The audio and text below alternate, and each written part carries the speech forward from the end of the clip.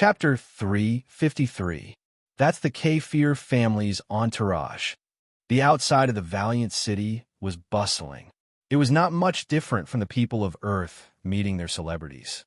To the common folk, a family that ruled a city like Kafir's was far beyond their reach. To see them in the flesh like this was an opportunity of a lifetime. These people knew that they would never have the chance to enter Brave City, but they still traveled here from all over just to catch a glimpse of the festivities. The best part was that they could do so safely. No beasts or invalids would dare to enter even the 10-kilometer radius of Brave City. The aura around it was simply too oppressive. Thanks to this, it was often even safer to be here than it would be to stay at their homes. The Swan family escort is here. The crowd boiled once again. What could excite the people more if not rivalry and competition? Not only were the Swan and Kafir families both long-standing enemies, but they also both had the strength to stand out amidst the crowd. Terrain had a system of cities and powers. They worked together to balance one another. While the cities were ruled by city lords, the powers were ruled by patriarchs and matriarchs. Of course, there were divisions amongst cities and within powers. But both Kafir and Swan City were both the highest Tier 9 cities. They stood at the helm of the world along with the strongest powers. If not, they would never have teleportation hubs. The warriors of the Swan and Kafir families swept glances over one another, a haughty air exuding from them all. They seemed to toe a line of acknowledgement and indifference. Both entourages came to a stop about half a kilometer from the looming city gates. Even as members of the escort, they were aware that they wouldn't be allowed to enter the city gates. Only the elites amongst the elite would be allowed to do such a thing. At that moment, the crowd became entirely focused on the carriages near the middle of the entourage and the small group of elites around it. They all knew that the group of young men and women around the center and the elites within the carriage were the only ones that would be able to take the stage. At that moment, Zyler's expression was gloomy as could be. He gripped the reins of his war horse so tightly that the imprint seeped into his skin and even became soaked with blood. Those who had gained a quota, along with Zyler, looked toward him with pitying gazes and couldn't help but push their hatred for Lionel up another notch. This adulation should have been Zyler's. Yet, he wouldn't even get to participate in something he had worked so hard for. How could he also not be enraged? But in a world where power spoke over all, there was nothing he could do. Mistress Era was more powerful than he was, so her word was final. Nothing more, nothing less. At that moment, the door to the Swan family's carriage opened. The first to step out was a young woman.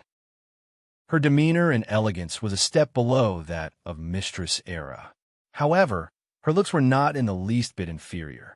Her charm lay in her openness. She wore a modest blue dress that matched well with her deep black hair and fair complexion. A perpetual, inviting smile hung from her lips, capturing the hearts of all those who saw her. The moment this young woman stepped out, 8 youths riding war horses of their own stepped down from them, following to her back in an orderly fashion. Young Miss Swan. The crowd seemed to be breathless for a moment. Just as the atmosphere was reaching its peak, the Kafir family carriage opened. Syl descended with a bright smile. She didn't look directly at the crowd, but it still felt as though she had greeted them all one by one. She was nothing like the flustered young lady who didn't know how to respond to Lionel's bluntness and played every bit the part of elegant noblewoman. Her charisma was no less than young Miss Swan. In fact, since she picked up some tips from her own sister-in-law, her own demeanor was even slightly more refined than the latter. However, it was at that instant that something no one could have possibly expected to happen occurred. Another person stepped out from the carriage, but his appearance came with what sounded like the shattering of countless hearts. The moment the young man appeared, it was as though a spear had suddenly been brandished before the world. A sharpening blade resonated in the ears of all those who saw him, causing the air to grow several times heavier.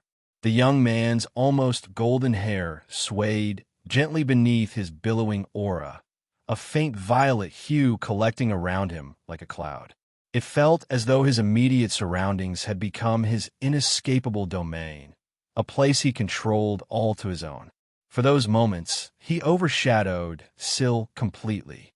Thoughts that he wasn't worthy to stand by her side didn't even have a chance to manifest before they were ruthlessly crushed. It was to the point that no one even noticed the black brand between his brows. At that moment, let alone those watching on, even Syl was stunned. Was this the same young man who had sat quietly within their carriage for so long? The same young man who had entered their city in rags? The legs of the war horses around Lionel trembled, causing some of the riders to almost fall off completely. Zemo's eyes narrowed. At that moment, he admonished himself for ever doubting the judgment of the mistress. Lionel swept a gaze over the crowd. He knew that in order to catch Anna's attention, he had to stand out as much as possible. He no longer bothered to restrain his aura, nor did he feign his usual modesty. Since he was here, he would make sure his name resounded throughout terrain. At that moment, even the elegant young Miss Swan couldn't help but look toward him with a hint of shock and curiosity in her eyes.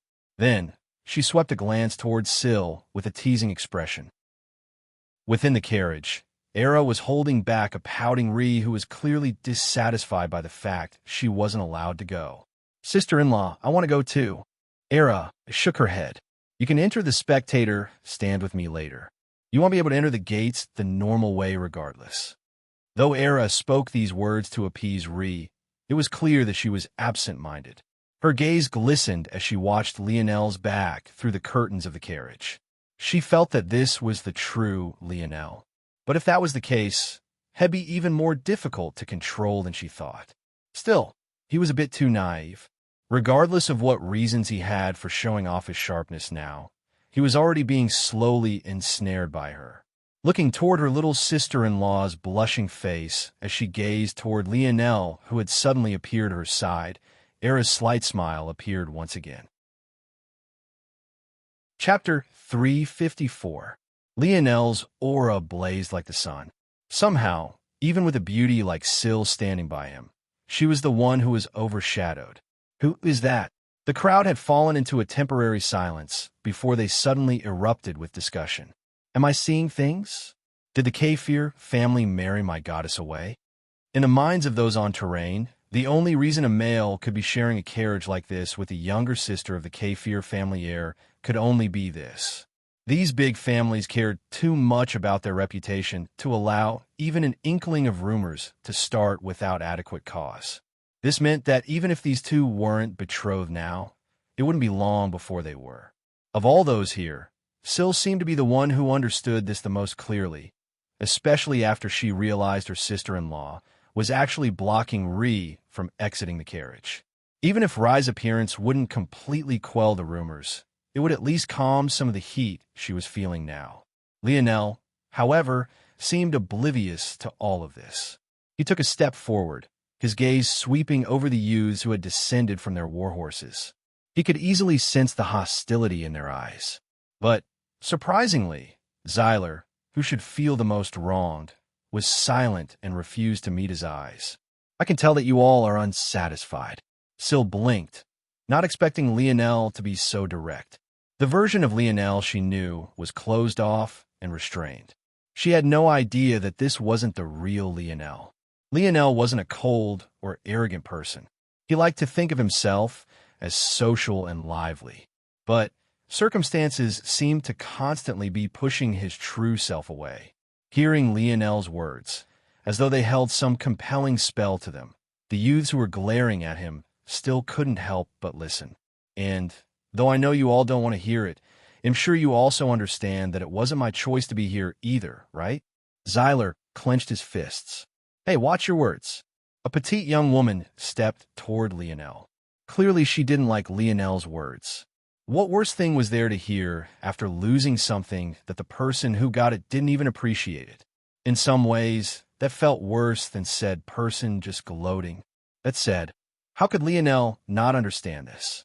He swept a glance toward the petite young woman, causing her next words to get caught in her throat. For whatever reason, beneath Lionel's direct gaze, she couldn't seem to muster up any courage to continue her tirade. "I don't say this to belittle Zyler. I say this so that we can get an understanding of one another. Those were simply my feelings in the past. Now that I've seen those city gates and laid eyes on the war scenes it depicts, Lionel's hair billowed beneath his aura, his eyes blazing like two torches. He couldn't help but grin, the rushing of his blood sounding like crashing waterfalls in his ears. I have not a single intention of giving my spot up. Lionel's almost fiendish grin caused the petite woman to stumble. You seven and Syl are my teammates. I hope that instead of letting animosity get the best of you, you'll realize that sabotaging me is the very same as disrespecting Xyler. The young woman and the others were stunned. That was right. If they could get enraged simply because Lionel said that he didn't want the position to begin with, how much worse would it be to ruin the opportunity he had? Suddenly, the petite young woman felt as though she had fallen into a trap she couldn't get out of. Lionel smiled. Let's go. Lionel turned toward the gates. Despite the fact they were half a kilometer away, it felt as though they were bearing down on him. This level of majesty was far beyond anything he had seen in his lifetime before. Syl and the others subconsciously followed his steps, not realizing their actions until Lionel suddenly stopped and looked back toward Xyler. Xyler stood with his fists clenched, looking toward their backs as blood trickled between his fingers. He was the first person to not avoid Lionel's gaze when he met them. Second place was never an option for me, Lionel said plainly. At first, it sounded as though Lionel was leaving behind some scolding word for Xyler. However, what Xyler heard was completely different. What he heard was a promise. Syl blinked, not really believing what she was seeing. How did he rein in these arrogant geniuses?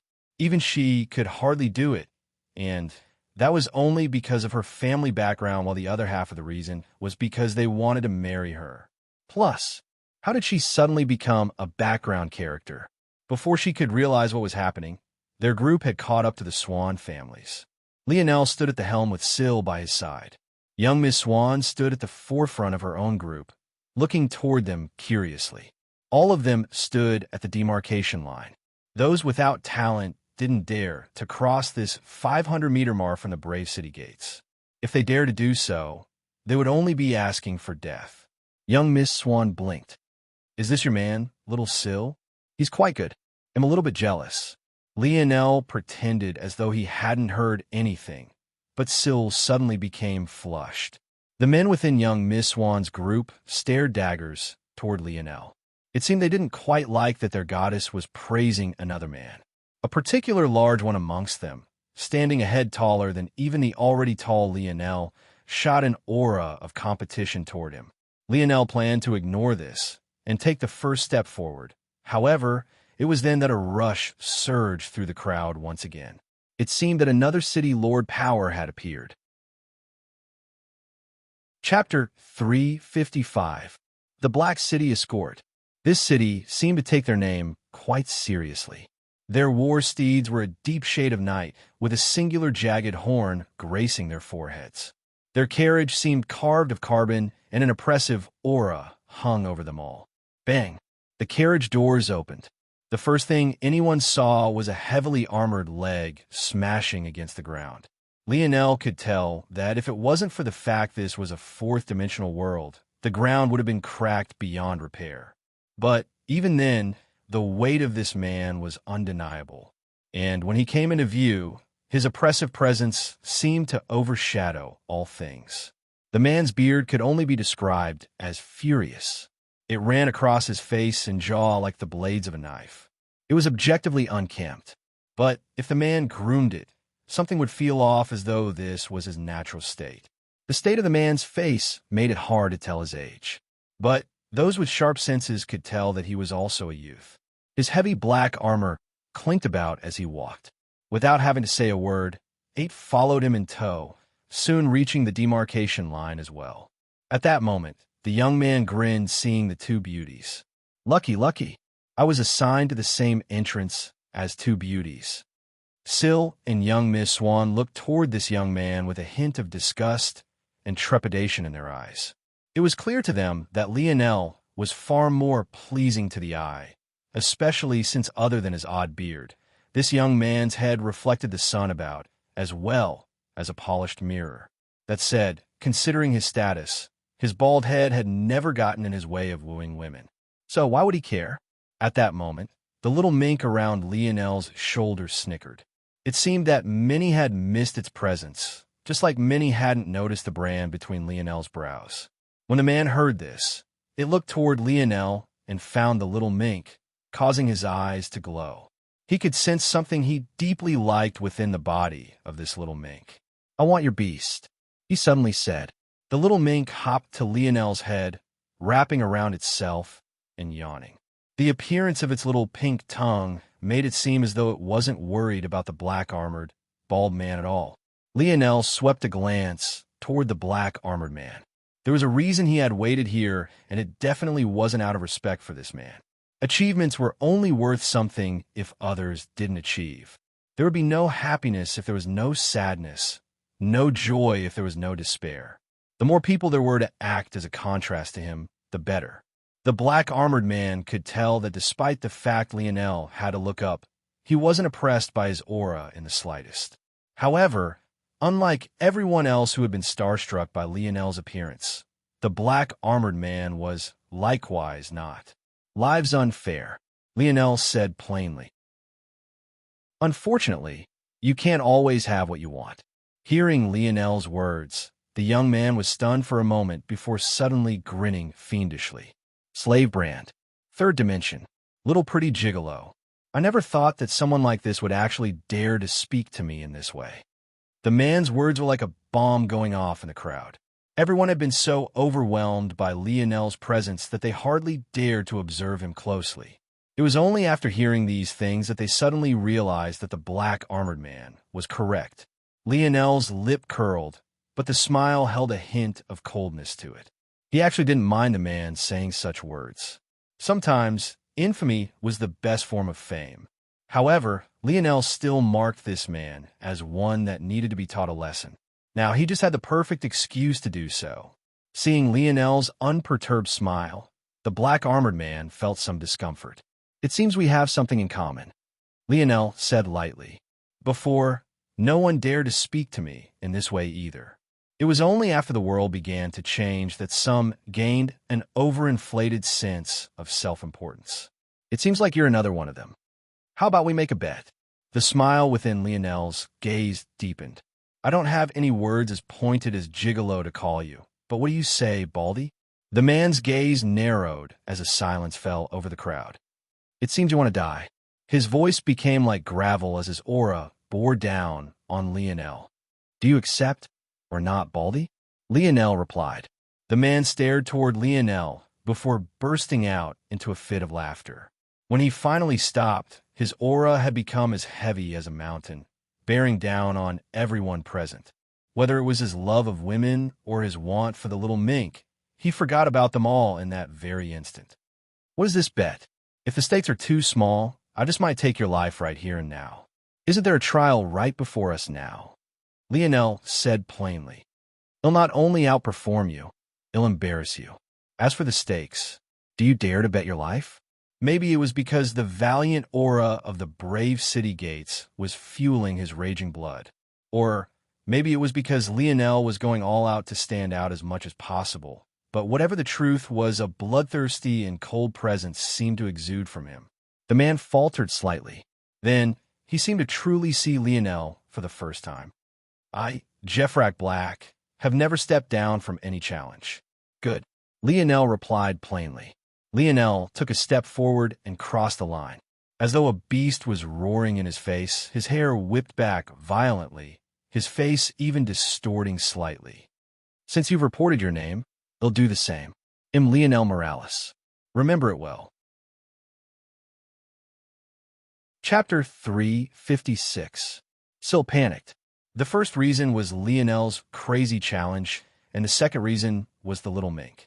Lionel was still in the third dimension, while Jeffrack had long since entered the fourth. On top of that, there was no way the little mink could withstand the pressure of Brave City. She had been so distracted before that she hadn't remembered the little beast until Jeffrack mentioned it. Now that she had, she couldn't help but close her eyes, not wanting to watch such an innocent little beast die like this. However, Even with her eyes closed and several seconds ticking by, the sound she expected to hear never reached her ears. Everyone watched in shock as Lionel took one step after another. It seemed as though the pressure couldn't do much more to him than kick up a strong wind. As for the little mink, it growled a bit. But afterward, its body exuded a slight black fog. Soon, it was sleeping again as though nothing had happened. At that moment, Lionel turned back toward their group. "Aren't you all coming?" Lionel asked. With that, Lionel continued forward. In his sights, the looming walls bore down on him as though trying to crush his will. Syl grit her teeth and took a step forward as well. The instant she did, she felt her knees buckle for a moment before they straightened. As though her actions were a cue, the youths began to move as one, their actions the subject of great entertainment for the surrounding crowd that didn't dare to follow. Jeffrak, too, took a heavy step forward, plowing through the pressure until he matched up to Lionel's speed. His gaze didn't leave Lionel's side profile, as though he was waiting for the latter to collapse. Since he had accepted the bet, he wouldn't attack Lionel now. However, the moment Lionel showed any signs of collapsing, he would strike him dead. No one, not even his own brothers, would dare to talk to him in the way Lionel had. And this arrogant prick actually dared to report his name right after his. He really wanted to see how far a third-dimensional ant could go. At that moment, across the 8 gates of Brave City, similar competitions were happening all over. The fervor of the crowds in these locations were no less. However, the location of the Swan, Kiefer, and Black families was still among the most heated. How could it not be if a bet to the death was taking place? However, the quick conclusion many were expecting never came. Lionel's steps remained steady. In fact, it seemed as though he had forgotten all about the world around him.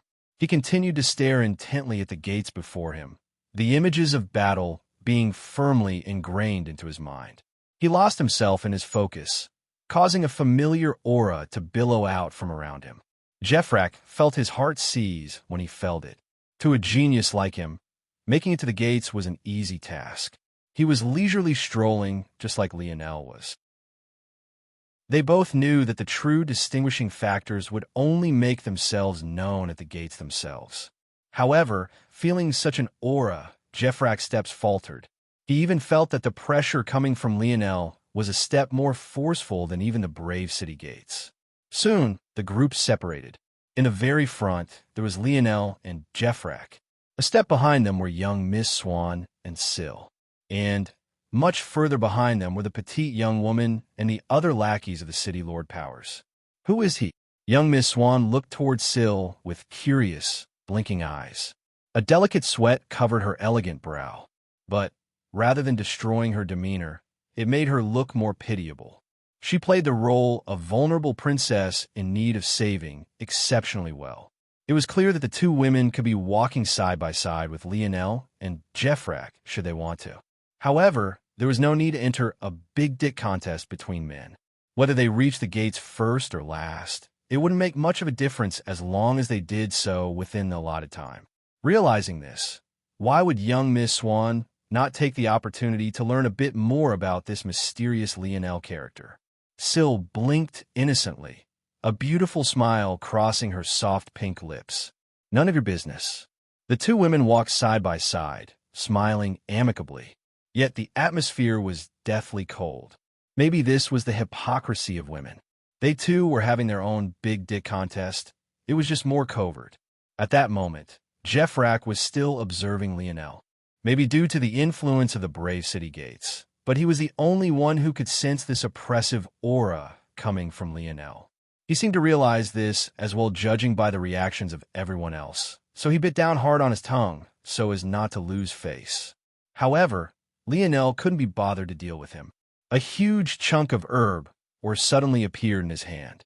This pressure makes it easier to absorb the herb essence. Thanks to his breakthrough, Lionel was already within the superior stage.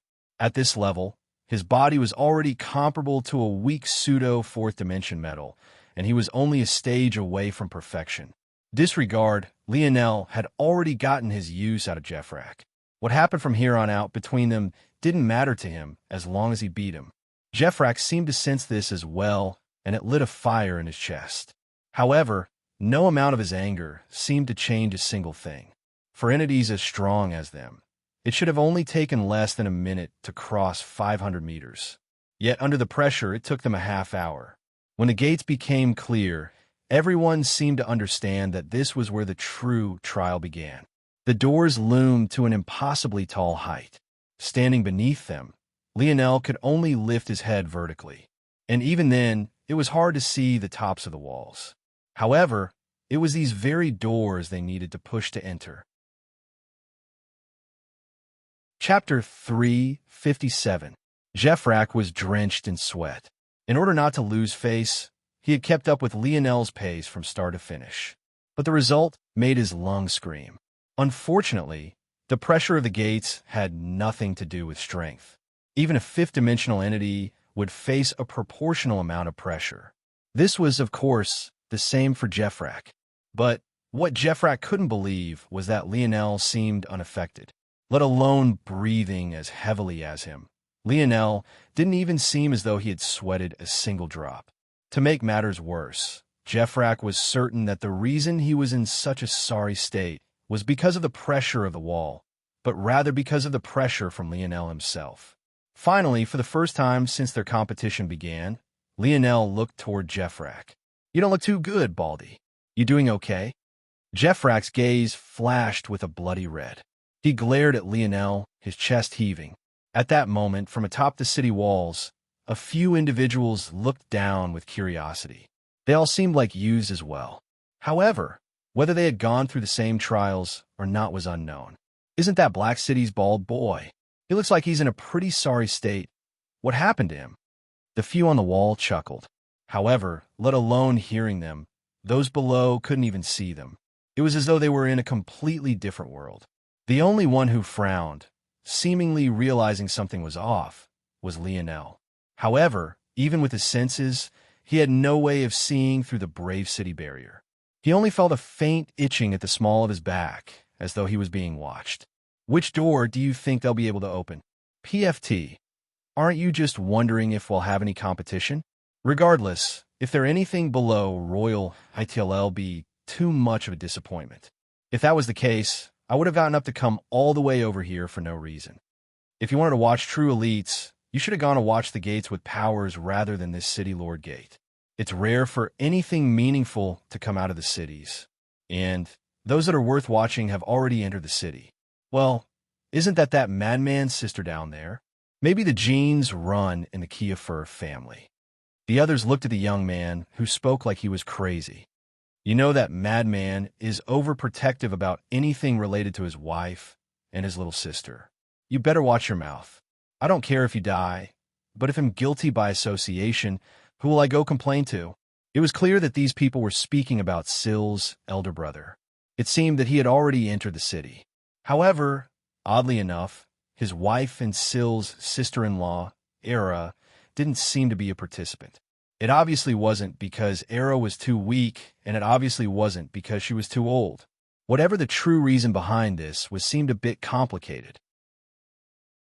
Regardless, Lionel wasn't privy to this information, as he couldn't even hear the conversation.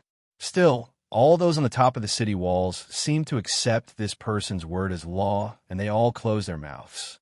It's a shame, though. Someone else picked up the conversation that had fallen to silence. The cities are only going to fall further and further behind the powers at this rate. If they don't get themselves together and see the bigger picture, they'll be left behind. The others sneered hearing this. It was clear they were all from powers themselves, or they wouldn't be reacting like this. It isn't their fault. Their structures are flawed from the beginning. Us powers are built on strength first and foremost, while their foundations are economy and governance. To them, abandoning terrain would ruin their futures completely, whereas for us, wherever there's room for self-improvement, we'll be able to thrive. They only have themselves to blame for their collapse. The words these young masters spoke easily uncovered the dark underbelly of terrain without regard. Unlike the common people who had to tiptoe around their words, these nobles spoke their minds freely and boldly. This was the representation of true power. The group snickered. Oh, looks like someone's going to try. Huh? Is that boy really in the third dimension? They had been so lost in their own worlds that it was only now they noticed that the young man teaching Jirak his place was actually within the third dimension.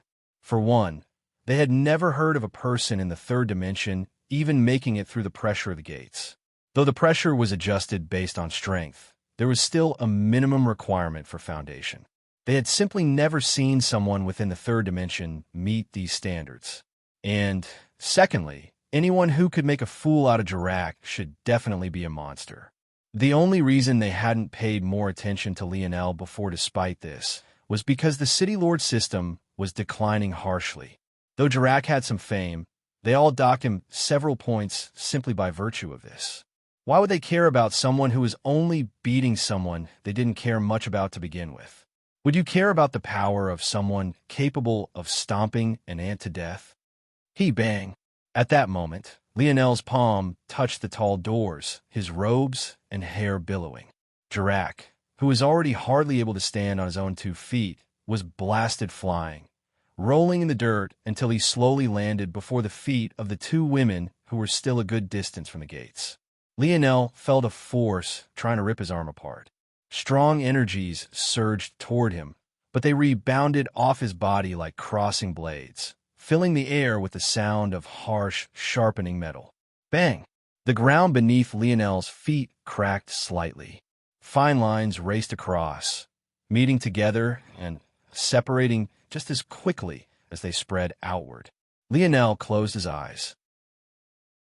He could sense the 5 levels of the door. In fact, it wasn't much different from the scene he saw when unlocking his metal synergy lineage factor. Soldier, General, Royal, King, Emperor. The whole city quaked. Lionel thought of waiting for Jirak to go first again.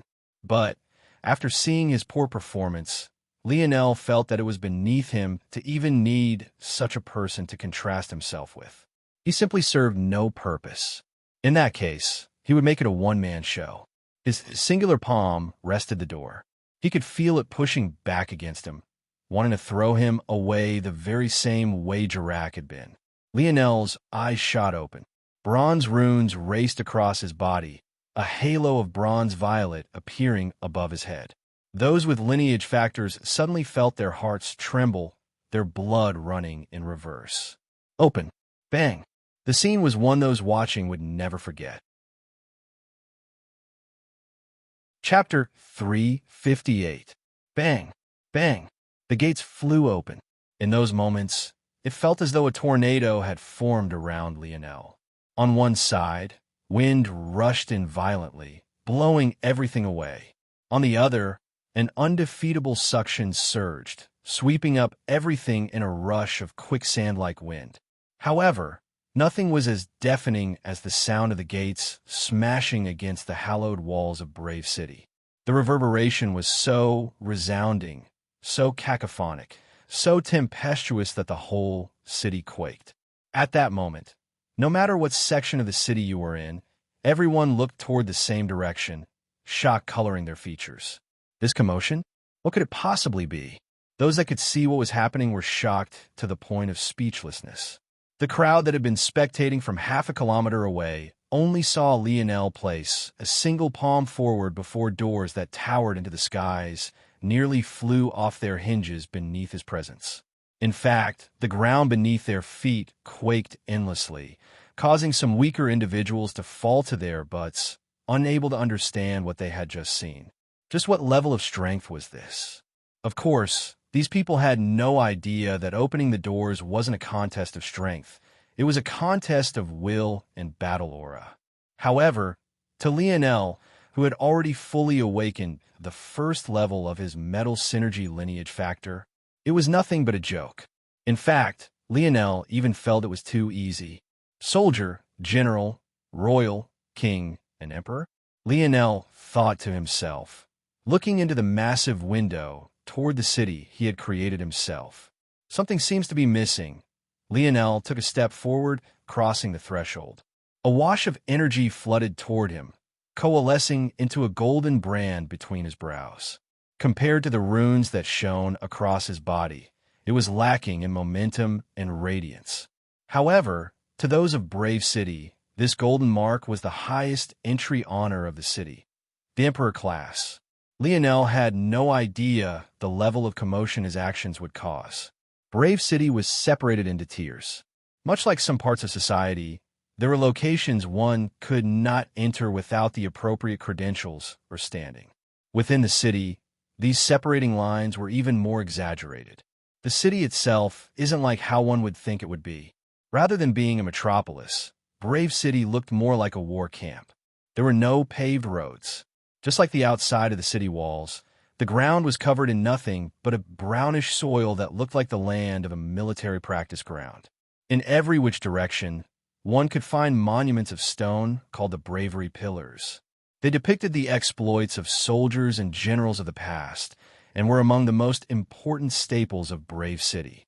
Rather than buildings, much of Brave City was an arrangement of tents, especially the outer city limits.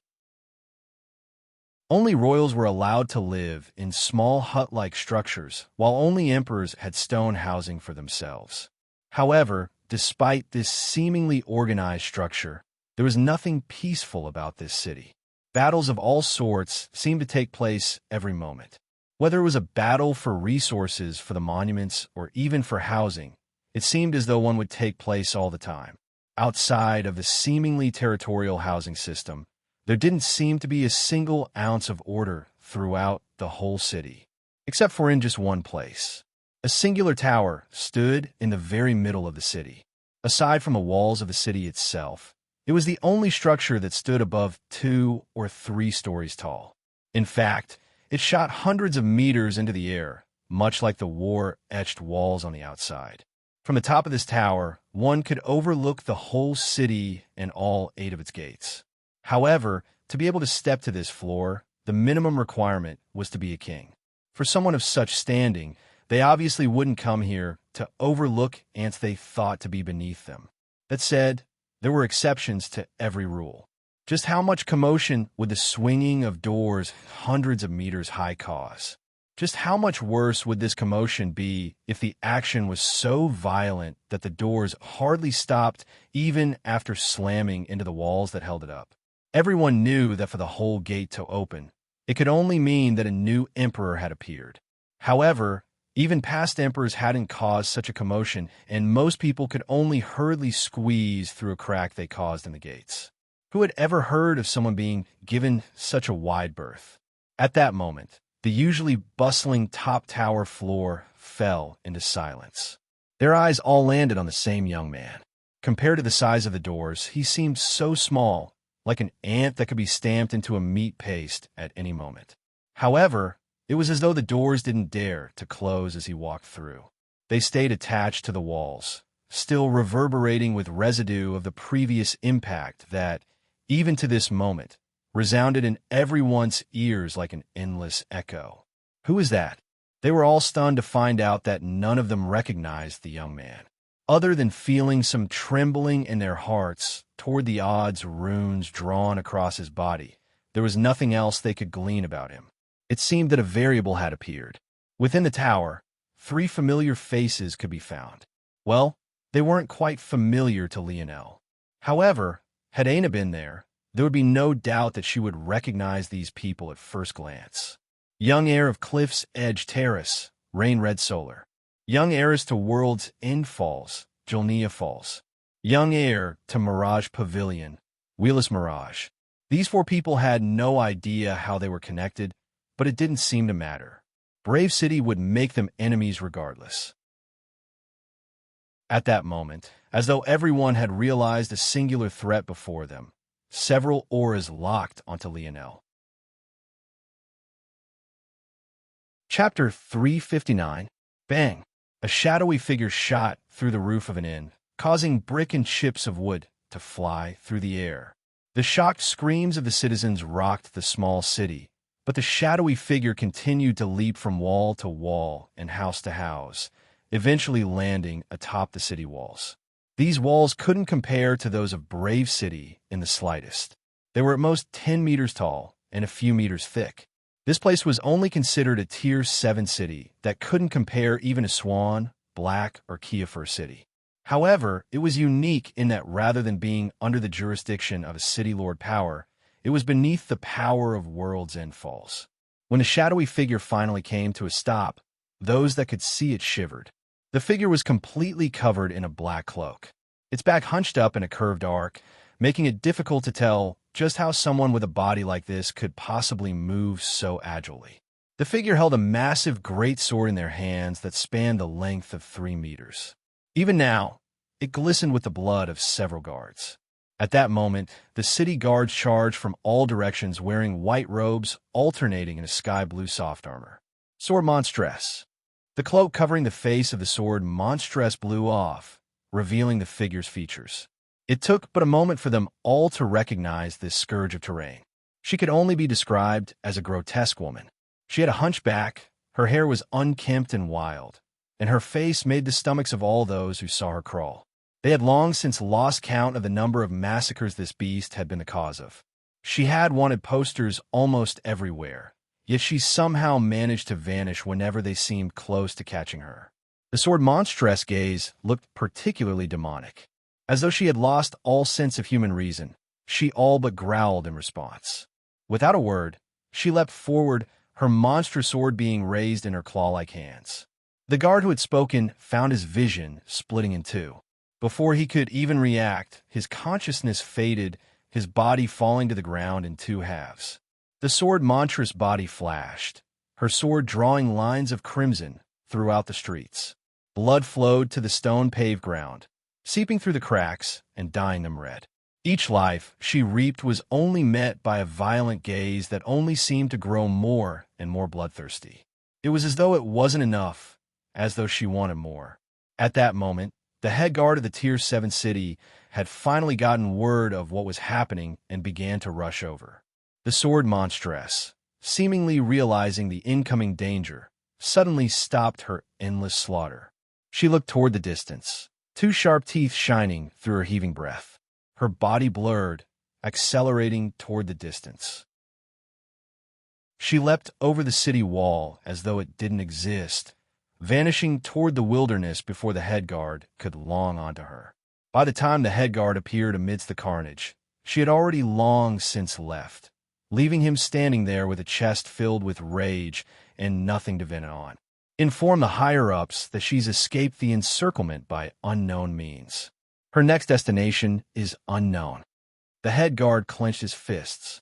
He already knew that his punishment for this wouldn't be small, but it was simply too difficult to lock onto a single target who hadn't been branded.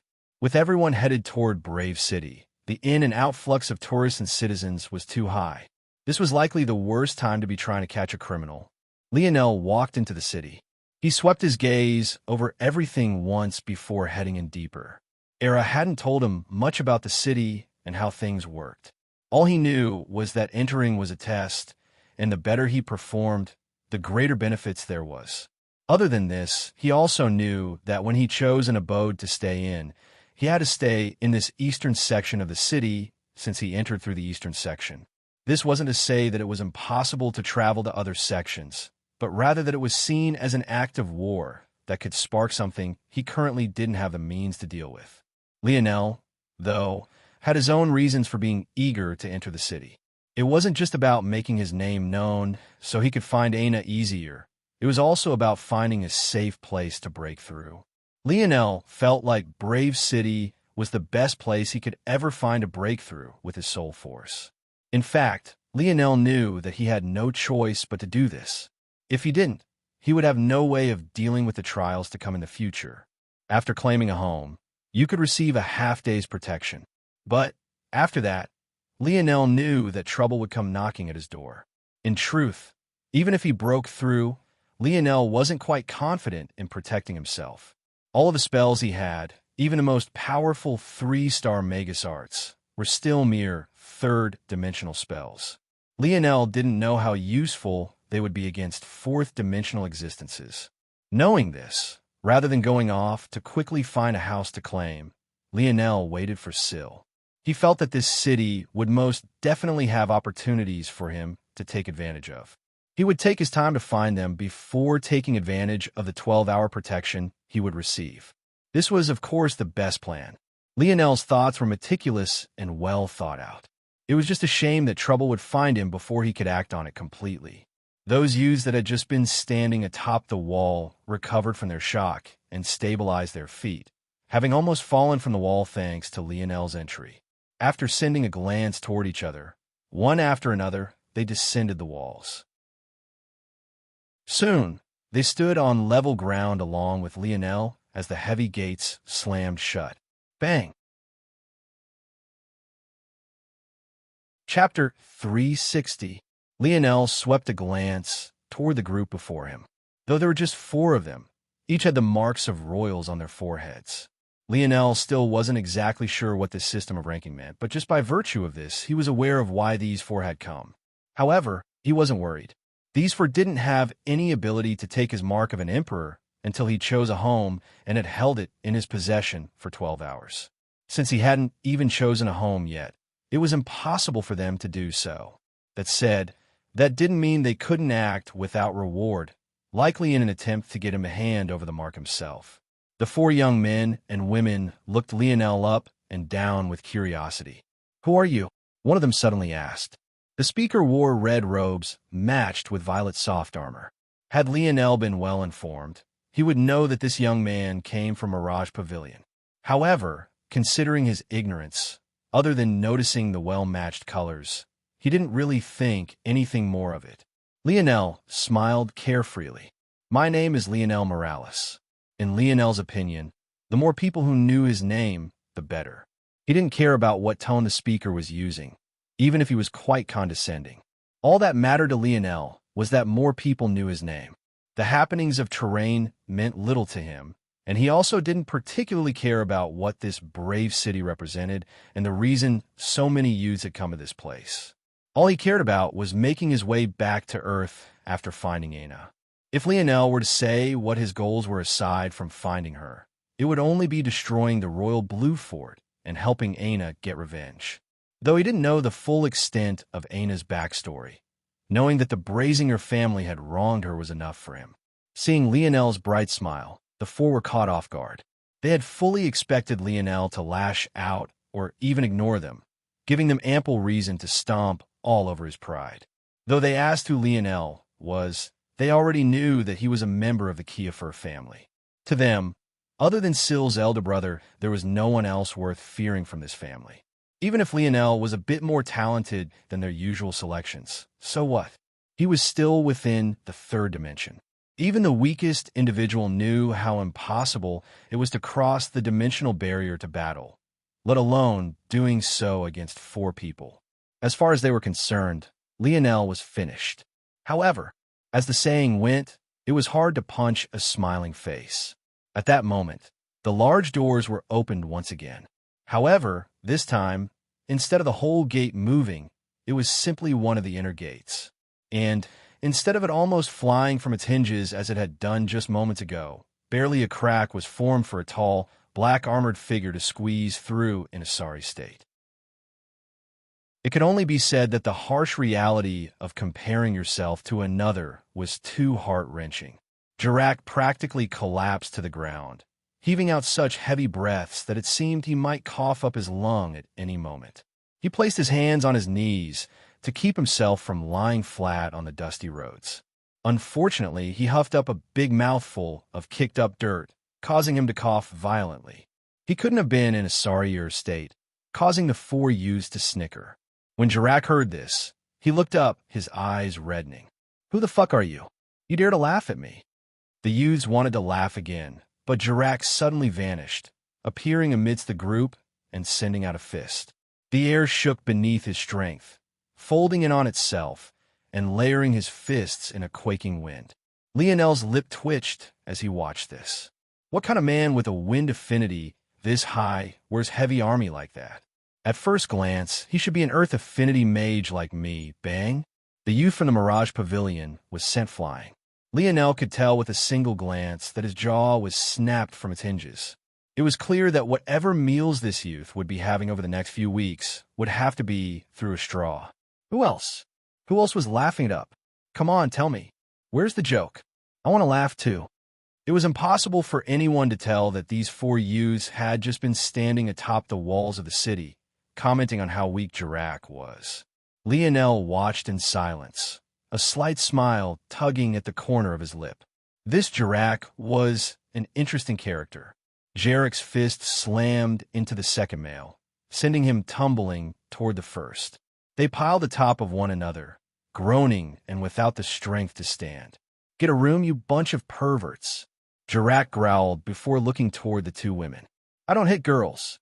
Before the two women could sigh a breath of relief, Jirac continued. "Smack each other until I'm satisfied." The two women looked at one another, then back at Jirac, as though they were ready to fight to the death. But upon seeing Jirac rubbing his fists, their hearts trembled and they turned toward one another, each trying to get the first hit in. Jirac clapped, a wide grin spreading across his face. He brought his fingers to his mouth, whistling as though he was encouraging them to go on. "Go on, fight harder." "Yeah, just like that." "Hey, I bet she won't be able to fight as hard if you rip her clothes." "Whistle, what a show. What delicate skin. Oh, I think I see a little pink." "Top tier, top tier." Jirac took out some herb coins and started flicking them toward the two fighting girls. He looked like he was having the time of his life. Lionel stood to the side, speechless. Chapter 361. Just when Jirac was getting into his groove, the gates opened once again, and this time, two women entered. Of course, they were Syl and young Miss Swan. When the two women saw the scene before them, they charged toward Jirac like a twin pair of lionesses. In fact, they even sent glaring daggers toward Lionel for not stepping in to stop this madman earlier. Toward such a thing, Lionel only chuckled and didn't say much. He was going to step in previously, but since they were here now, he didn't have to do anything. All right. Since these two she-devils have stepped in for you, leave your panties behind, and we can call it even." The two women shivered in terror, hearing these words. "Jirac," Syl snapped. All right. Forget it. Jirac shook his head as though it was truly a pity. Looking quite pitiable, the two women helped their two friends up, and they stumbled away. It was only now they noticed that Jirac actually had a king mark on his forehead. It seemed that they had been so distracted by how terrible he looked before that they had forgotten to account for this.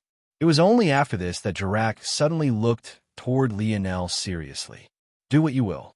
Jirac closed his eyes, crossing his arms across his chest and lifting his neck as though waiting for a blade to run across it.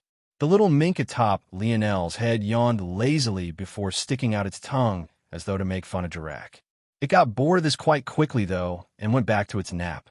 Lionel could tell that the little guy was growing more languid lately. The little mink he knew was always lively and looking to play. Lionel wasn't sure if this change was it maturing or if there was another reason. That aside, Lionel wasn't thinking much about this right now. He was only quite surprised that Jirac actually seemed to be waiting for death. Of course, Lionel had never really expected to kill him in the first place. For one, he wasn't a bloodthirsty person, and he didn't enjoy to kill unless it was absolutely necessary. And secondly, he had only been saying the most boisterous things he could say for the sake of making sure his story spread as widely as possible. Lionel suddenly smiled. "So your life is mine, right?" Jirac opened his eyes and frowned. "But in the end, yes." "Good." Lionel's smile widened. "Follow me then. I also don't know enough about this place, so tell me about it." Jirac raised his brows, unclenching fists he hadn't known he had clenched. "Isn't Syl your fiancée? She didn't tell you anything about this?" Lionel made a weird face. "Fiancée? No, she isn't." Syl suddenly flushed as red as a tomato. "Do you believe I won't rip your tongue out, Jirac?" Jirac blinked. "So, she's single?" "Jirac." Young Miss Swan giggled from the sidelines, seemingly enjoying this quite a bit. After a while, her eyes sparkled when she looked toward Lionel. "So he's single too?" Lionel, however, was no longer paying attention to their antics. His gaze seemed to cut through space, landing on a tower in the distance. From there, he could feel numerous gazes on him, all of which seemed to be waiting for something. Lionel felt his blood surging. who knew how long it would take him to realize that his actions over the past few hours weren't as much of an act as he thought it was. You're saying no one knows where Brave City came from? Lionel looked toward Jirac, Syl, and Cairo with a weird expression. Of course, Cairo was the first name of young Miss Swan. After listening to the banter between the two women, Lionel finally managed to learn this much. Well, Jirac mumbled. There are some theories, but, well, the truth is that as a fourth-dimensional world, we don't have high enough standing to confirm or deny this. We only have a few rumors. Lionel could see the discomfort the three felt when Jirac said these words. It seemed that this wasn't something that was acknowledged often. But, in the grand scheme, it was nonetheless true that a fourth-dimensional world wasn't worth mentioning. It made Lionel realize that as small as terrain was, Earth was even more so. What rumors? Lionel asked. Jirac hesitated, as though he wasn't sure whether or not he should say. But, maybe because he remembered Lionel owned his life now, he realized he had no choice. They say that brave cities only appear in worlds that are at a crossroad. Lionel frowned. What was that supposed to mean? A crossroad? What kind of crossroad? One where we either develop ourselves or choose to abandon everything our ancestors built. Lionel still wasn't sure if he understood what this meant, but seeing as the three were only growing more uncomfortable, he shifted his focus slightly. Then what does a brave city get out of appearing? Is it like a subdimensional zone? Not exactly. Zones are created by the dimensional verse, but brave cities are built by people. As for what they get out of it, they say it's recruitment. Lionel's brow raised. A world at a crossroad, built by people. It's all for recruitment. Lionel couldn't help but think of the Star and Cross organization. Even at this point, he still didn't know their true name. All he had was a gut feeling that their scope was beyond that of just terrain and that their uniforms were cool. There was nothing else. But who knew that even before he could understand who they were, another mysterious organization would appear. In fact, this one's method seemed even more shocking than the first. The Star and Cross organization was still tangible to Lionel. He could see them, interact with them, and, unfortunately, be shamed by them. But this brave city organization had no face or image, and they somehow managed to make a city manifest from thin air without even the strongest powers of this world understanding how. For the first time, Lionel was starting to get an understanding that this new world order was anything but peaceful.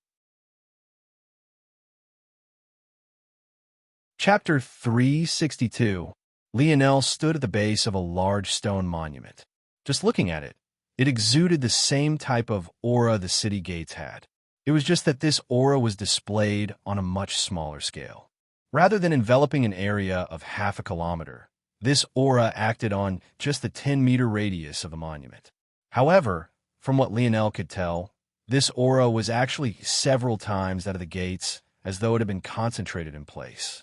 Many people who stood around the monument curiously observed the new group of four. When they saw that it was made of 3 kings and an emperor, they grew shocked and began to whisper amongst each other. In this sort of place, information was the greatest strength. The fact that they didn't know that these people were among the kings and emperors meant that they could only be new. Lionel, Syl said hesitantly. We still need to go report to my elder brother. Lionel frowned. Report? He felt a strong feeling against doing something like this. There was no telling what kind of personality Syl's elder brother had, or how he would react to Lionel's sudden appearance. Later. Lionel nodded noncommittedly. Syl bit her lip, ignoring Kyra's amused gaze. This damned vixen. Is it necessary to stand so close to him? Still, Lionel didn't seem to notice the squabble between these two women. Nor did he seem to realize that Syl's invitation was more about getting him away from young Miss Swan than anything else. But whether he acknowledged it or not didn't matter much. He already had his own plan in mind. Explain these monuments to me one more time, Jirac. Jirac grumbled. Was he really nothing but a glorified dictionary? He had no idea that this really was the case. Lionel didn't want to expose the true capabilities of the dictionary, so he continued to use it only as a translation tool. He didn't feel like falling out with another organization that lusted after his treasures. All these monuments depict moments in history. There's nothing special about them other than the fact cultivation is a bit faster if you can withstand their aura. You can see it for yourself. It's just telling the tale of some dead general. Lionel nodded. Maybe it was because this brave city wasn't native to terrain, but the words on this monument could be understood by Lionel even without using the dictionary's help. Gained victory after 121 days of battle. Mounted the head of. The more Lionel read, the more useless the information seemed to become. It was almost like a newspaper article. All of the most important facts about the topic were found in the header and the first few paragraphs. As it continued, it got useless to the point of even describing what General Farron had for breakfast that morning. It was no wonder Jirac had said this monument was useless. Lionel had no interest in how many women a general bedded in celebration of his victory. However, no matter how Lionel looked at it, he didn't think that these monuments were so simple because he felt danger from them. His primitive senses made him feel as though if he played around with these monuments too long, he could die. The weird part about this feeling was that, obviously, no had died at the hands of this monument before. Had someone died, there was no way everyone here would be so casual about it. In fact, the only slight conflict here was undecided who was allowed to enter the 10-meter radius of the monument. Of course, danger didn't necessarily mean that this monument would be avoided. After all, with danger came opportunities. But Jirac would have definitely mentioned it had such a danger existed. Lionel suddenly closed his eyes. A massive spherical force art was reflected in his mind. At that moment, his aura completely changed as though he had become one with nature. Even though he was standing right next to Kura, Sil, and Jirac, it was as though he was in an entirely different world. When he opened his eyes again and read the first line again, a shocking change occurred. Before Lionel could continue, his vision was enveloped in blackness. When his vision returned, what he saw was no longer a monument. He saw a man wearing a fiery red armor. He sat upon a tall crimson steed and held a halberd that was just as blood red. The aura he exuded was so suffocating that Lionel nearly fell to his knees. At that moment, the man riding the crimson steed stood at the helm of a massive army. He was leading so many men that from afar, they looked like millions of little ants arranged into neat square formations. Yet, despite the number of men, this man stood valiantly, his presence alone subduing the whole of the army. The man leveled his halberd with the ground, his chest growing out of size as he took a deep breath. The moment he released his breath, a mighty roar that shook the skies bore itself into Lionel's heart. Bang! Lionel was sent flying. Blood leaked from his nose and ears, his body skidding along the dirt roads. A violent force tore through his mind, looking to tear his ethereal glabella to shreds. It was as though this force wanted to erase any memories Lionel might have just gained. Lionel, Jirac, and the two women were shocked, not knowing what happened. They all looked around with frantic gazes, as though trying to find who sneak attacked Lionel. That seemed to be the only explanation for what just happened. Unable to find a thing, they could only rush to his side. But Lionel was out cold, blood continuing to flow from his orifices as a violent energy continued to rampage through his mind. Chapter 363. Lionel. Lionel. No matter how they shouted Lionel's name, it didn't seem to matter in the slightest. The one who attacked him must have wanted him dead. There was no other explanation. The appearance of a third-dimensional emperor was too conspicuous. The number who wanted to take advantage of Lionel's weakness was likely not few. It was simply too easy for those fourth-dimensional monsters to kill Lionel secretly without any of them being any wiser. It couldn't be said that these three would live and die with Lionel. How could they? They had only just met. Jirac was practically Lionel's slave now, while the two women only had a small bit of budding feelings. It wasn't to the point of risking their lives. Yet, all three of them still uncontrollably ran to Lionel's side when they saw his current state. It was clear they all had a good impression of him. The little mink scrambled from Lionel's head, landing on his face and nudging him continuously. The energy continued to rampage throughout Lionel's mind. But it seemed to notice that it couldn't shatter the barriers of Lionel's ethereal glabella after a few attempts. How could it? After awakening his wisdom branch, Lionel's mind had already become capable of housing fifth-dimensional soul force. Even though he had yet to come in contact with fifth-dimensional force, it didn't change this fact.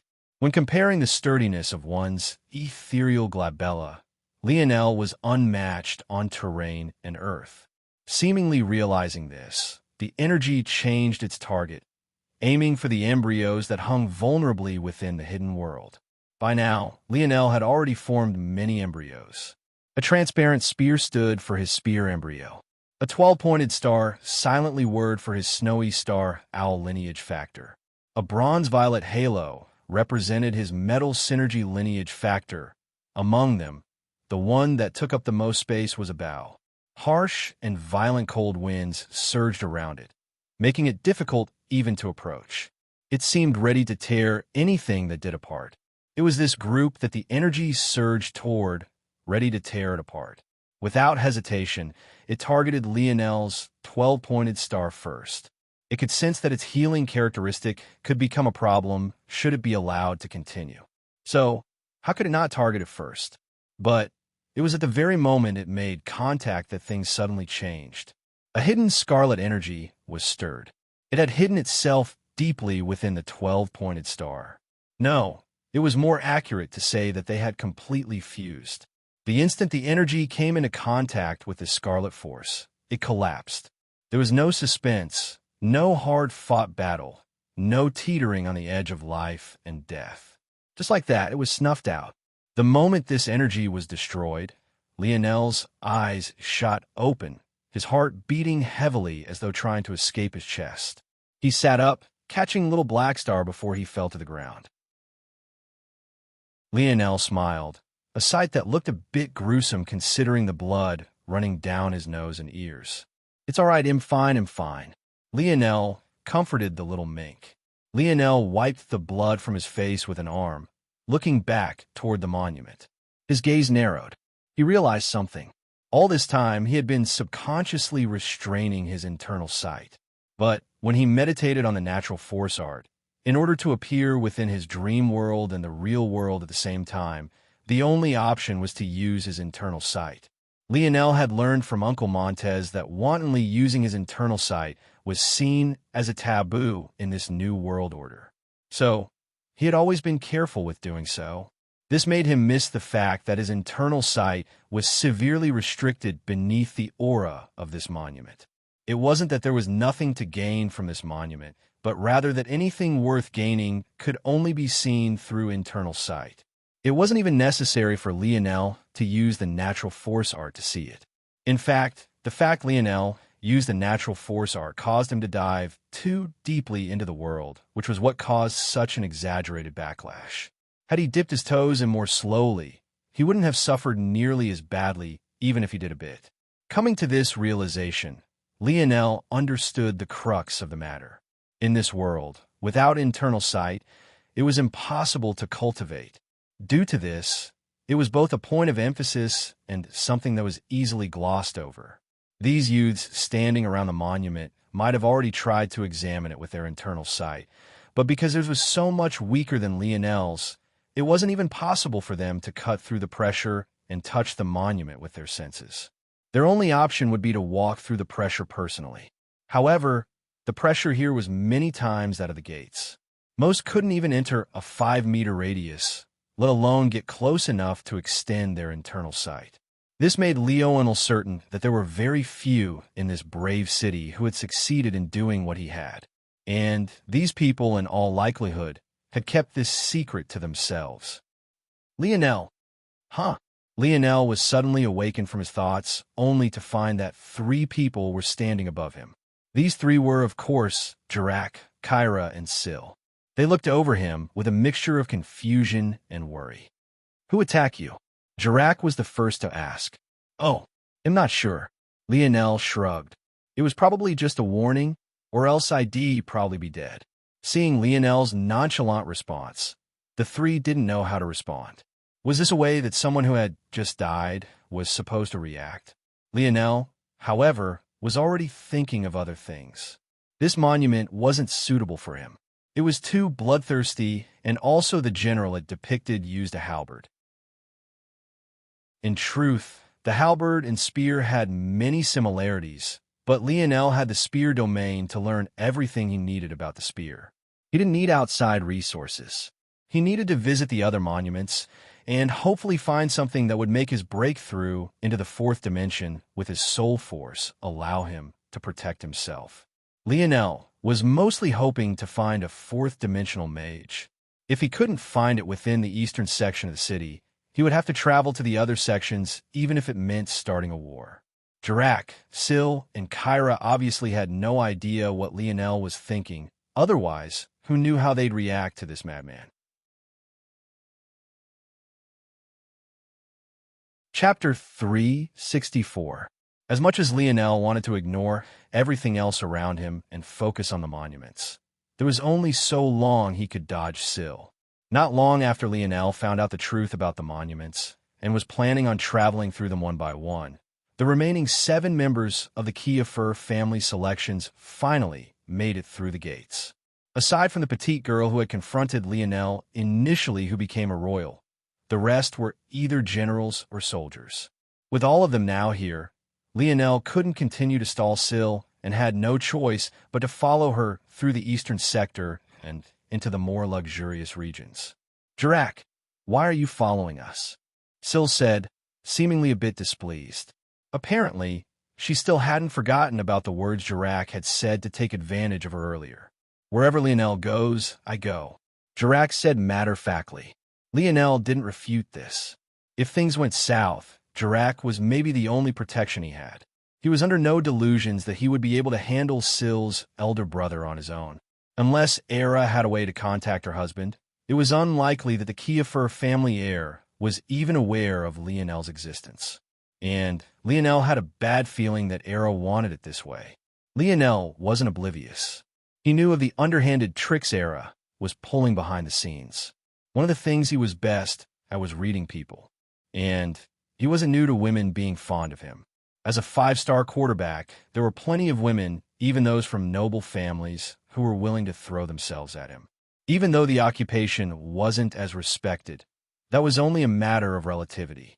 Not every woman would be able to find a husband from a 5-star profession of high standing. And as a quarterback, Lionel was guaranteed to become a very rich man in the future. This was all to say that Lionel could easily read the signs of women coming onto him. It was just easier to pretend to be ignorant. But by now, Lionel realized that if he allowed things to continue like this without stepping in properly, a small misunderstanding could easily become a massive one. The worst part was that he couldn't just step out and say he had feelings for another woman. He was quite familiar with women, and saying such a thing bluntly would only make him public enemy number 1. "Please come back soon." Lionel looked up into the sky, holding back crocodile tears.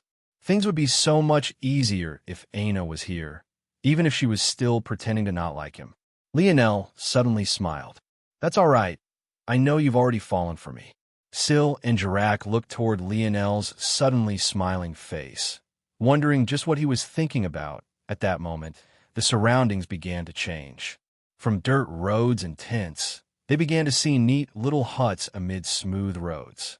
Soon, those smooth roads became paved in stone, and the huts became small houses of brick. Even now, one couldn't say these homes were luxurious. They were quite minimalistic compared to true behemoths one might find in the outside world. However, in this place, where the only building taller than 3 stories was the massive tower that connected the sectors, this was by far the best place to live. Each home was gated and had a different style, exuding a different aura. Some reminded Lionel of gentle winds, others of rushing water, and still others like raging flames. However, what each house had in common was a single lamppost before its gate. It only took a moment for Lionel to understand that if this lamppost was lit, the house had been claimed. If it hadn't been, then the lamppost wouldn't be.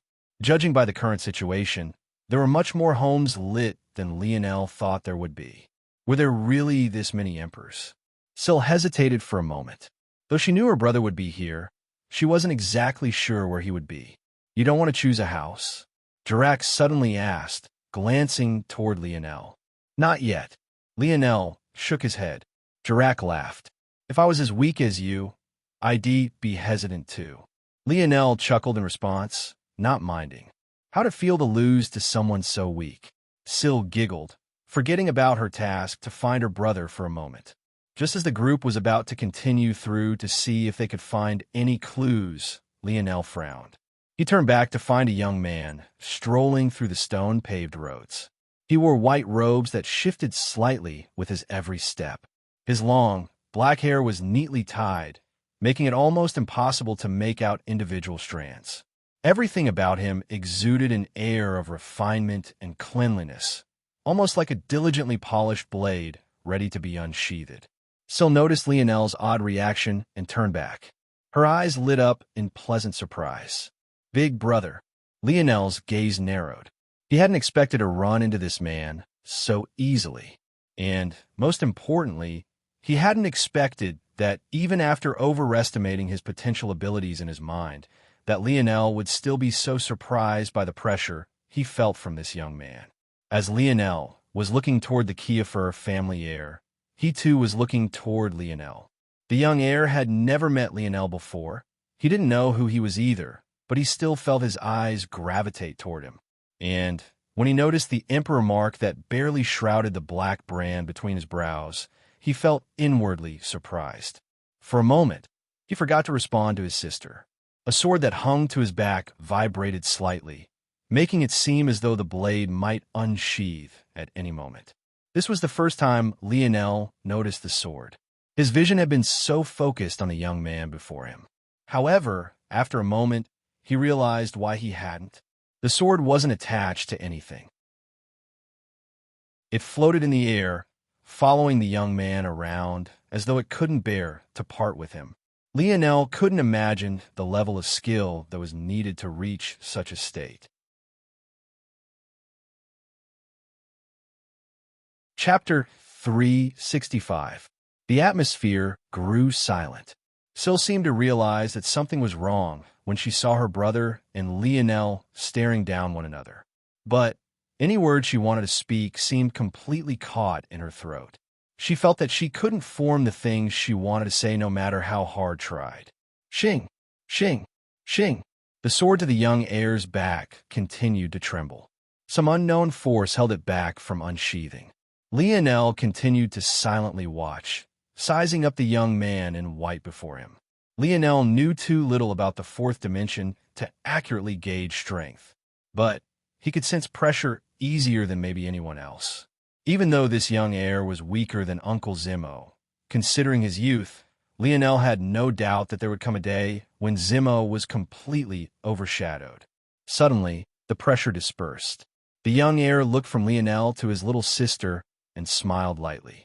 Though the smile was a bit cold, it was filled with a doting air to it. Syl, you're here. The young man nodded. And who is this? Syl shook her head to recover. Sister-in-law recommended him. He's participating as one of us. His name is Lionel Morales. Morales? The young man frowned. He felt something stir within him as his thoughts drifted toward a certain memory. But he didn't remain in a trance for long. The universe was too big. Those sharing the same name were far too numerous. Of course, those who were on the same level as certain families wouldn't dare to share the same name. For example, there was no way someone on terrain would take the Kiefer family name.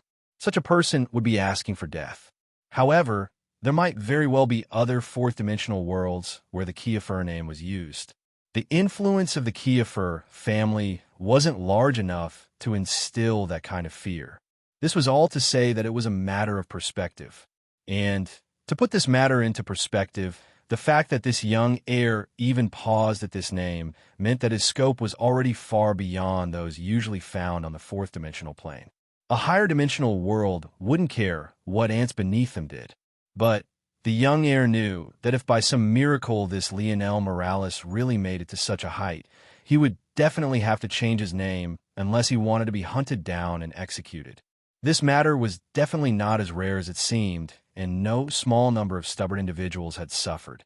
However, the young heir didn't bother to tell all of this to Lionel. Such a thing was far too distant in the future, and the likelihood that Lionel would ever reach such a level was slim to none. The young heir nodded.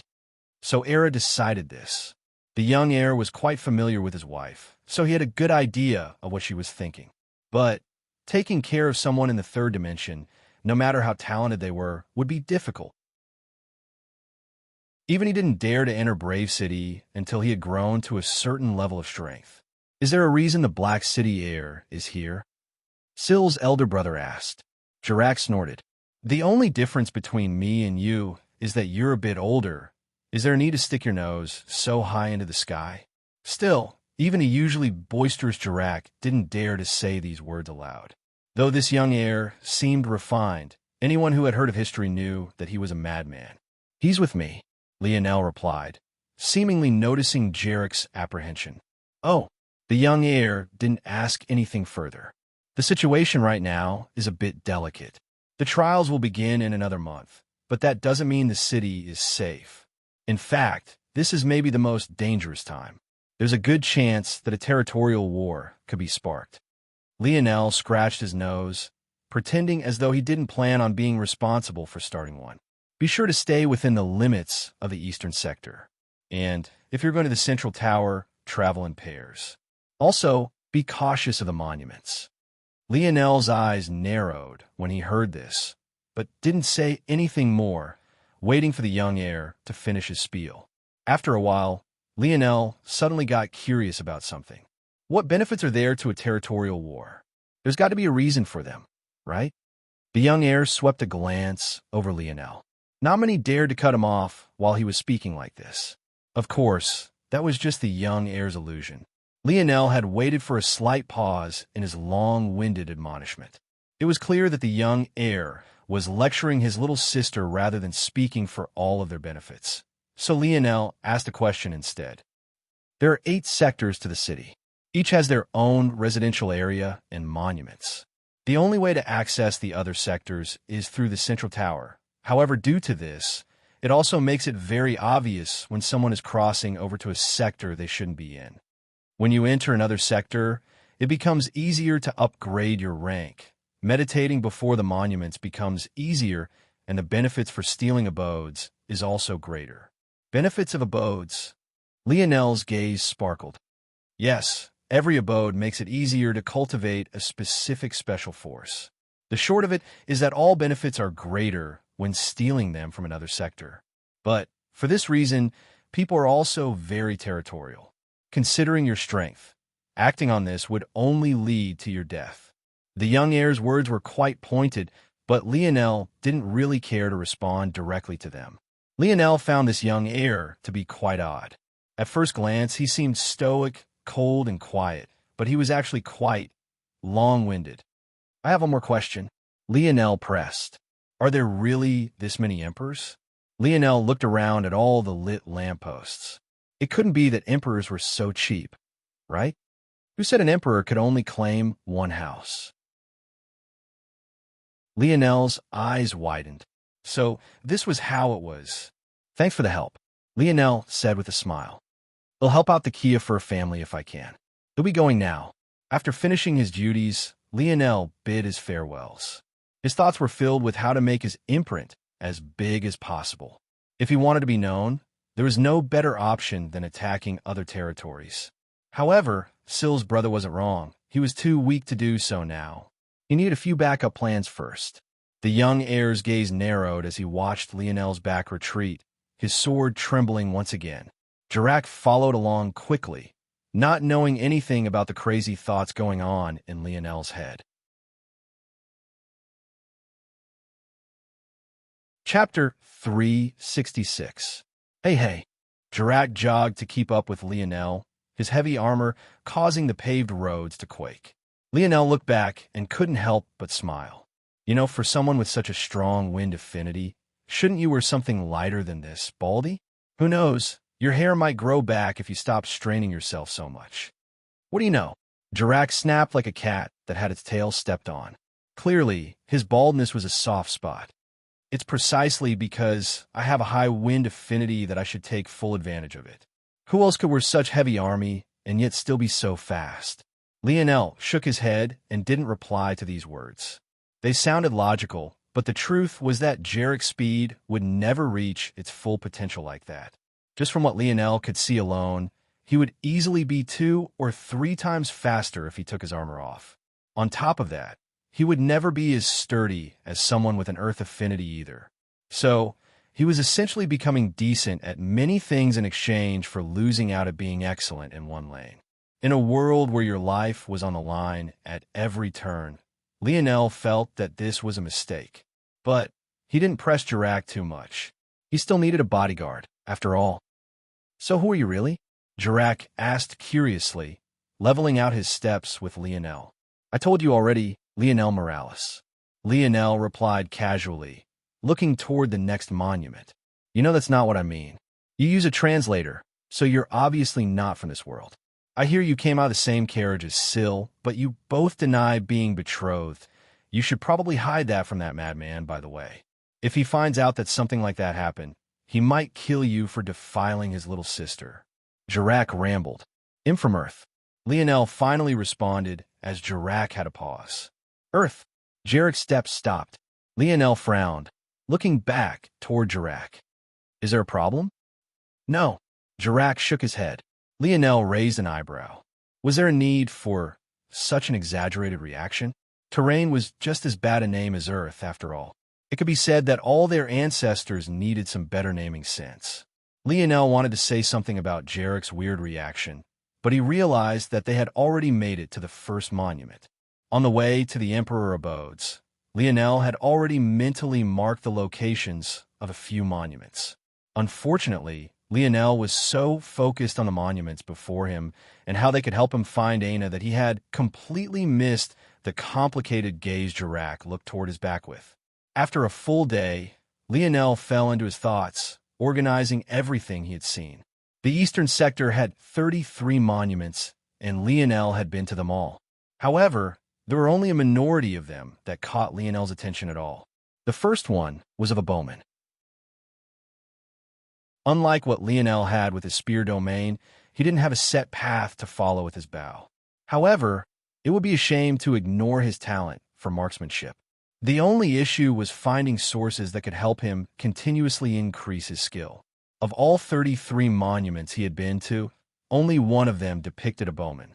Even now, Lionel could remember her valiant aura and golden armor.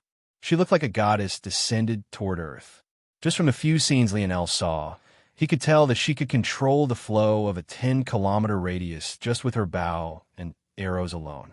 It was a level of skill Lionel couldn't even imagine in his current state. The second monument that caught Lionel's attention was of another woman. The only unfortunate part was that she was a fire mage and not an earth or light mage. Lionel still remembered being entranced. This woman stood in the skies wearing a fiery red robe, so long it extended tens of meters past her feet. Her fiery red hair was of an obscene length as well, whipping about like rays of crimson amidst the clouds. The domain that surrounded her seemed burnt to ash. The air was dry, the ground was black, the wind was scorched. It felt as though one was standing in a perpetual hell, just being around her. Lionel remembered being in awe when he came out from the illusion before soon being disappointed. After all, he wasn't a fire mage. And even though he had dreams sculpted all the mage arts of Camelot, regardless of element, he had never even so much as used a fire element spell before. However, that was when something shocking happened. Lionel realized that when he looked around him, Jarak and the others who had surrounded the monument at the time had separated their distance to him by a large margin. At first, Lionel had been confused, but when he looked around, he found that there was a radius of scorched ground around him. In fact, the only things not burnt to ash near him was the little mink napping on his head without any worries, and luckily his clothes. It was then that Lionel came to realization. His Scarlet Star Force. Top 10 amongst star elemental forces. Top 3 amongst light elemental forces. In the very best amongst fire elemental forces. Without realizing it, Lionel's affinity for fire magic had surpassed his affinity for both earth and light elemental magic. Whether it was his metal synergy or snowy star owl lineage factors, they were all overshadowed by his innate force node. This could only be expected. After all, a lineage factor is passed down and must be slowly unlocked, whereas an innate force node was all to a person's own. Of course, Lionel's Scarlet Star Force also vastly improved his light and star element affinity. Compared to others with light and star elemental affinity, Lionel was amongst the very top few now. However, even compared to that increase, his fire affinity still gained the greatest leap. Even though he couldn't use his innate force node to its full potential now, simply by virtue of having it, all flames in the world bowed down to him. Chapter 367. The third monument that caught Lionel's attention was actually a sword-wielding man. However, this wasn't because of the weapon. Lionel had no interest in switching from the spear. In fact, he found that he was growing more and more fond of the spear every day. There were two reasons this monument caught his attention. For one, Lionel recognized a part of its aura. When he thought about it, he realized that it was very similar to the aura he had sensed on Syl's elder brother. Of course, the aura on Syl's elder brother was far weaker than the one Lionel sensed from this monument. However, it was the same aura nonetheless. As the saying went, it was important to understand one's enemy. Though Syl's brother wasn't yet at such a point with Lionel, Lionel had too much PTSD from organizations he joined betraying him. By this point, he was already on his guard and was preparing for the worst-case scenario. That said, if it was only about understanding Syl's elder brother, Lionel wouldn't be so interested in this monument. After all, no matter how much he understood the young heir, it was useless if he was too weak to do anything about it.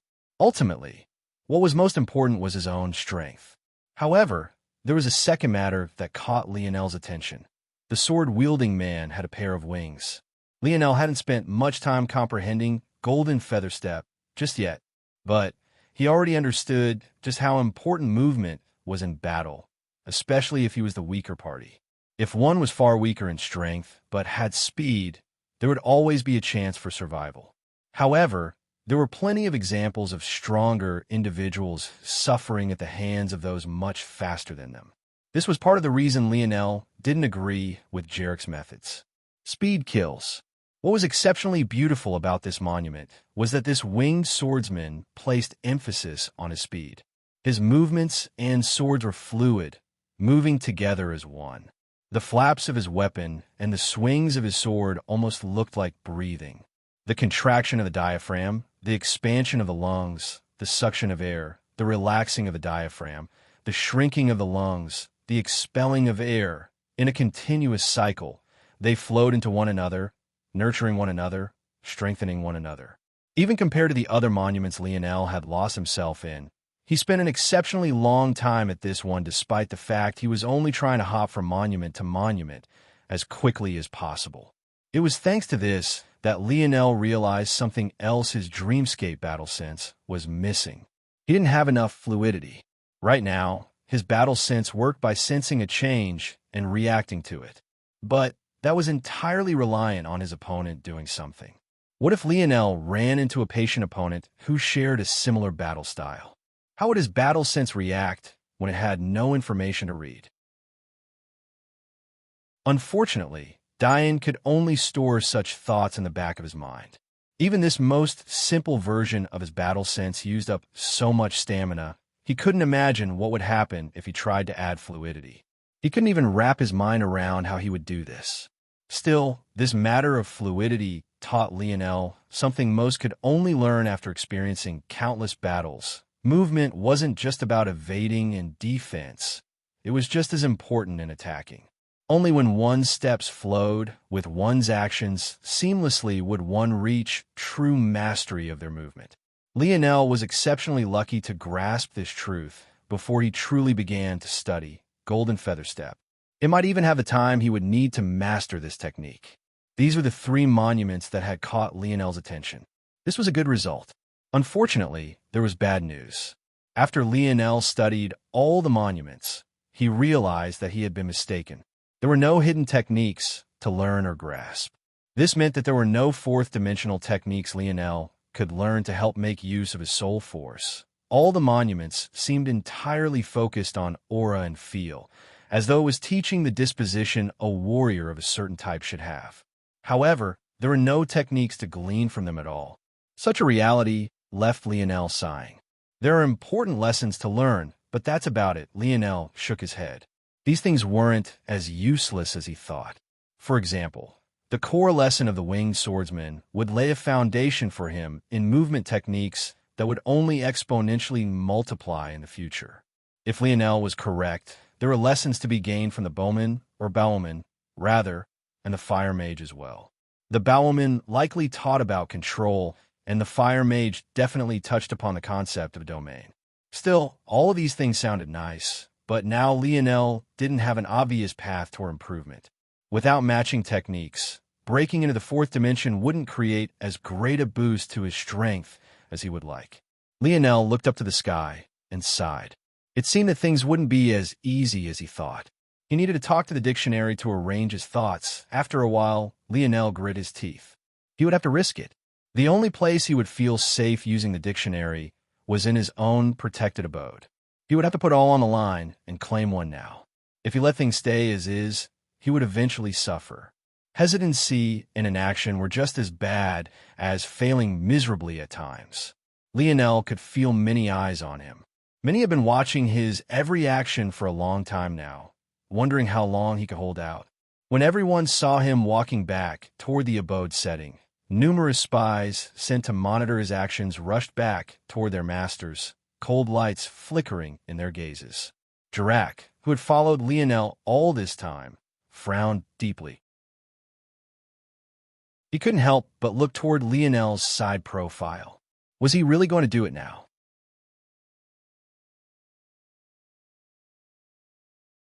Chapter 368. Lionel walked along the stone-paved roads once again, calmly observing the abodes and lampposts one by one. He was easily able to see which abodes could help with what. Most were focused on the main elements of fire, wind, earth, and water. Aside from them, there were a few rarer kinds that fell into the category of variance.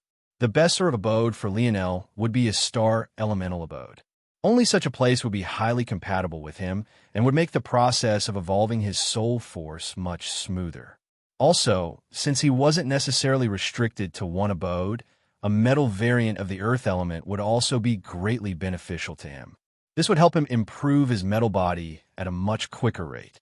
That said, this wasn't at the forefront of Lionel's mind. After all, he had long since realized that the aura beneath the gates and monuments could also work to greatly speed up the strengthening of his metal body. In fact, since the aura beneath the monuments were 10 times more concentrated, they were even better than the gates had been. Lionel continued to walk, quickly getting a bit worried.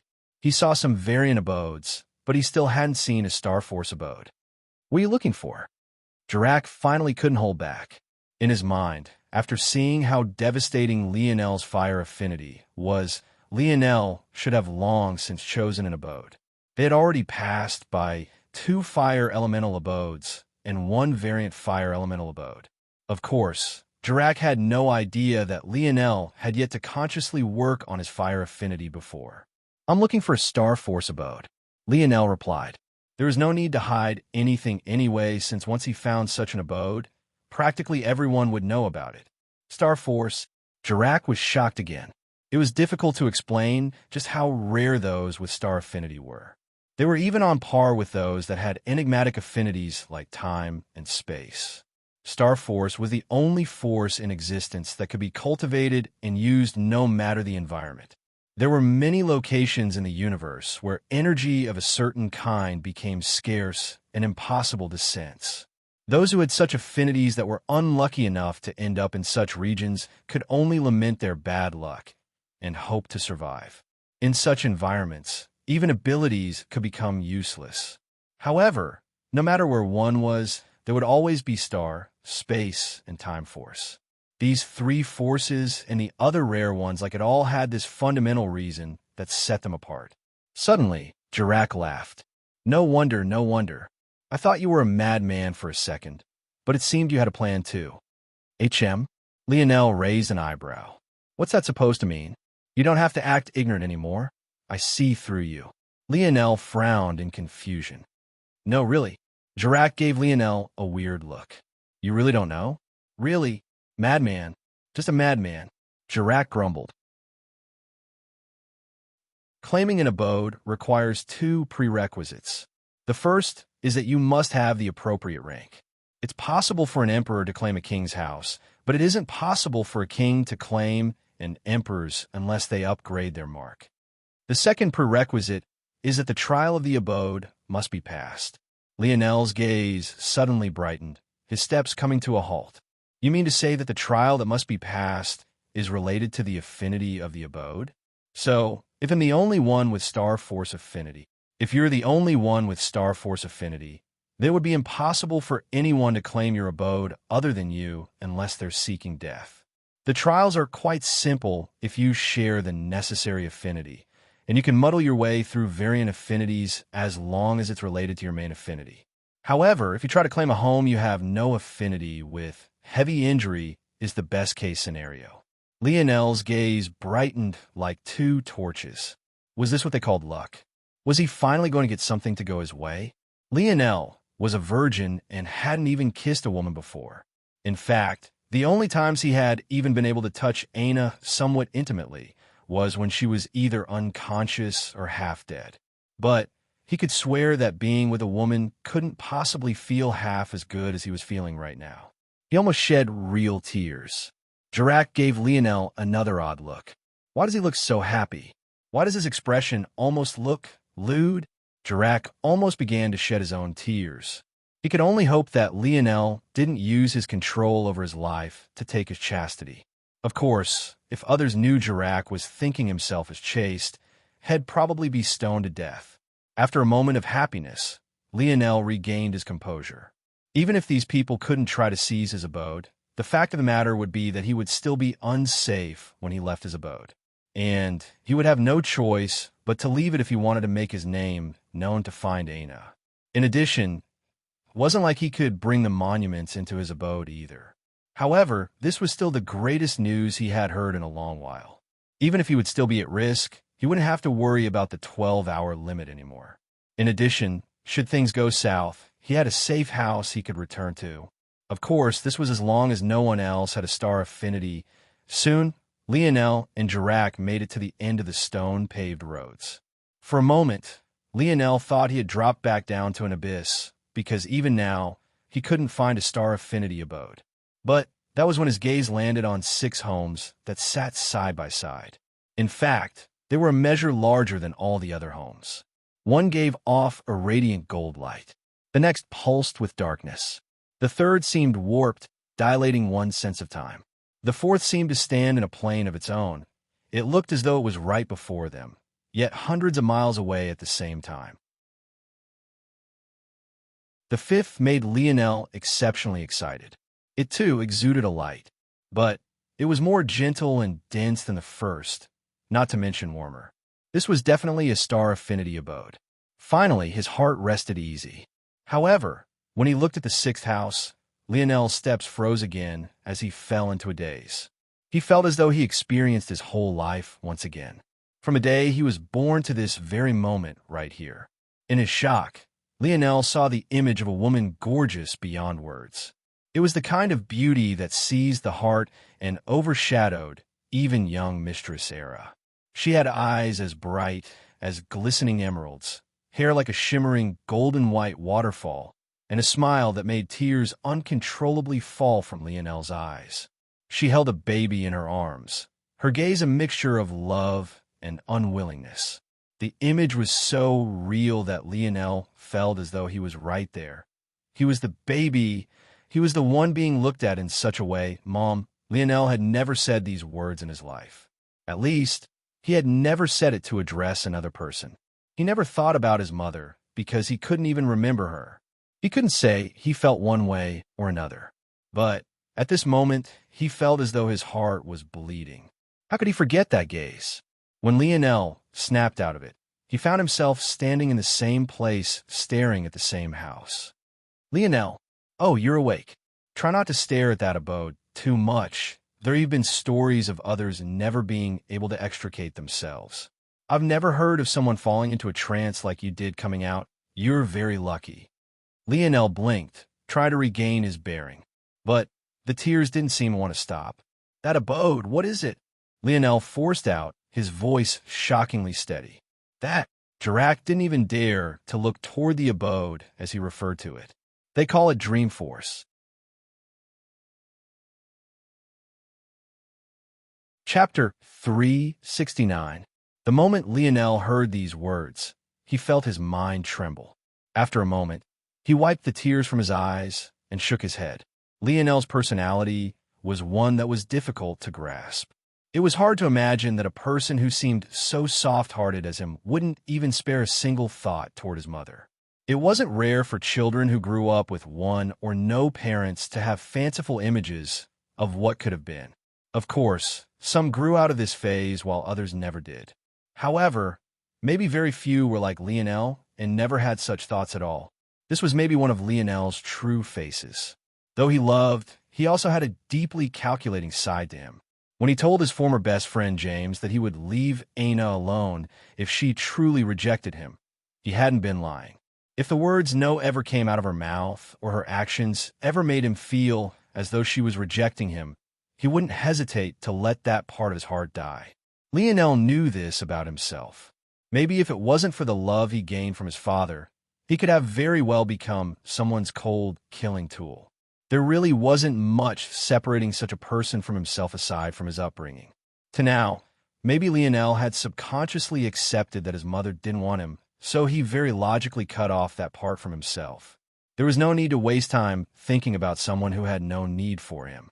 However, the moment he saw that gaze, everything suddenly changed for Lionel. As logical and calculating as Lionel was, he was just as loving and caring.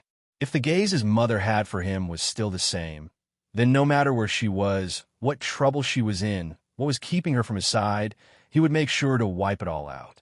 It was that simple to Lionel. There was nothing more to think about. Jirac suddenly felt that suffocating aura once again. He could hardly move until Lionel finished going through his thoughts. What is Dreamforce? Lionel suddenly asked, his heart growing calm. Lionel needed to know. Was it just coincidental? Or was there a reason behind everything? Jirac hesitated. The Dreamforce abode was an extremely enigmatic existence. According to what Jirac knew, it didn't appear all of the time. It would often hide itself as though it was an illusion and rarely appeared. However, the times it did appear usually led to tragedy. There were no small number of geniuses who had lost themselves in an illusion just staring at it. It could be said that Jirac was lucky to not be one of them. He had been observing Lionel this whole time because he thought he was a madman. But then, Lionel suddenly stopped and entered a daze. This luckily triggered some of Jirac's memories, so he didn't dare to look where Lionel was looking. But, from what Jirac knew, it should have been impossible for Lionel to wake up. Yet, not only had Lionel woken up, he had only been in a daze for a few seconds at most. This left Jirac more shocked than almost anything else ever could. Could it be that all those legends were exaggerated? They must be. Despite thinking this, though, Jirac still didn't dare to look toward the sixth abode. It's another high-level force. Wherever there are people, there will be Dream Force. So, in a way, just like how Star Force is never restricted by location, so is Dream Force. After all, if you happen to find yourself in such a place, as long as you exist, there will be Dream Force. But what is it exactly? Lionel asked, his expression having regained an eerie calm. He almost seemed too placid. I don't know much about it. I only heard someone once describe Dream Force as the representation of consciousness. Lionel's gaze sharpened. Consciousness. How much effort had the scientists of Earth put into finding the source of human consciousness? It was the one thing that even hundreds of years of technological advancement still couldn't describe. Some believed that human consciousness was stored in a soul or spirit. Others believed that everything that represented consciousness could be found within the brain and that we only couldn't describe it because we didn't understand the brain well enough. When Lionel entered this new world order, he sometimes had fleeting thoughts that maybe his soul did exist. He had seen so many fantastical powers in the past year that this was much easier to accept for him. Yet, even now, he had yet to find this so-called soul of his. One had to know that soul force was just a name. It didn't represent a spiritual form of Lionel. It was simply an extension of Lionel's senses, another form of energy. Nothing more, nothing less. This was the reason why, even though Lionel knew his ethereal glabella inside and out, he had never run into anything like a soul in there. All one could find were his embryos and his stars. There was nothing else. But what Jirak was saying now was that this dream force represented such a thing. It left Lionel feeling, well, he wasn't exactly sure how he was feeling at all. All Lionel knew was that this was the abode he would be choosing. He didn't even hesitate as he took a step toward it. Jirak panicked. "Hey, what are you doing?" Lionel smiled lightly. "Choosing an abode, obviously. You're going in the wrong direction. The star abode is over there." Lionel smiled but didn't reply. Jirak knew well what he was doing. Whether it was dangerous or not, Lionel didn't care. He needed to know why his heart was thumping like this. It was the same feeling Lionel had felt when he chose Dimensional Cleanse. It was the same feeling he had when he chose Golden Featherstep, yet it was several times more potent than the feeling had ever been. Were those names he chose a coincidence? Dream World, Dream Sculpt, Dreamscape, Dream Clone. How much of it was a casual name he had given his abilities, and how much of it was something compelling him toward the right path? Lionel had always believed that his ability and his soul force was inextricably linked. But what if this wasn't entirely correct? What if he was missing something? Lionel took several more steps, ignoring Jarek's attempts to stop him. Eventually, the poor bald Jirak, scared for his own safety, didn't dare approach the house any closer. Though he could stop Lionel by force with his strength, he could see a look in Lionel's eye that made him not dare to do so. Then, Lionel crossed the threshold no one else dared to. What he didn't know was that his actions would soon cause an uproar.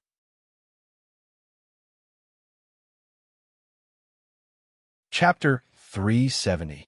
Lionel was suddenly bombarded by a surge of force. It was unlike anything he had ever experienced before. The force he was used to was hard to sense, but it was still tangible. Even someone with weak internal sight could feel it as long as the concentration was high enough. But this force, despite being maybe in the highest concentration Lionel had ever seen, still felt unreal. The harder Lionel tried to reach out to it, the more fluidly it slipped through his fingers. It was as though Lionel was on a different plane, observing it from afar. However, despite there being such a surge, Lionel didn't feel like his life was in danger at all. In fact, he continued to walk forward without suffering any setback at all.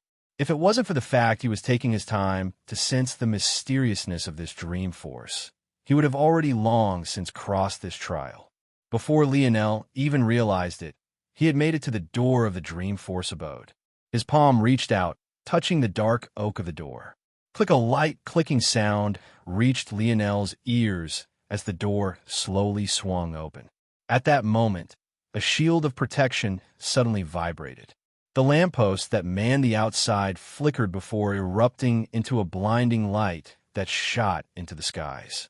The eyes of numerous elites swung in a single direction. They were all used to the signs of an abode being conquered by now. However, the signs had never been this exaggerated before. In the whole of Terrain's brave city, not a single one had ever claimed one of these special abodes. Lionel, however, had no idea that he had suddenly become the center of attention. He was entirely immersed in an all-new feeling. His body, despite standing on the ground, felt as though it was soaring into the clouds when Lionel finally snapped out of his odd state. He was uncertain of how much time had passed, but he was no longer worried about a time limit. Compared to the Star Force abode, this Dream Force abode was even more secure. Whereas someone bold might try to force their way through the Starforce trial, Lionel didn't believe anyone would have the guts to do so with the Dreamforce abode. Facing something tangible was always easier than facing the illusory. In this abode, it was possible to fall into an illusion without even realizing what happened. If it wasn't for Lionel's high affinity with Dreamforce, he would have likely fallen into an endless cycle as well. So that's how it is. Lionel exhaled a long breath, looking around his new home for the next while. He couldn't help but smile. He hadn't had a place he could call home in more than a year now. He didn't know how long he would be in this brave city, but he definitely felt at home here. The whole abode was decorated in white and black. The two shades complemented and danced with one another across the home. It was warm and pleasing to the eye, leaving Lionel feeling content. For the first time, Lionel didn't feel the need to ask the dictionary what was happening with him. He understood that compared to his affinity for fire, light, star, or earth, his affinity for Dreamforce existed on a completely different plane of its own. It was so high, in fact, that even without being consciously aware, he had still made use of it before whenever Lionel entered his dream world, whenever he used Dream Sculpt, whenever he formed a dream clone. Every time, without fail, without Dreamforce as a core, he would have failed. To use something so unconsciously, as though he was breathing. Just what level of affinity was that? But now that Lionel knew what it was and could consciously put it into motion, whoosh, a violent torrent of force surged toward Lionel. He completely expelled all of his normal soul force. It was nothing but a hindrance to him, limiting his abilities and causing him to use more stamina to perform tasks that should have been as easy as breathing. To Lionel, Soul Force and Dream Force were like the lubricants and fuel to a well-running engine. Not only was Soul Force far lower in quality, when it combusted, it gave off countless impurities, making its efficiency horrid. Not everyone could do as Lionel was currently doing. Dream Force represented consciousness. Those with low affinity could easily lose themselves, forgetting what was real and what was not. Their memories would become so real that it would feel as though they were reliving them in real time. Their phobias would manifest and hold control of them. Even their loves would become larger than life, enveloping their very beings. The number of pitfalls there were to using Dream Force were endless. Only those innately born with a comprehension of this force could make use of it without losing themselves. And thanks to his ability, Lionel just so happened to be one of these people. The moment all of his soul force was purged, Lionel felt as though a shackle on his mind had been lifted. Dream Force began to compress within his ethereal glabella, wildly surging about. Lionel wasn't worried in the slightest. The Dream Force he was accepting now, no matter how high level of an energy it was still considered to be within the fourth dimension. With the strength of his mind, it was child's play to accept for him. Whoosh! The force around Lionel kicked up a tempest. Lionel's hair fluttered wildly, his heavy robes billowing. What sounded like shattering glass resounded in Lionel's ears. Lionel's eyes shot open, a bright light making his pale irises seem no dimmer than his mother's bright emerald gaze for a moment. Lionel felt that his mind had never been clearer. He saw the things in the world down to their most basic building blocks, seeing through the foundation even the most complex things with just a single glance. With a flip of his palm, the dictionary appeared once again. The last time Lionel checked the level of his ability, it had just barely crossed into the bronze grade. Though this was still a fifth-dimensional ability, with the other limiters on Lionel's body, it hadn't been able to truly shine. But now, ping, subject, Lionel Morales, calculative mind, an ability capable of simplifying the complex. Evaluating power, ping, evolution stage, quasi-silver.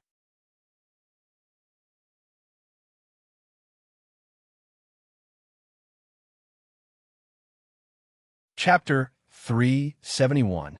Lionel should have been shocked by this result. After all, the last time he checked, his ability was graded as Tier 3 bronze. This sort of massive leap should have been completely out of expectations. But Lionel only nodded. This much should have been expected.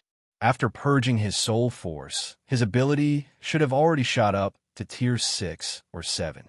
Then, after breaking through to the 4th dimension within his ethereal glabella, it shot up once again to quasi-silver. It was very likely that at this moment, he had the most powerful ability on terrain. Lionel closed his eyes, focusing on the changes to his ability. Lionel already knew that he wouldn't suddenly awaken new branches to his ability. His calculated mind ability entirely relied on himself to come up with new ways to use his computer-like brain. However, he could still check to see what improvements there had been to abilities he already created. My dream clone limit is now 17. This was the first thing Lionel realized, as it was the easiest to quantify. 17 might sound like a small change, but it became exponentially more difficult to split his mind the more ways he did so. Of course, it was possible for Lionel to surpass this limit of 17 if he consciously lowered the computing power of each. But, in most cases, this wouldn't be very helpful. Lionel's overall abilities gained a massive boost. He could dream sculpt in a fraction of the time. The ideas he had to improve his dreamscape and dreamscape battle sense seemed to increase like a never-ending tide. But the most important change to Lionel was that he could see through the core secrets of the things he had dream sculpted. Lionel left his dream world and walked out of his abode. "Jirak!" Lionel called out. By now, Jirak was in a pitiful state. He didn't dare to look toward the abode, but he also felt conflicted in his heart. His pride wouldn't allow him to abandon Lionel. He hadn't been joking around when he said he would sign his life over. He was a real man. He refused to do anything that encroached on his ideals for himself. At that moment, Jirak had just been about to turn toward the abode. Even if he got stuck in an illusion for the rest of his life, he would have still have followed through on the thoughts of his heart. But who knew that the moment he spun around, a vicious glint in his eyes as though the abode was his mortal enemy, he would hear Lionel's voice suddenly call out. Lionel looked toward Jirak with an amused expression. "What are you doing out there? Hurry up." Jirak stood rooted in place for a long while. "Did I already fall into the illusion? Fuck, my life is over." Lionel laughed and shook his head. He hadn't had a close friend since James betrayed him. In fact, he had very much avoided it, closing himself off slightly. But he felt it wouldn't be bad to have someone like Jirak around, at least for now. Lionel waved a finger, causing a pillar of earth to shoot up from behind Jirak and send him soaring toward the house. Jirak grabbed onto his ass with both hands, soaring through the skies with a wronged expression on his face. Lionel let Jirak land before the door. No way he was going to catch something so heavy. But this seemed to wake Jirak up from his stupor. You really claimed this abode?" Lionel smiled. "I have some stuff to do before we go again. Just stay in here. It's safer. I'm sure there will be people surrounding this place soon enough." With that, Lionel turned and entered, walking up to the highest room of the abode. Though he didn't know Jirak well, his actions just now were enough for Lionel to take a chance on his character. Even if Lionel was wrong about him, with Lionel's current abilities, he could definitely stop anyone he didn't want spying on him from doing so. Jirak stood in a daze as Lionel disappeared. Bang! Someone tell me what the hell just happened. Within the central tower, numerous meetings just like this were taking place. As though by tacit understanding, almost all emperors and most kings not involved in Lionel's claiming of the dream abode came to this very place. Please calm your anger, young master. All those we've sent to investigate haven't come back. We're unsure of what happened as well. Damn it. The young man in question knew that he couldn't go and investigate himself. If he did so, that would be an act of war on the eastern sector, and he couldn't bear this burden alone. It was fine if he sent middling soldiers out to do his bidding. Who would care about a few soldiers? They weren't enough of a threat to be taken seriously. But if he, as a king, made a move of his own, it would definitely stir up some problems. The dream abode had been claimed. The dream abode has been claimed. At that moment, a soldier came sprinting into the tower, almost tripping over his own feet. The entire environment froze. Had it been the light or dark abode, it would have been shocking but easier to accept. Had it been the star, space, or time abode, the whole of terrain would have been shaken, but it would still cool down after a while. But for it to be the dream abode, it felt as though everyone had entered an illusory realm of their own. Did they really hear correctly? Rain Red Solar, Jolnia Falls, and Wheeless Mirage all sat together, discussing this very topic. But when they heard the news, they too came to a grinding halt. Then they all looked toward one another and understood something immediately. Their mission this time was far too important. It was so important that they even stopped personally overseeing the capture of that ugly bitch. For such a variable to appear now of all times, they had to find a way to deal with it.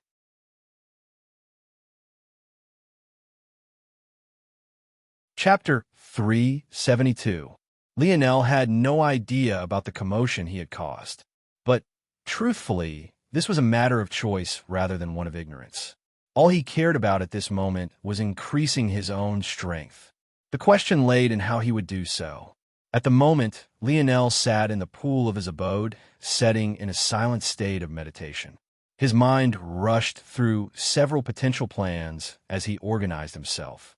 The quickest way to improve himself was likely with the Four Seasons Realm Force Arts of Merlin's Trials. With the improvement to his ability added atop the help of the Natural Force Art, it most definitely wouldn't take him the years he previously thought it would. Lionel had already done a quick estimate. It would take him about a single day to perfect dream sculpt one of them now. And if he wanted to fuse his comprehensions of winter, spring, summer, and fall, he felt it would take about a week or two. In total, if Lionel wanted to grasp the Four Seasons realm for his spear, bow, and fists, it would take about 2 to 3 months. This was definitely a far shorter evaluation than he previously had. The only unfortunate part was that these wouldn't be his own comprehensions. As such, the power he displayed wouldn't be as exaggerated as allowing him to challenge the peak of the fourth dimension. For someone weak, the best thing they can do to keep themselves safe would be to have mobility and to keep a certain distance. Lionel knew this well. So, for now, he set aside the idea of comprehending his spear and fist techniques. During the trip here, Lionel had already completely grasped Chain Domain and conquered his first spear peak. There was no need to spend any more time on it for now.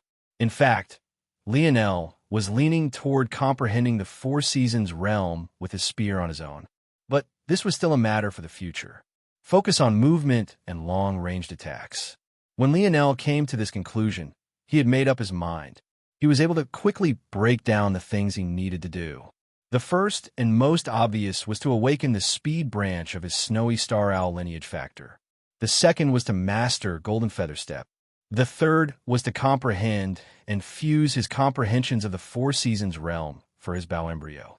And the fourth was to modify his use of Camelot spell arts to make them useful against fourth-dimensional opponents. In the past, Lionel didn't have the computational ability to do this on his own, but at the moment, he was feeling much more confident. Having made his decision, Lionel's eyes slowly opened. A smile crept onto his face as he watched the little mink float in the pool. The little guy snored away without a care in the world, causing Lionel to chuckle. Lionel entered his dream world once again. This time, he immediately split himself into 16 dream clones. Then, he assigned 4 to each one of his chosen tasks. As for his 17th dream clone, he had it completely focus on absorbing dream force. The only way to sustain such continuous activity would be to do exactly this. If Lionel was in any other environment, he would likely have to take a break every few hours. This had happened to him during his trip here in the carriage with Era. This was why Era could so clearly tell when he slipped into and out of his meditative state. But the dream abode had such a high density of dream force that Lionel didn't even need to worry about it. And since he was currently within the segmented cube, he could allow it to slowly gain the characteristics of the dream abode as well. At least for while Lionel was within the fourth dimension and fourth-dimensional dream force was still helpful to him, he could enter the abode or lab setting to gain the same benefits he was now. Golden feather step, clones. After asking the dictionary, Lionel conjured up an environment perfect for training movement within his dream world. His dream clones each stood atop thin metal poles barely the width of the balls of their feet. Below, there was nothing but an endless abyss. In their minds, the movements of Golden Feather Step were replayed again and again. Each of them tried to grasp the artistic conception of the technique. Lionel had no idea that his thoughts now were far beyond a normal person's. Artistic conception was usually a term reserved for the universe cycles. But to try and paint a picture without even considering the universe cycles, the outcome would be quite interesting indeed. However, Lionel had always been doing this subconsciously. In the past, he had practiced chasing wind without even opening its cover. What was this if not relying on artistic conception? When Lionel chose Golden Feather Step, what he chose wasn't its name or its power. He chose its feeling. Speed branch lineage factor clones, Lionel entered a deep introspection of his body, sensing the shackles that bound his blood. Having access to a particular branch didn't necessarily mean that one would awaken it. However, to now, Lionel had been able to awaken the first levels of both the healing branch and the wisdom branch. The first opening of the wisdom branch was known as blossoming mind. It opened up one's thoughts, increasing speed of thought, and solidifying the foundation for further cultivation of the mind. Unfortunately, Lionel didn't gain much from this other than smoothing out his path toward the fifth dimension. After all, his own ability overshadowed any benefits one could gain from unlocking this first shackle. The first opening of the healing branch was known as instant recovery. As long as there was an adequate separation of time, Lionel could instantly recover back to his peak state. It had already been months since the last time Lionel used this ability, but he still had a few more months to go before he could use it again.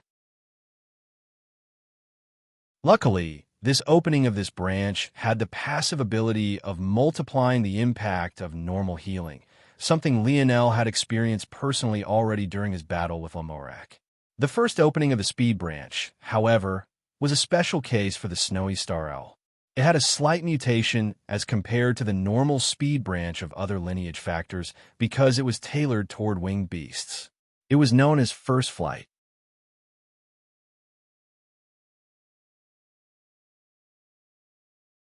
Chapter 373. Of course, Lionel wasn't going to sprout wings just by unlocking the first of his lineage factors chains. Such a mutation would only occur at a much deeper level of integration. First Flight represented the invocation of the essence of the Snowy Star Owl's speed. 4 Seasons clones, each one of Lionel's 4 dream clones, focused on a different force art. They floated before his main body, each capturing a different scene. Despite the fact Lionel had already been bestowed the Winter legendary skill, he still chose to comprehend it on his own again. It was then he suddenly realized something shocking. When he finally grasped Winter on his own, he realized it was different from the comprehension Merlin's trial had bestowed to him. It can't be. Lionel froze for a moment. Compared to the comprehension Merlin's trial had given him, the one he comprehended by dream sculpting was several times deeper. In fact, Lionel felt as though he could sense the essence of the seasons, as though it was his very own understanding. Lionel was stunned. What limited those who chose the second path of comprehension, relying on another, was that their understanding would never be as deep as the original creator. However, by dream sculpting these force arts, Lionel had integrated this understanding so deeply within himself that it almost felt like his own. Lionel was shocked to his core. When he realized this, he immediately consulted the dictionary. It was only after this that he finally calmed down. So that's how it is. Lionel learned from the dictionary that there were 2 things that distinguished the second and third forms of comprehension. The first was as Lionel thought, how deeply one comprehended. But the second was how much universal force one could evoke. Universal force was the strength behind the 4 Seasons realm. When one comprehended one or all of the 4 seasons, it was possible to use universal force to increase one's strength. This was where the power of the realm came from. When one comprehended a universe cycle on their own, The amount of universal force one could use was far greater than when one relied on someone else. This essentially meant that Lionel was now in an in-between realm. He felt as though the comprehension was his own, but the universal force hadn't recognized it as such. As a result, the power he could evoke from the Four Seasons realm was more than someone who comprehended it with the help of another, but less than if he had comprehended it all on his own. Even though this wasn't as great as Lionel had been hoping, this was still excellent news. The second form of comprehension would have just been a minor boost to his strength, but this was much, much, much more of a boon. Lionel's confidence grew as he once more sunk back into his meditative state. Mage art clones, after the increased strength to Lionel's ability, he found that his ability to master force arts had skyrocketed. Not only could he draw mage arts much more quickly than he had in the past, he felt that he could even freelance their symbols to a small extent. Though freelancing lowered the strength of the art, it once again increased the casting speed and gave Lionel much more freedom in battle. However, what Lionel needed wasn't just speed, he needed added strength. There were two avenues he could travel down to accomplish this. The first was the layering art. Lionel had already used this art many times in battle. It allowed a mage to stack the same spell multiple times to increase its power. Unfortunately, it had its own limitations. For one, the maximum number of stacked spells for a 3-star Magus art was 3 and no more. This wasn't anywhere near enough to harm a fourth-dimensional entity. In addition, the second problem was time. To layer multiple arts, it was obviously necessary to draw each one of them individually. This would increase casting time and not be conducive to battle. Of course, this second problem overshadowed the fact that it would also take a lot of stamina to layer so many arts. To Lionel, the problem of time and stamina wasn't really an issue. He could cast even a 3-star Magus art in a split second in his current state. The main issue was the limitation of the layering art. If Lionel wanted to go with this option, he would have to research into either making the layering art better or into making his 3-star Magus arts better complements to it. However, Lionel felt he had a much better idea than this. His 4 clones sat in regions of their own, each of them having numerous force arts floating around them. They spanned from the simplest apprentice arts to the highest Magus arts. Every so often, they would break down into smaller parts. Anyone watching from the outside would realize that it wasn't that there were apprentice arts and Magus arts floating around Lionel, but rather that the Magus arts were becoming apprentice arts. Lionel continued breaking down complex Magus arts into their simpler forms, forming them up once again. He seemed to be searching for something, looking for a path forward.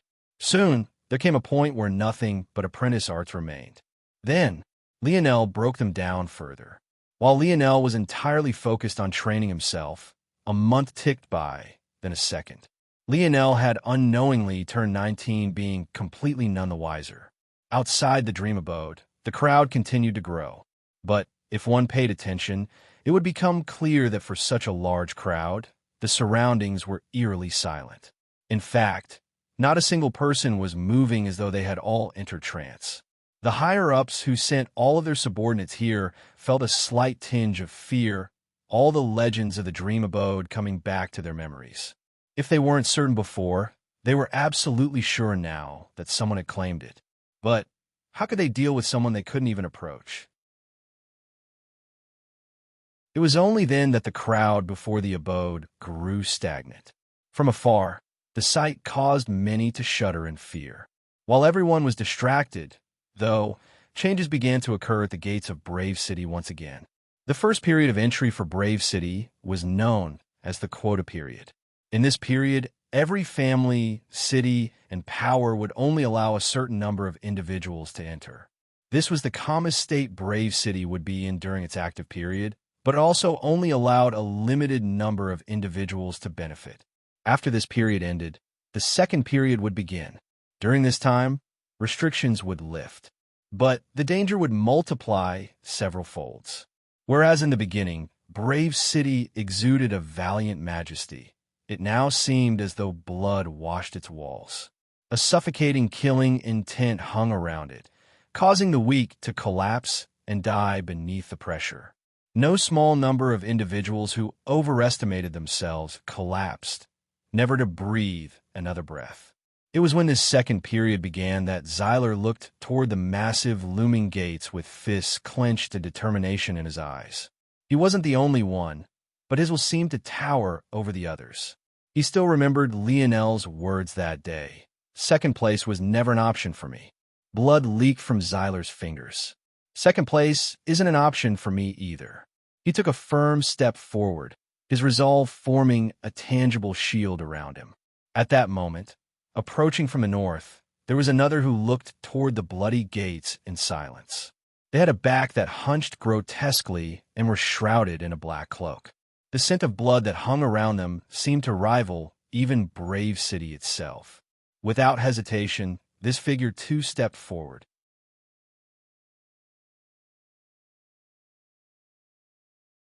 Chapter 374. Lionel slowly opened his eyes, exhaling a long breath. He didn't seem to look much different than he had just a few months ago. Lionel passed a hand across his face. He remembered that in his youth he had always wanted a full, connecting beard. But ever since his hair changed, he had stopped growing facial hair. He couldn't decide whether this was a good or a bad thing. Regardless, if his facial hair came out as difficult to cut as his bronzed hair, it might be better that he never did. As things stood now, Lionel wasn't even sure if a full-force swing from Syl's elder brother's sword could cut his hair. It would probably only get worse when he entered the perfect stage.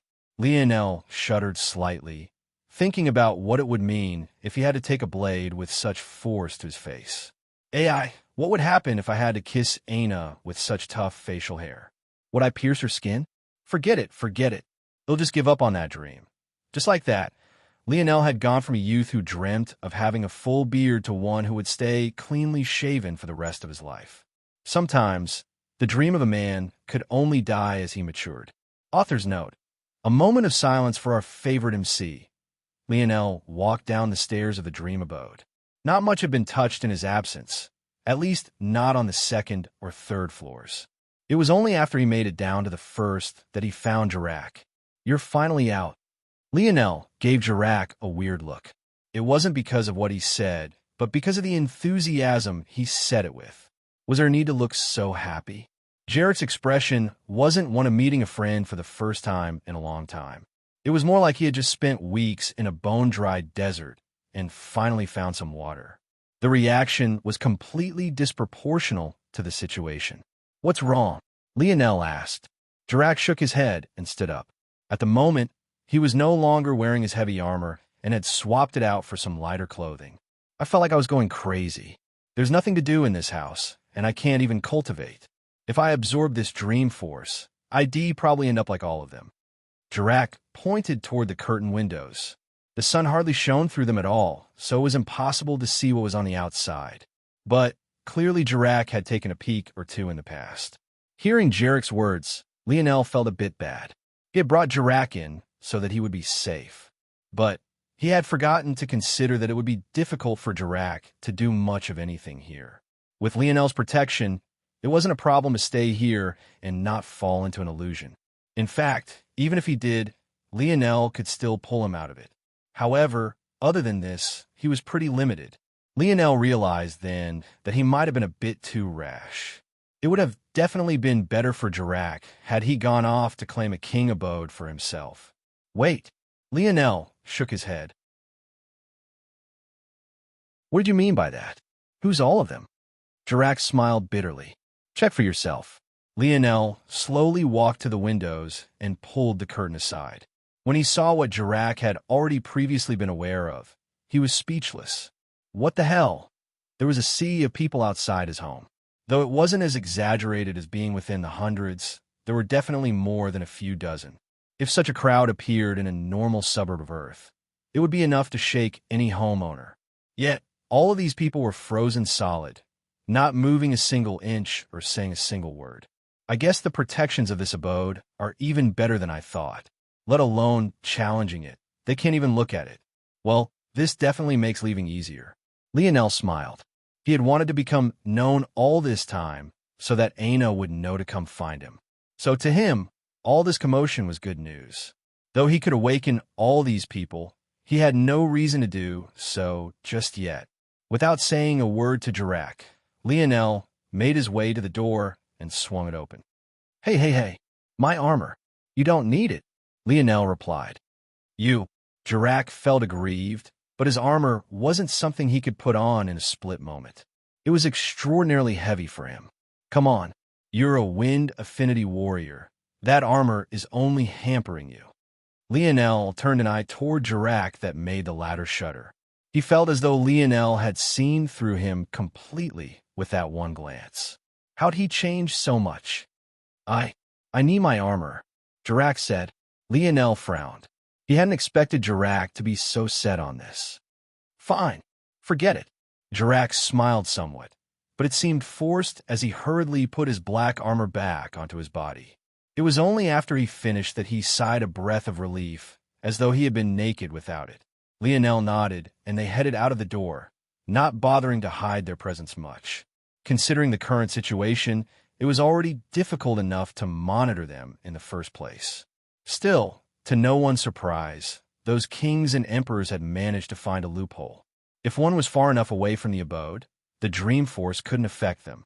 Realizing this, many left their scouts with special long-range sensory abilities in the central tower to monitor the dream abode from afar. The moment the doors swung open, they had all already been informed. But by the time those gears had gotten into motion, Lionel had already made it to his first destination, the Monument of the Winged Swordsman.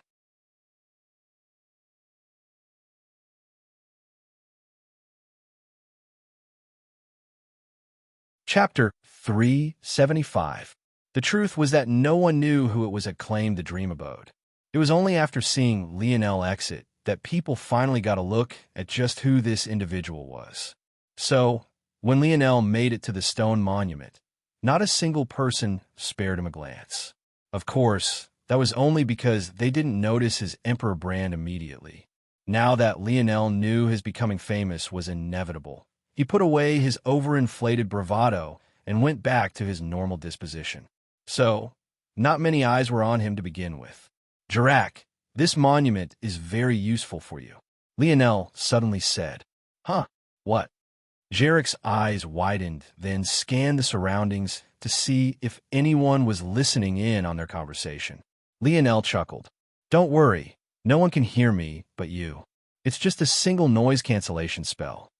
Lionel had used plenty of these spells to form his maze back during Merlin's random event. Using it now in conversation wasn't an issue. That said, Lionel found that casting the same spells in a fourth-dimensional world had severely lowered effects. For example, a teleportation spell that would have usually carried him tens of meters would be lucky to shift him 1 or 2 meters. Still, for such a low-level spell, it could get the job done. It was only after hearing Lionel say this that Jirac sighed a breath of relief. You're a mage? No, forget that. What do you mean this monument can help me? Is there a secret? Of course there is. Did you think that these monuments just stood here to tell you about how many women these generals took back to their tents? Jirac grinned. What better source of encouragement is there than this?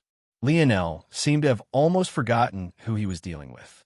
He almost couldn't refrain from rolling his eyes. The stories written on this monument may or may not be true, I don't know. But what I do know is that the story isn't nearly as important as what's hidden within. You need to brace yourself and touch the monument with your internal sight. Jirac hesitated upon hearing this. The reason most didn't dare to do this was because the pressure around the monument was too great. Internal sight seemed intangible, but it was still connected to one's mind. Under equally intangible pressure, it could suffer damage and cause backlash to its owner. So, under such conditions, not many dared to even test Lionel's theory, let alone going as far as to observe the monument with it. This is something you'll have to figure out yourself, Lionel said. I've already given you all the information you need to know. Lionel sighed internally. He could tell that Jirac had a mental roadblock somewhere, but he wasn't some sort of guru, nor had he known Jirac for long enough to extend advice to him. Maybe to Jirac, he had already hidden it well. In truth, most wouldn't be able to pick up on it all. The fact Lionel had was just a testament to his observational abilities. With these words said, Lionel took several steps forward and entered the aura field of the stone monument. It was only after he did this that many turned a curious eye over to him. An emperor? It had to be known that emperors and kings were almost all accounted for. Gathering information on such people was usually the topmost priority of anyone within these city walls. For them to not recognize such a person, just who was he? The second phase had started not long ago. Could it be that there was someone hidden within the general population with such talent? No one here believed that they had really missed out on Lionel. It must be that he was new. And if he was new, then that must be that he had entered without a quota during the second phase. And by extension, that must be that he wasn't a part of the city lord structure or the powers. There was no way such a talent would be abandoned without a quota by such powers, right? But wouldn't they have also known that a new emperor appeared? After all, there was only one gate in their eastern sector. As these people were trying to think about who Lionel might be, he had already crossed the 5-meter mark toward the stone monument, causing their eyes to almost bulge out from their sockets. It was no problem for an emperor to enter such a close range. The issue was doing it so quickly. It was as though Lionel wasn't even feeling any pressure to begin with. In the blink of an eye, Lionel had already become the closest to the stone monument. Yet he didn't stop. He strolled forward, soon becoming so close to the monument that he could reach out a hand and touch it. By now, even Lionel was feeling impossibly great pressure. His bones creaked and his muscles tensed. However, compared to others, he was much more leisurely for one specific reason. He felt none of the mental pressure others did. With a leap, Lionel jumped toward the top of the monument. A green light lit the bottoms of his soles. 2 more jumps later, he landed atop the tall monument. Lionel's body shuddered when he touched the monument. His blood seemed to roll in reverse, but his strong body withstood it. He forcefully suppressed it and sat down in meditation under the astonished gazes of all those around him. It wasn't long before Lionel had completely forgotten everything in his surroundings, his mind becoming as calm as the surface of a lake. Who knew that the moment Lionel settled into a rhythm, a blinding pillar of red light would shoot up into the skies from the direction of the central tower? No matter how shocked everyone was by Lionel, this red pillar took up all of their attention. Someone was invading their eastern sector. The only person who didn't seem to react to this at all was Lionel, who continued to meditate. After all, he had already guessed that something like this would happen. A red pillar wouldn't appear for anyone at and below the royal rank. The only explanation was that kings and emperors had made their move. And they were obviously coming for him.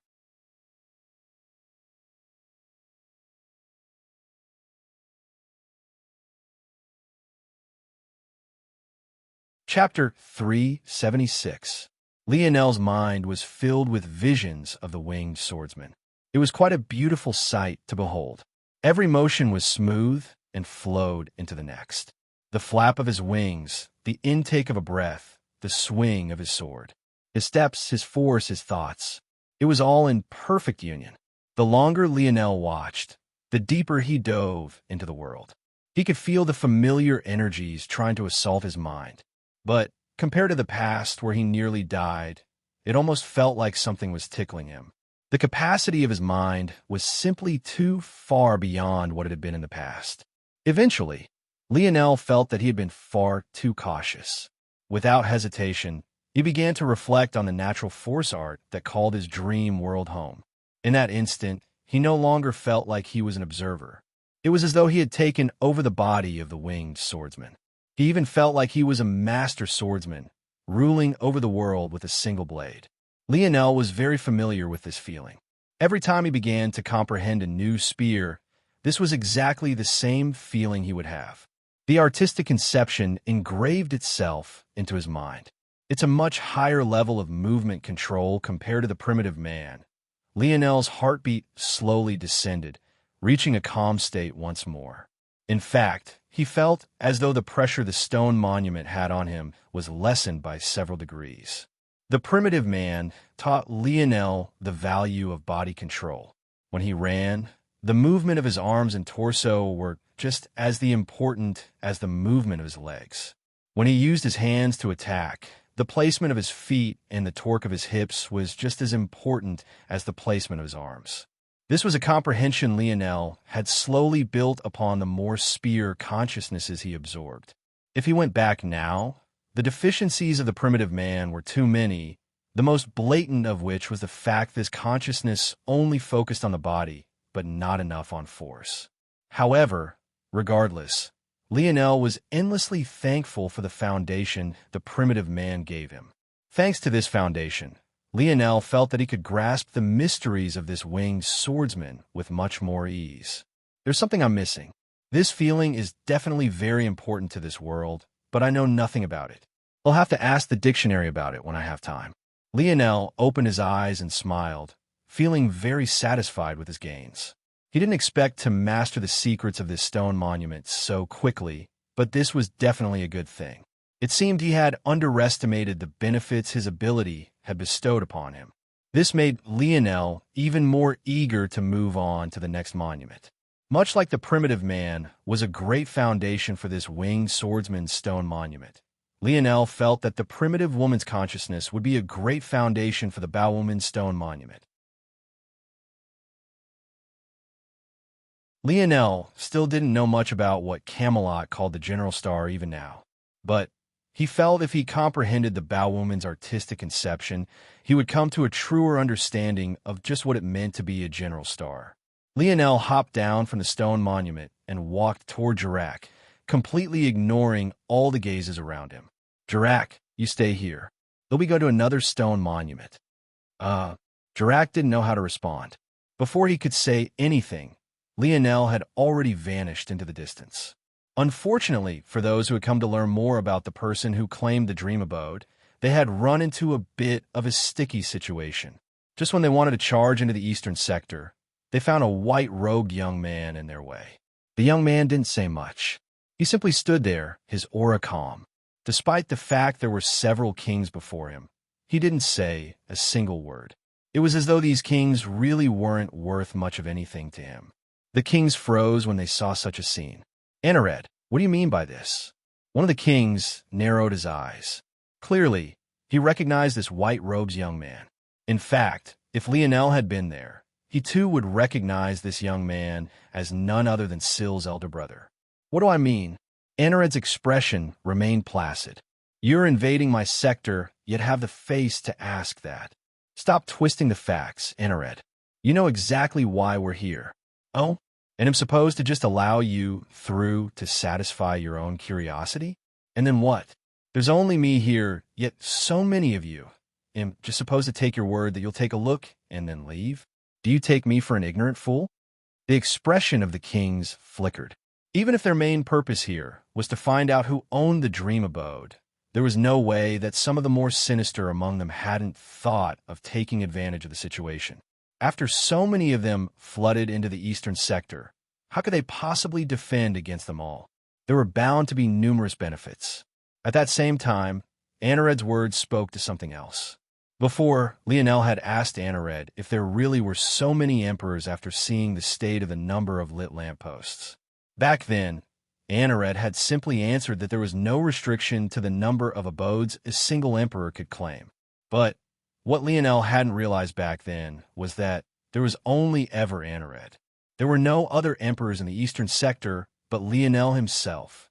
Fine, they want enter then. But what about us? At that moment, Enrich's expressionless visage became a hint more serious. The emperor-level characters had made themselves known.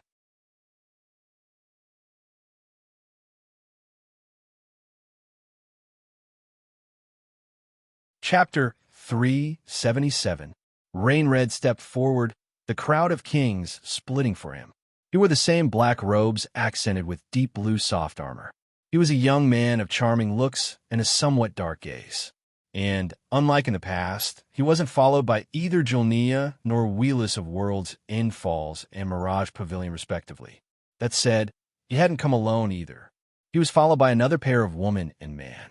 Though, Unlike Wheelis and Jolnia, who couldn't have been more different from one another, this pair looked strikingly similar. At a glance, it was easy to make out that they were siblings, fraternal twins, in fact. This pair of twins walked side by side, their shoulders practically rubbing against one another. And, judging by their demeanor, they most definitely weren't subordinated to Rain-Red either. At the end of the first phase, there had been 7 emperors total. Lionel, Enred, Rain-Red, Jolnia, Wheelis, and these twins. The Moon siblings for 2 emperor-level talents to appear in just one family. One could imagine the luck it would take. And most could only do exactly that. Imagine. The Moon family, however, didn't have to do this. They birthed a brother-sister pair just 40 or so years ago that carried the hope of their future. Since this was a family, it was no surprise that they were a part of the city lord power structure and founded their strength upon governance and commerce.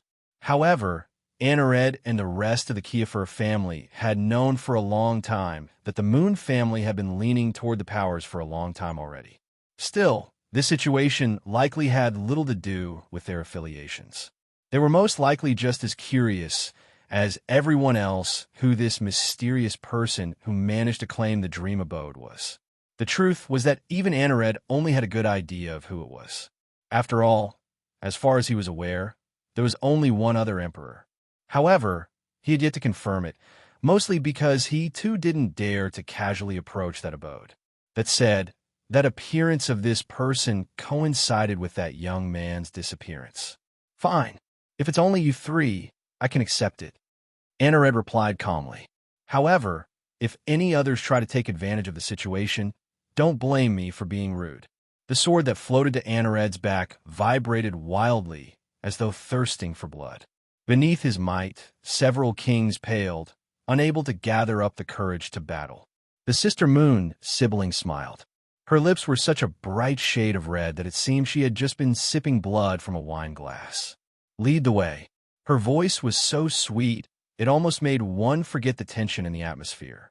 Everyone here was intelligent. It was obvious that if Anared had a choice, he wouldn't allow any of them through no matter whether the number was small or not. As emperors, they had all participated in the Brave City trial before, so they knew what kind of advantages a successful invasion could give. Under normal circumstances, no one would ever give an enemy even an inkling of a chance at gaining an advantage. However, whether it was because he felt he couldn't face so many enemies or whether he wanted to conserve his strength, Anared didn't want to set off the sparks of war just yet, at least not until the 3rd phase. Anared turned and started leading the 3 of them toward the Emperor abodes.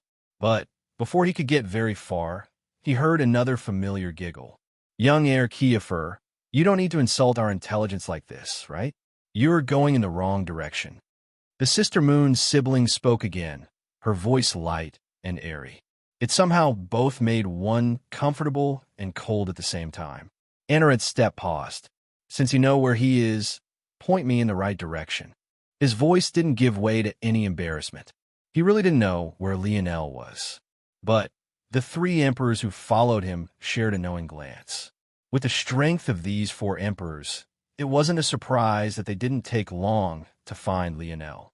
However, when Anared's gaze landed on him, his pupils couldn't help but constrict.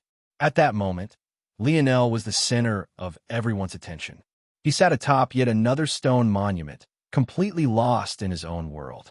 Compared to other, his emperor brand seemed particularly dazzling, obscuring the black monitoring mark that was once the centerpiece of his face.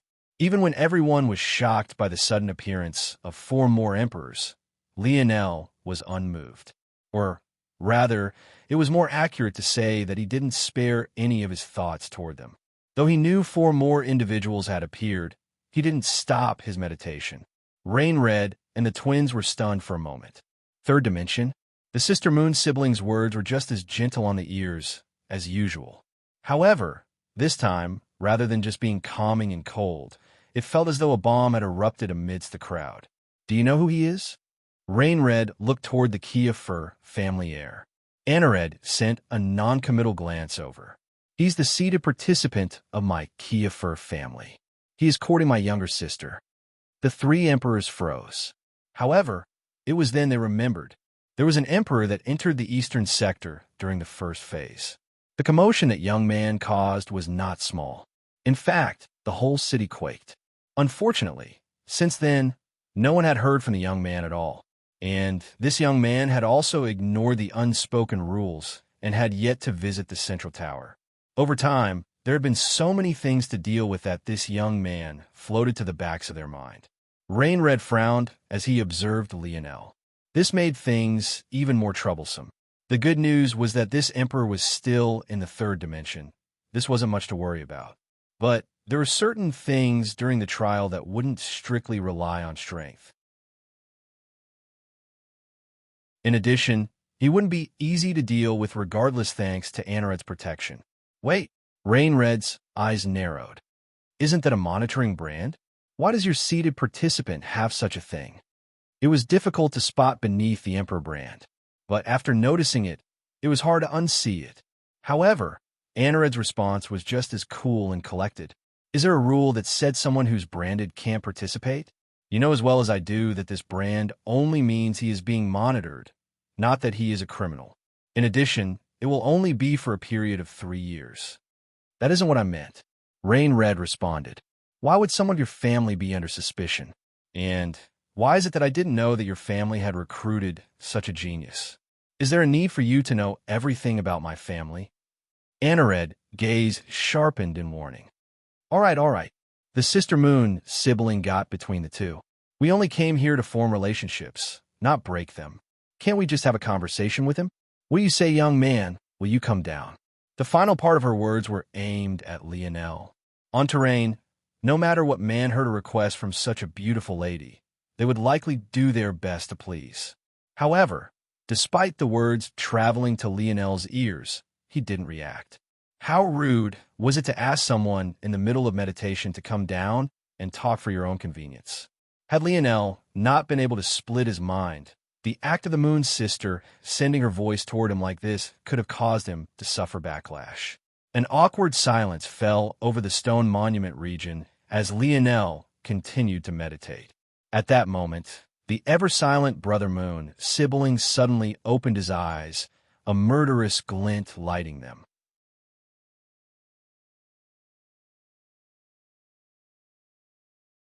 Chapter 378. Even among those of terrain, the Moon's siblings stood out. They had flowing silver hair, overly pale skin, and a pair of red lips that seemed to drip of blood. If Lionel cared to observe them during the critical juncture of his comprehension, he would definitely assume them to be the vampires of legend and give himself a good chuckle. That said, seemingly going with this theme, when the Brother Moon sibling opened his eyes, the murderous aura seemed to be perfectly in line with this. It seemed that even compared to Anored, he was that much more protective of his own sister. Just when he was about to make a moon, his sister pinched the sleeves of his silver robes. The Brother Moon sibling looked toward her, wondering why it was he was stopped. There was nothing he hated more than this. Had it not been for the fact they were family, maybe this would have been enough for him to lash out. However, his sister didn't explain. She simply looked toward Lionel, the smile on her face not fading in the least. Brother can't even approach the stone monument so closely. It's not a matter of not being physically capable, but rather a limitation of our minds. If Brother really attacked now, he would be at a great disadvantage almost immediately. It seems that this man was already aware of this. This made everything more complicated. Despite being out in the open, Lionel was probably in the safest place he could be with the exception of his own abode. At that moment, a group came rushing in, seemingly finding out about all the commotion. Big Brother. Syl's voice rang out from amidst them. But, before she could say more, she was stunned silent by the sight of Lionel and 3 other emperors. The other seated participants of the Kiefer family rushed in after her. Though they were here to participate, another one of their tasks was to protect the young family miss whenever they could. They had had their hands full over the last few days, trying to keep Syl away from the dream abode. But this time, they couldn't stop her at all. Anored swept a glance over them that made them shudder. They knew he was reprimanding them for failing their task to keep her away. "Come here, Syl," Anared said somewhat coldly. He felt safer when his sister was right by his side. At that moment, the situation suddenly changed. Everyone's gaze unexpectedly shot away from Lionel and toward the eastern sector gates. Someone was crossing the second phase trial. Though it was true that Lionel's actions were a far greater rarity, someone passing the second phase was definitely a major event as well. They all watched as the gates trembled. They could sense the perseverance of the person on the other side. One could imagine the hardship one needed to face to cross the bloody aura of the second phase. It took several moments, but eventually the smallest soldier doors shook open, cracking open just a fraction. A figure squeezed through, his appearance disheveled and bloody. But that was when something heart-wrenching occurred. Just when the figure was almost all the way through, the doors slammed shut, catching the ankle of their right foot. An agonizing scream shook the eastern sector as the person collapsed onto the dirt roads of Brave City.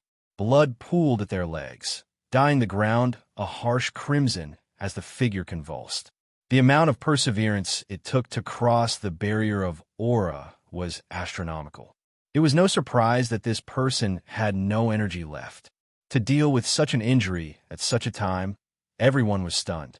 But they couldn't have expected for the silent, unmoving Lionel to suddenly awaken at that moment. Seeing the situation, Lionel stood, his body shooting forward.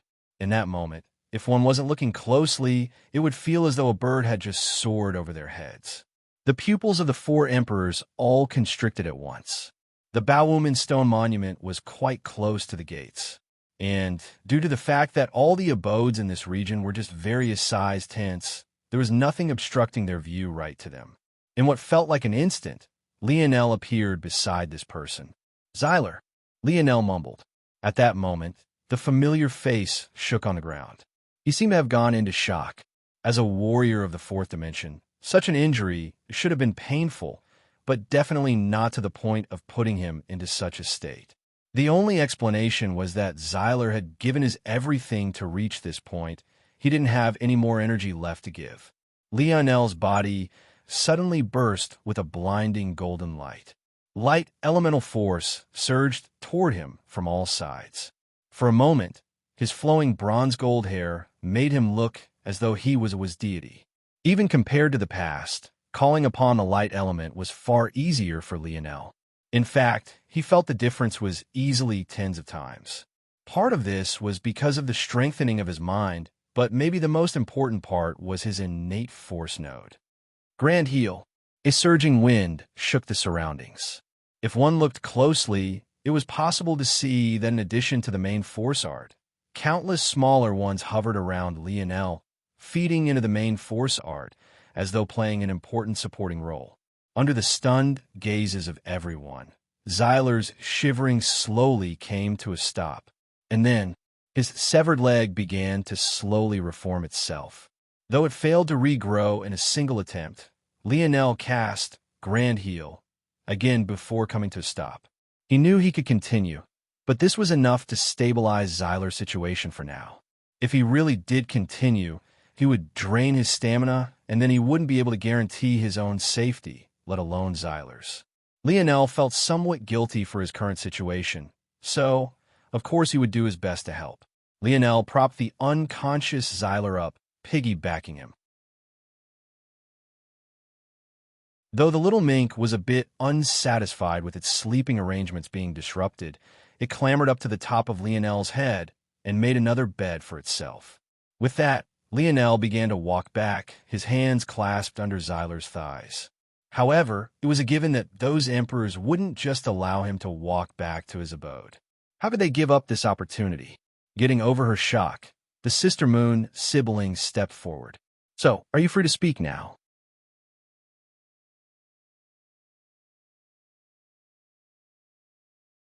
Chapter 379. Lionel's steps paused. He really didn't know what these people wanted to talk about. It seemed more to him that they wanted to find an excuse to do something to him. However, Lionel didn't care about any of this. He gave his sister moon sibling a dazzling smile. It was so genuine and light that it made her heart stop for a brief moment. My name is Lionel Morales. I'm a citizen of Earth. This brand on my forehead is an unfortunate circumstance. I just got unlucky in coming here during a period of time they were monitoring for fugitives. I'm sure as citizens of Terrain, you know more about this than I do. Lionel thought to himself for another few moments. I believe that is all.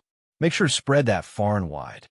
Lionel didn't speak particularly loudly, but his voice resonated, reaching the ears of all those within the square. The atmosphere seemed to freeze. Lionel raised an eyebrow. Did he say something wrong? It can't be that racism is a thing in these places. No, that shouldn't be it.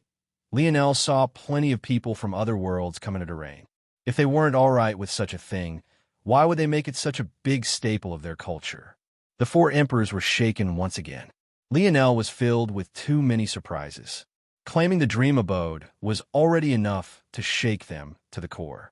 Having a light elemental affinity so high on top of that was enough to make them green with envy despite how well they try to hide it. But even compared to all of this, the name Earth seemed to shake them all the more. Feelings of jealousy, animosity, and disdain swirled in the air. This wasn't a matter of nationality or racism, as odd as it seemed to say this after describing such vitriol. Earth and Terrain seemed to be on two opposing sides of the spectrum. While the common citizens had never heard of Earth, the elites of Terrain all had. Terrain was reaching the end of its growth potential. Earth had an endlessly paved road before it. Terrain didn't receive the support of higher-level worlds. Earth received the support of countless. Terrain was entering a crossroads that might end their world as they once knew it, and Earth was just beginning to bud. The more one compared, the more striking the differences became. Did you just say Earth? Rainred's gaze narrowed. Lionel raised an eyebrow. Yes. Rainred's gaze narrowed even further before looking toward Anared. Is this how your Kiefer family operates now? Allowing those of other worlds to partake in our resources? A slight hint of animosity hung in the air. Regardless of what side you were on, the idea of someone stealing away something that was rightfully yours wouldn't sit well with you. It only made it worse that Lionel was in the third dimension. Those who wanted to partake in the Brave City trials but weren't part of the major powers of Terrain had to wait to the second phase. But who would believe that someone in the third dimension could do this? The contrast Xyler provided was too drastic. Everyone could tell that Xyler was strong enough to become a royal at worst. Yet, he was branded as a soldier now and had no choice but to abide by the rules of a soldier. If Lionel had gone through the second phase like he was supposed to, it would have been impossible for him to become an emperor, and all the more impossible for him to claim the dream abode and put them in such a passive position. Anared's gaze remained indifferent. The matters of the Kiefer family are ours to deal with alone, since one was at the turn of the Cliff's Edge Terrace to speak on our matters. And am also certain that if one were to pick out a traitor to our world, it most definitely wouldn't be me. Rainred's glare froze. Clearly, he hadn't expected such pointed words from Anared. All the while, Lionel was lost in his own thoughts. If I go back and pass the trial of the second phase, my name would spread far and wide, right? Ana might hear about it. Lionel thought for a moment. With his intelligence, he could immediately see the animosity aimed toward him. And when he noticed the glances toward Xyler on his back, he managed to put it all together himself. Just when Lionel planned on acting on this, though, he paused and grinned. Hate moves more than anything else. Last I remembered, you're an emperor too, correct?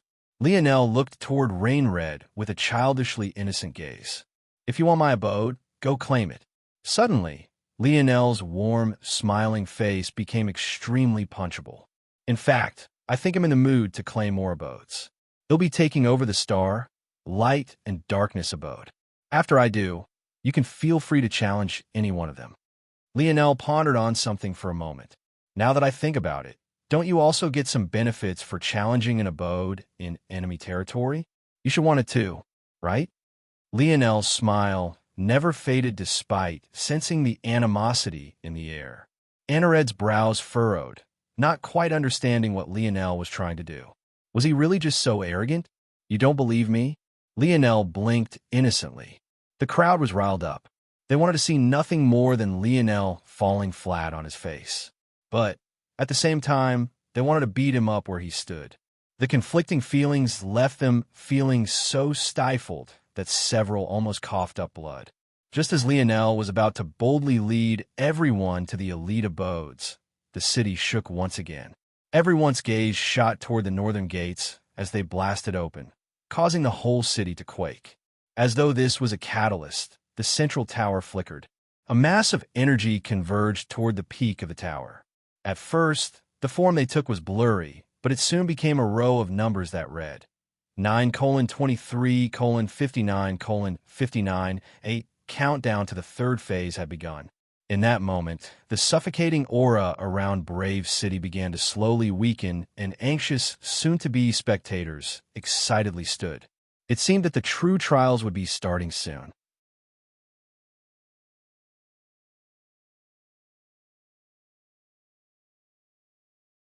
Chapter 380. Lionel placed Xyler down on a bed within his dream abode. His gaze flashed with a cold light. If it hadn't been for Syl's elder brother, he probably would have had to find his way out of that encirclement. If it was because of his own words, Lionel wouldn't mind. Plus, since he dared to step out of this abode, he also had adequate preparations at the ready. However, Lionel knew that it wasn't so simple. All along the way, the Sister Moon sibling was steering the crowd with her words. She was quite a dangerous woman indeed.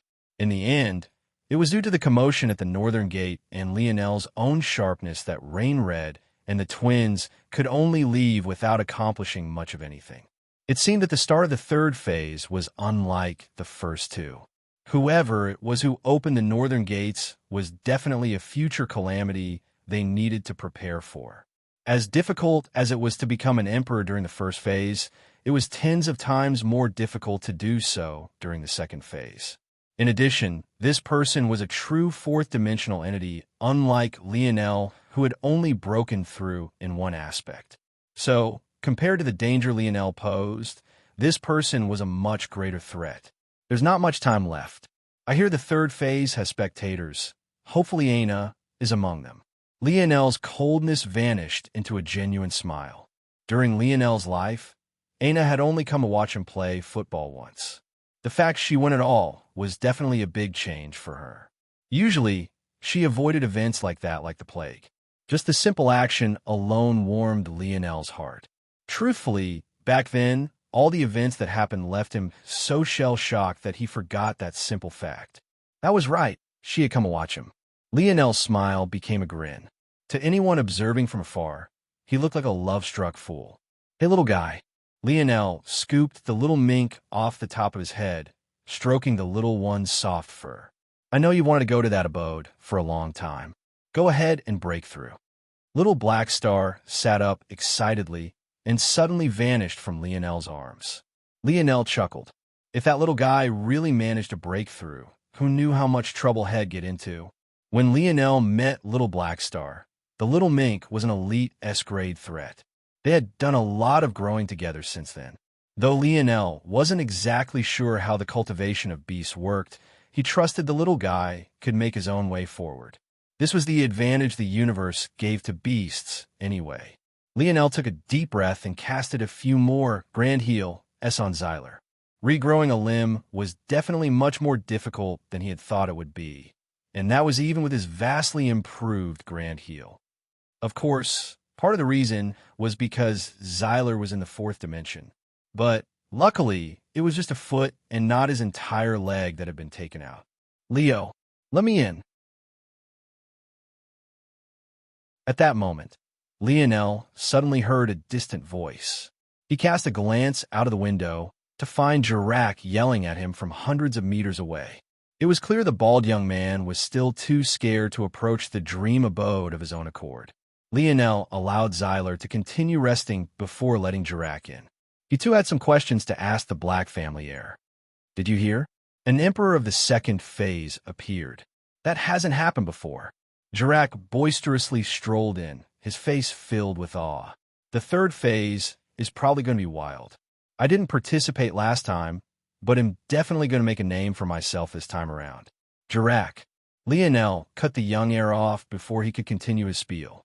Seemingly sensing Lionel's seriousness, Jirac frowned and turned back. What is it? Lionel looked toward Jirac deeply, causing the latter to feel no small amount of discomfort. What do you think of Earth? Lionel suddenly spoke. Jirac froze, clearly not expecting this line of questioning. His eyes darted around as though trying to find a crutch to lean on, maybe a joke to ease the mood, but all he found was bland, neatly ordered black and white furniture. Lionel's eyes narrowed. It seemed he was right. There was definitely more to this. Tell me. Lionel pressed. Lionel frowned. After a while he shook his head. If you don't want to answer, that's fine. Lionel turned and walked away. But he never made a move to close the door to the abode he had just let Jirac through. His meaning was quite clear. Someone who signed their life away should act as such. If Jirac was unwilling to act as he should, then that only mean he didn't take this matter as seriously as Lionel once thought. And since he didn't, that meant his character wasn't as Lionel previously deduced either. Lionel could tell that whatever Jirac knew was quite important. In fact, it should be to the point that he valued this information even more than his own life. That was fine. Lionel never planned to kill him in the first place, but he had already had one person who placed certain things above their friendship with him before. And in such a dangerous place, within an unknown world, Lionel didn't feel like putting his life in the hands of another such person again. Jirac stood stunned, not quite knowing what to do. He, quite frankly, felt like a bride that had been abandoned at the altar. Such a joke would be enough to make him laugh at any other time, but he didn't find it funny in the least right now. As Jirac was hesitating, he suddenly felt his mind growing hazy. He immediately realized that this was the dream force beginning to encroach on his consciousness. Whatever protections Lionel had left for him were beginning to vanish. In a slight panic, Jirac quickly left through the door, a slight discomfort in his chest. This time, he had two reasons he didn't dare to look back toward that abode.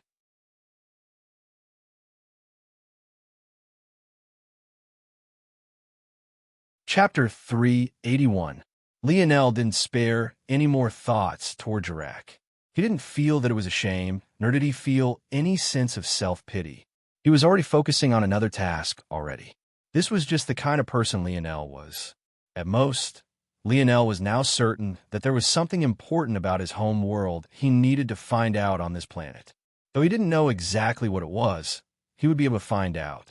But first, Lionel locked himself into the same top-floor room of his abode. He split one portion of his mind to monitor Zyler's situation and another to make sure that the little mink was all right. Then he prepared to enter the lab setting. Just as he was doing so, his lip curled as he sensed a fiery pillar of darkness shoot into the skies as the little mink claimed an abode of his own. Of course, this was done through the little guy's connection with Lionel. So, technically, it was Lionel claiming another. But it brought a smile to Lionel's face regardless before he once again became serious. He didn't care about what commotion this would cause. He had something much more important in mind. Now that he had broken into the fourth dimension with his spirit pressure, he could search Aeliard's mind without worrying about the consequences. Lionel entered the lab setting and brought out the snow globe that held Aeliard. With a thought, the mental mage appeared, still shackled by illusory chains. Aeliard coughed violently, his gaze showing hints of confusion as he looked around. When he looked up and saw Lionel standing above him, a hint of rage and trepidation could be seen in his eyes. Over this period of time, Lionel had been allowing the suspended animation ability of the segmented cube to slowly heal Aeliard. So, compared to the manic state the mental mage had been in before, he was much better now. Of course, Lionel had no idea how rare treasures that could heal mental injuries were. If he did, he would know that he had taken the segmented cube for granted once more. That said, Lionel hadn't done this for Aeliard's sake, but rather his own. The more whole Aeliard's memories were, the easier things would be on him. If he was picking through memory fragments, it would be a pain, and maybe even difficult to piece together the true story. Lionel didn't spare any words for Aeliard. He found it to be a waste of his time. So, without hesitation, he activated Mind Search. Aeliard's eyes widened before a sinister light shone in his eyes. He thought that Lionel was foolish, trying to use such a technique on a mental mage like him. He almost salivated at the thought of turning Lionel into a mindless slave. But when he felt the strength of Lionel's spirit pressure, he paled. How was this the strength of someone in the third dimension? It was impossible. It was then he thought of a shocking possibility. It can't be. You can't have. Aeliard knew things that the others of Camelot had not. After all, he wasn't a part of the original legend. He had been sent in by his organization to infiltrate and capture the core treasure. But it was precisely because of this that he was shocked. Everyone knew that it was impossible to break into the fourth dimension with a mind unless the body was strong enough. Doing so without a solid foundation would lead to one imploding in on themselves. Yet, Lionel's body was definitely still within the third dimension. In addition, the force that circulated his body was also considered to be within the third. It shouldn't have been possible to do this unless Lionel had an ability or a lineage factor that allowed him to circumvent these rules. Unfortunately for Aeliard, Lionel had not just one of these things, but both. Aeliard fell into despair as he felt his memories being eaten away at. No matter how hard he fought back, Lionel's mind was like a violent swarm. Mind Search was a truly sinister technique. A more accurate title would most definitely be Mind Swallow. To say that one was searching was completely inaccurate. The truth of what Lionel was doing was ingesting all the memories that were useful to him and discarding all those that weren't. Due to the style of the technique, Lionel had to build a bridge between his mind and Aeliard's.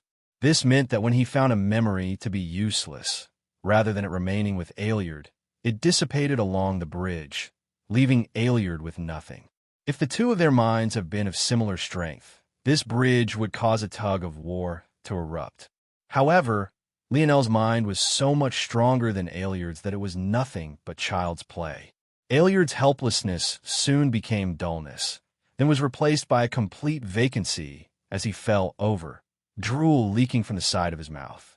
Lionel didn't spare the brain-dead man a single glance. He closed his eyes, organizing and sifting through everything he had just learned. The first thing he realized was that Aeliard didn't know much. However, this much was to be expected. He should have been fairly low on the totem pole. Still, for an organization that just expected Lionel to hand over all evidence of their crimes, they didn't take many precautions either. Finally, Lionel learned the name of the organization he was dealing with. The name that so many avoided speaking of. Shield Cross Stars. It was only now Lionel understood how unlucky he was. This so-called Shield Cross Stars organization was actually a police force of the universe. Its duty was to protect the safety and humanitarian rights of beasts and humanoids across the worlds. The main issue here was that Lionel had never expected that the same organization he had slighted by not handing in evidence of their wrongdoing was the very same organization that happened to brand him as a fugitive worth monitoring. Was it just a coincidence? Or had they targeted him on purpose? From Lionel's analysis, he was fairly certain that it truly was a coincidence. But if he was correct, just how unlucky was he? Now, an organization that had it out for him also knew his location at all times? Fuck. Lionel stood, his jaw becoming steely. He wasn't safe here. He had to find a way back to Earth as quickly as possible. Since there wasn't a branch of SCS there just yet, it would be more difficult for them to cause problems for him. The issue was how. Entering another zone would be difficult. Using teleportation platforms was probably another no-go. He'll find Aina first, then think of what to do. Lionel sighed. He felt as though a guillotine was hanging over his head. However, at least he was aware of its existence now.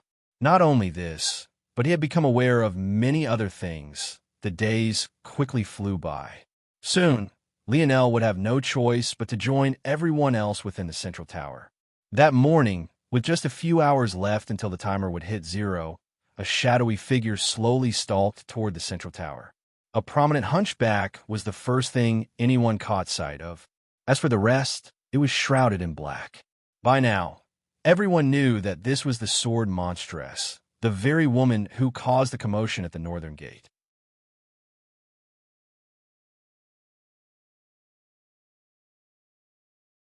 Chapter 382. The sword monstress' steps were light.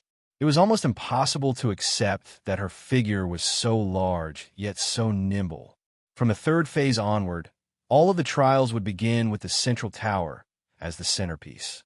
As a result, the population of people flowing into it was quite large to begin with. So it was no surprise that such an odd figure stood out right from the very beginning. Of course, there was no lack of odd individuals. However, from the very beginning, most eyes had been focused toward the northern sector's entry gates. For such a figure to come from this specific region immediately caught the attention of many. Despite the fact those tasked with observing the northern sector had their own speculations, they didn't dare to confirm it themselves. If they were correct, this person was the only emperor to be birthed from the second phase since Brave City appeared on terrain. This wasn't a person they could afford to offend. Though they couldn't see what was beneath the hood, this only made this person more fear-inducing. They didn't want to get mixed up in anything far beyond themselves and lose their lives for a ridiculous reason. Like this, several backed off after the sword monstress appeared, rushing off to their superiors with their conjectures. The sword monstress continued to walk forward as though nothing had changed. The central tower was one of many floors and was the only structure in Brave City that could rival the walls in height. At the same time, it was also an incredibly wide structure despite the fact it was definitely much taller than it was so. This design left one feeling as though one had stepped into an all-new world after entering just the first floor. The first floor of the tower was expansive and incredibly bland. It acted as nothing more than a conduit to help the flow of people reach the places they wanted to go. There were no stairs nor any elevators like one would see on Earth. Rather, there were elevated pads with queues of people. Each had a miniature teleportation station that would take one to a given floor. During the first and second phase, the tower was nothing more than a restaurant. With enough status, one could reach the top floor and gain access to delicacies the likes of which the world of terrain rarely saw. It was unfortunate that Lionel wasn't aware of this, or he may very well have taken advantage. He had long since become tired of his usual bland diet of meat and more meat. Of course, this was also mostly due to his own laziness. He had obtained many delicious fruits and vegetables from the underground garden he found within the hive. But he kept them all within the snow globes rather than properly fostering them. After all, he was a force crafter, not a gardener. At this moment, though, not a single person was traveling to higher floors. Even if one wanted to, the teleportation pads were out of commission. Those who were aware of the changes that happened as the third phase approached weren't surprised. This was simply the tower preparing itself for its true purpose. Hey, are you the emperor from the northern sector? Let me see the brand on your forehead. The once bustling tower suddenly fell into silence. The voice that had called out was booming. It had enough forcefulness to it to directly suppress the voices of everyone else. Of course, this was because no one else was trying to speak over the crowd at the same time, or else this matter wouldn't have been so easy. Everyone's attention oscillated between the emperor who had spoken and the black figure that had been targeted. There were very few emperors in Brave City to begin with. So, everyone immediately recognized the original speaker as Wheeless Mirage, the young heir to the Mirage Pavilion. He had a rotund body, yet his charms were also somewhat feminine. Of course, the red robes accented with violet soft armor didn't help him escape this image very well. It couldn't be helped. The heir to the Mirage Pavilion was rarely a man. In fact, this was only the second time in their history that such a thing had happened. This said, no one looked down on this chubby, feminine man. So, when the black figure didn't bother to respond, the tension in the air grew palpable. Wheeless' gaze narrowed. His cheeks squeezed, almost covering his eyes completely. Wheeless suddenly chuckled, his body moving forward slowly. Rainred and Julnia, who had been by his side, didn't say anything as they watched him. The third phase had yet to begin, so they were still under the rules of the second phase. There was no rules against battle outside of trials just yet. In addition, even if there were, they would still support Wheeless actions at this moment. The best way to learn about such a mysterious figure would be to test them personally. As heirs to powers, they didn't believe that some unknown could be better than them. In their minds, if they were born from lesser families and didn't receive quotas, they too could become emperors through the second phase. Whether that was actually true or not was still up for debate. But all that mattered was that they believed it. The shadowy figure didn't move in the slightest. Her hulking figure seemed unperturbed by Wheeless' looming threat, even as the young heir's footsteps echoed through the floor. In a corner, Syl and Anared watched on in silence. They didn't have any particular horse in this race, so they too were just spectating, just like everyone else. "Big brother, do you recognize that person?" Anared's gaze narrowed slightly, but in the end he shook his head. "No, I don't." Syl's lovely eyes blinked with an innocent curiosity. It seemed that the legend of the sword monstress hadn't spread very wide just yet. But this made quite some sense. After all, one of the reasons the sword monstress was able to make it here was because the influx of people migrating toward Brave City made it difficult to pick out individuals. At that moment, Wheeless made it to within 3 meters of the shadowy figure before stopping. If before everyone was already avoiding this person, they were now giving the figure an even wider berth. No one had any interest in getting caught up in this drama.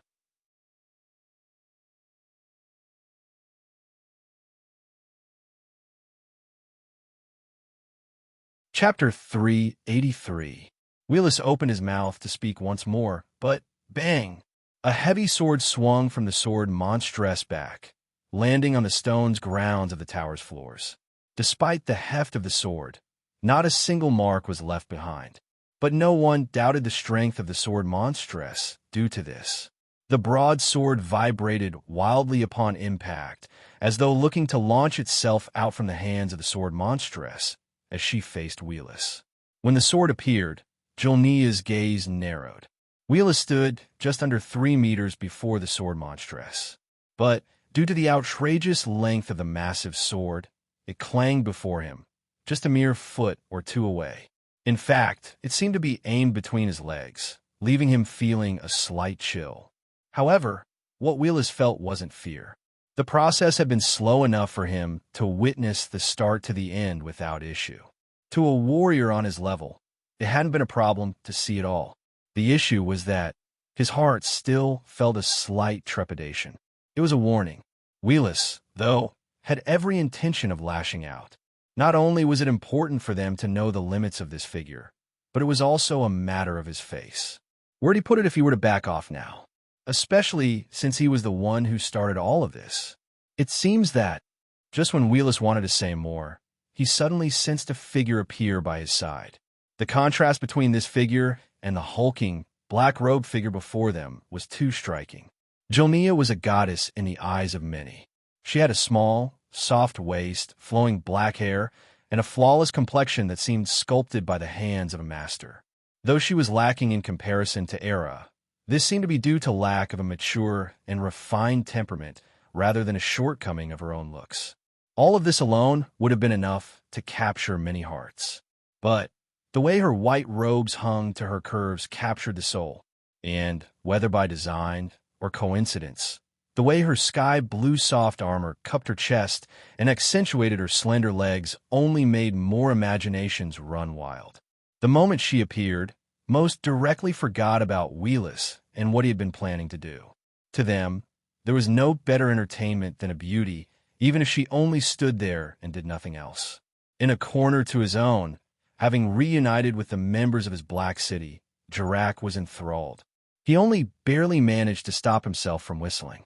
It was fine if he teased a weak woman, but if he teased someone like Julnia, well, let's just say he didn't have any fantasies of being castrated anytime soon.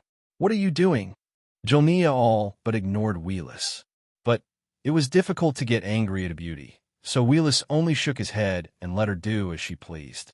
"That sword," Jolnia said coldly, looking from the tip of the blade that reverberated against the ground to the shadowy figure. "I received reports from my subordinate cities that several massacres had occurred. The perpetrator was a woman with a hunched back, dressed in black robes, and wielding a great sword." "That was you?" A shocked silence overcame everyone. The first thing that caught them by surprise was the word woman. It was hard to connect the hulking figure before them with the fairer sex. But after that sunk in, they recognized the word massacre. "You mean to tell them that someone actually slaughtered their way through worlds in Falls territory, and even dared to come to Brave City right afterward?" They couldn't decide whether this person was brave or just stupid. At this point, it didn't even matter whether Jolnia's words were true or not. When it came to matters like this, whoever held the most strength would be the one in the right.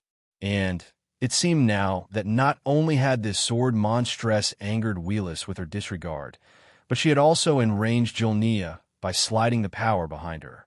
No matter how others looked at it, this would end incredibly badly for this cloaked figure. Still, despite the young heir's pointed questions, the sword monstress still didn't respond. The reverberations of her sword sung through the tower's first floor as though acting as her reply. "If you're dissatisfied, just come," it seemed to say. At that very moment, Lionel stood before the dark abode, shaking his head. He turned his head toward the looming numbers in the distance and sighed again. 0:0:8:39, considering his location, it wouldn't take him long to get to the central tower. But he still felt uncomfortable cutting it so close. He wasn't sure if there would be a penalty for being late. But considering his current situation, he didn't dare to test it out. He felt that if there was a timer, there was a reason for it being there. Now, whether that was true or not, once again, he was unsure. But better safe than sorry. He was a bit regretful that he had allowed the little mink to enter on his own now.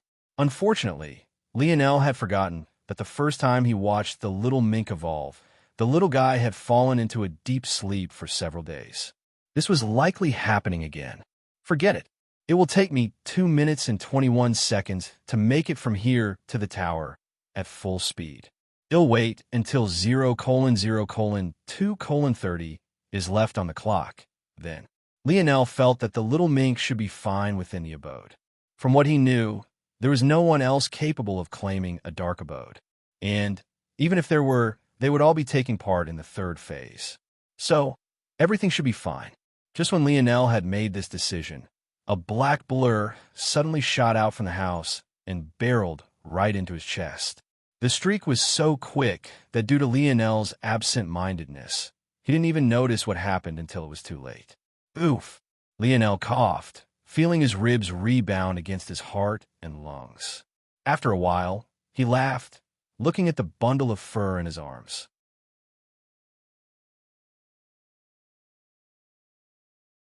"Were you trying to kill me, or something?" Lionel chuckled. Yep. Lionel's lip twitched. Why does that sound like a yes? The little mink ignored Lionel's words and crawled to his favorite spot around his neck. Fine. You win. All right, let's go."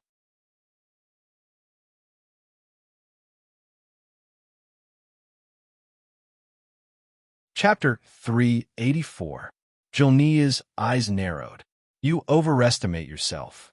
What happened next was so sudden that no one could have expected it. It was hard to imagine that beauty who elicited the feeling of care and protection in them all would suddenly surge forward and attack without warning. In one instant, Jolnia was like a delicate flower in a vase. In the next, she was a pouncing panther, her slender legs exploding with undeniable power and strength. The sword monstress responded as quickly as it seemed humanly possible, raising her sword like a shield across her body. Jolnia's palm shot forward like a venomous serpent, slamming against the spine of the great sword. Bang! The sword monstress body convulsed. It was just a single palm, but it felt as though she had been hit 3 times continuously. A surge of concentric wind ricocheted off the side of her sword, sending her sliding across the ground. Jolnia didn't seem intent on stopping, her beautiful eyes remaining indifferent as she shot forward again. Her movements gave one the illusion of rushing water. It had an undeniable forcefulness, but also hid a fluidity and flexibility that accentuated the curves of a woman. Bang! A second palm descended. This one was several times stronger than the previous. Rather than carrying 3 layered strikes, this one carried 4. This time, the sword monstress lost her footing. Unable to slide along the ground anymore, she stumbled backward and got tossed off her feet. Jolnia's attack was relentless. Any veteran of battle knew that whoever gained an initiative would hold an upper hand. If one managed to keep this advantage, victory would only be a matter of time. However, it soon became very clear that Jolnia didn't need the initiative to claim victory. Whether it was speed, strength, or ability, she surpassed this cloaked figure by not just a single level. This left those watching baffled. They had thought that this cloaked figure would have a high level of skill after daring to offend 2 heirs. Yet, it seemed that when comparing whether this woman was brave or foolish, it was most likely the latter. Wheelis felt his anger dissipate. What a waste of emotions. He couldn't believe he wasted time getting angry at a person so far beneath him. It seems that Jolnia gained an inkling of comprehension toward her fall style. Couple that with her ability, and she truly would be too troublesome to deal with. Every time Jolnia attacked, it was as though 3, 4, 5, and sometimes even 6 of her were assaulting the same person all at the same time. Her heart couldn't help but be filled with disdain. Just die, she thought coldly. She didn't know who this person was, but she had truly never met anyone more foolish. Thanks to the times, this sword monstress had already been lucky enough to escape the clutches of her power. Yet, instead of accepting this bout of good fortune, she actually dove right back into the lion's den.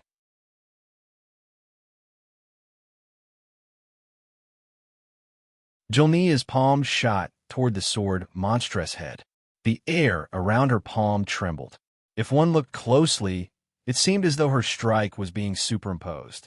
A portion reflected where her palm would be, a portion reflected where it was now, and the last reflected where it had been. These attacks came together as one, causing the air to quake. Had the strike been sent out in a third-dimensional world, there is no doubt that the clap of the sound barrier shattering would have sounded. It was at that moment, when Jolnia's palm was just moments away from collapsing the sword monstress head on itself, that things suddenly changed. The sword monstress aura surged. A sinister, dark, and bloodthirsty air erupted. From beneath the hooded cloak, one could see 2 eyes blazing with a blinding gold light that flickered with a deep darkness. The sword monstress swung her great sword to meet Jolnia's palm. Bang! The sword monstress took several steps back before stabilizing herself, while Jolnia took just one. But, without hesitation, the sword monstress shot forward again, her great sword trailing to her back like the tail of a comet. She brought her sword forward in a great arc, leaving a blur in the air. Bang! Jolnia forced the sword monstress back again, her expression filled with rage.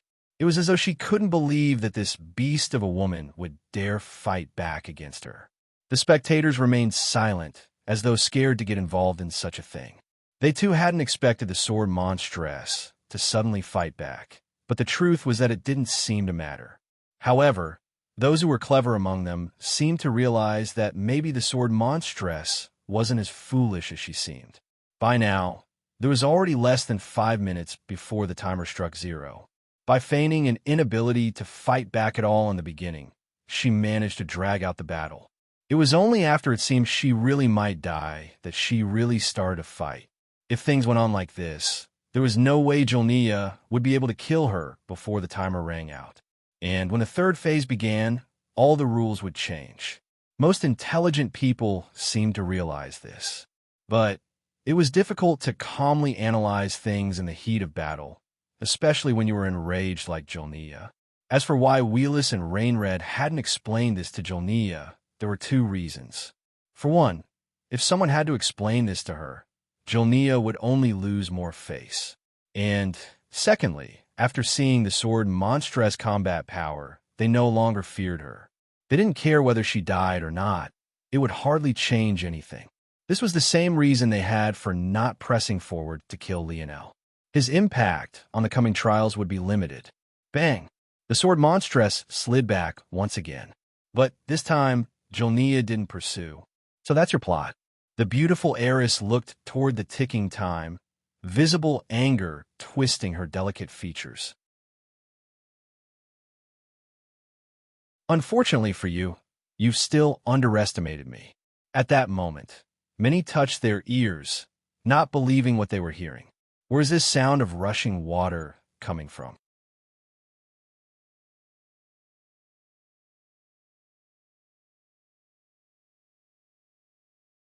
Chapter 385.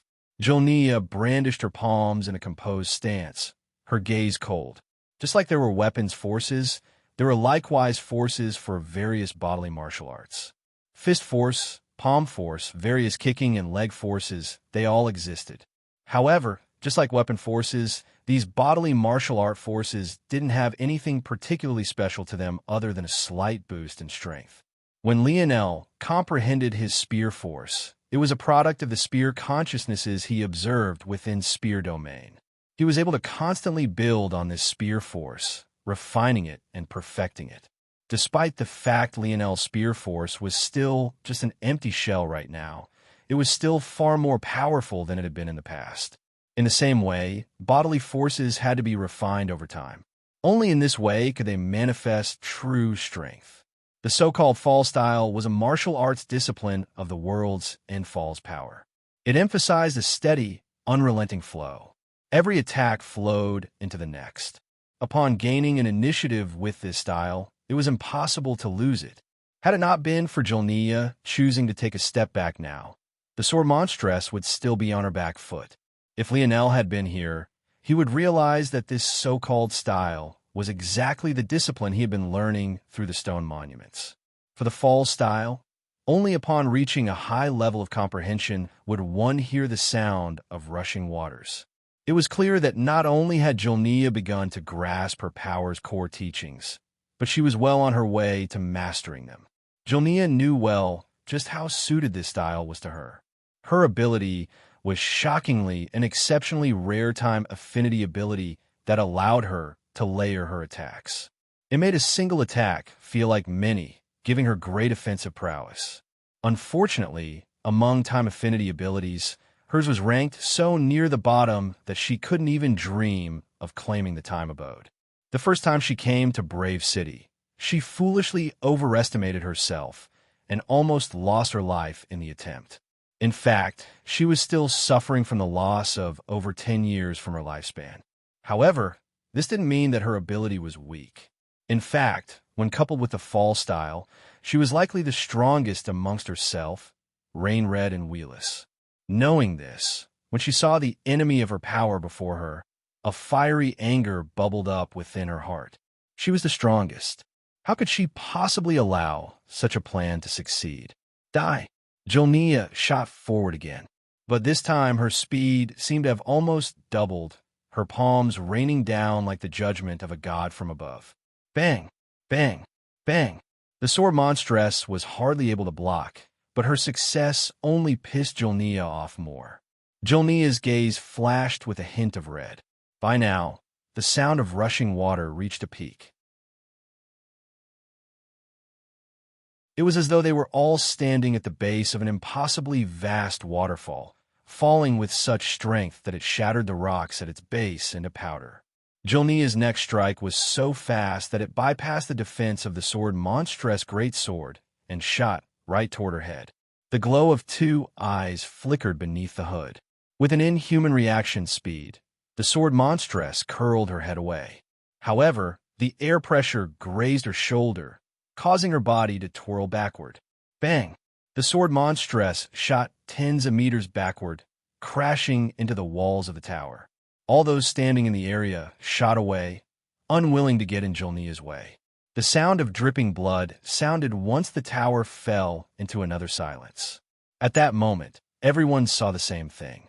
The side of the sword monstress cloak was torn away, revealing a now bloodied shoulder.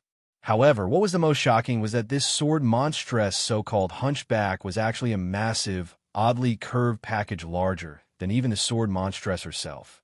With much of the cloak ripped away, it was easier to estimate the sword monstress' true size. In fact, she looked like quite a petite young lady. And with the way her black hair fell over her face, she even seemed somewhat enticing. However, those thoughts of curiosity all vanished when the sword monstress raised her head. In all their years, they had never seen such a grotesque sight. A ghastly infection ran across her face like the trenches of a muddy war. The scars were so inflamed that they even somewhat covered the portions of her face that hadn't been run across by them. Colors of green, purple, and even gross brown ran across them all. It all reflected beneath the light in a way that made the skin of all those who saw it crawl. "It's you." Jolnia's gaze blazed. The sword monstress used her sword as a crutch and pushed herself up. Under the gazes of everyone present, the wound to her shoulder rapidly healed. In the blink of an eye, other than the blood that still ran over her skin, it seemed as though she had never been injured at all. Jolnia's pupils constricted. She remembered this ability, but it was even more potent than it had been in the past. Unfortunately, it wouldn't matter. A dead person couldn't heal. The sword monstress walked forward with an indifferent expression. The cloak she wore had nothing to do with a will to hide her face. If it was about this, she would wear a mask instead. Rather, the cloak was a convenient way to hide the curve box on her back. This was what she wanted to hide. But since it was out in the open already, it didn't matter much anymore. Since she had already made it to Brave City and the third phase was about to begin, keeping it hidden no longer mattered. Jolnia's gaze flashed with a cold light. At that moment, though, a person suddenly rushed into the tower's first floor. In such a silent environment, especially when everyone had already arrived early, such an arrival caught the attention of many. Even Jolnia couldn't help but spare a glance. A young man with handsome and sharp features shot inside, a wide grin on his face when he noticed the time hadn't quite hit 0 just yet. The young man seemed to be in a great mood, but with his sharp senses, he seemed to realize that something was off about the atmosphere. After scanning the area, his gaze landed on 2 young women. The young man's eyes widened. "Aina." The young man's expression suddenly changed. Any words he was going to say were cut off, his mind going blank.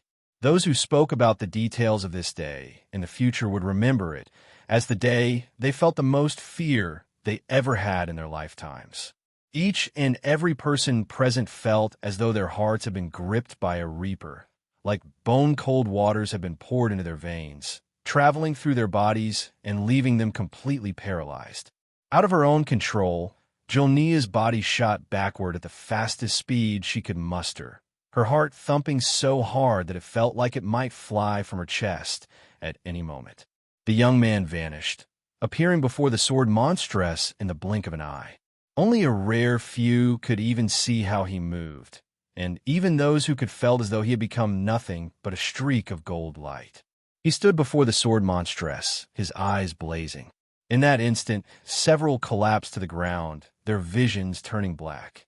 The pressure was so suffocating that even many who managed to maintain their consciousness fell to their knees, tears of fear falling from their eyes. "Who did this to you? It'll kill them all." A palpable aura surged out like a sea of blood, enveloping the tower's first floor. The young man's voice boomed, causing the air to quake and tremble beneath his rage. For the first time, there was a ripple in the sword monstress gaze.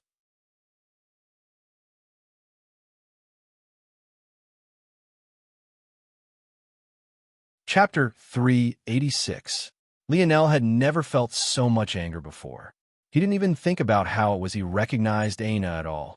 Lionel had known for a long time that the face he had come to know wasn't Aina's own. He never once thought of asking her why that was. To him, it simply didn't matter. But after finding out the truth, his blood boiled and seethed. He didn't care about what Aina looked like. Even back when he chose her over so many others and hadn't known about her face coverings, she had never been the most beautiful.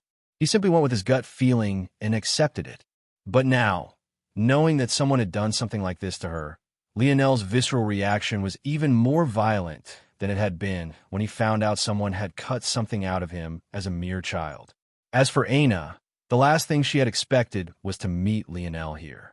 Despite the effort Lionel had put into spreading his name, she had practically cut off contact with the outside world while she was on the run. Where would she have had the time to converse and learn about the hottest rumors? However, it was precisely because she was so caught off guard that her gaze rippled so violently. Something about Lionel's reaction shook her to her core.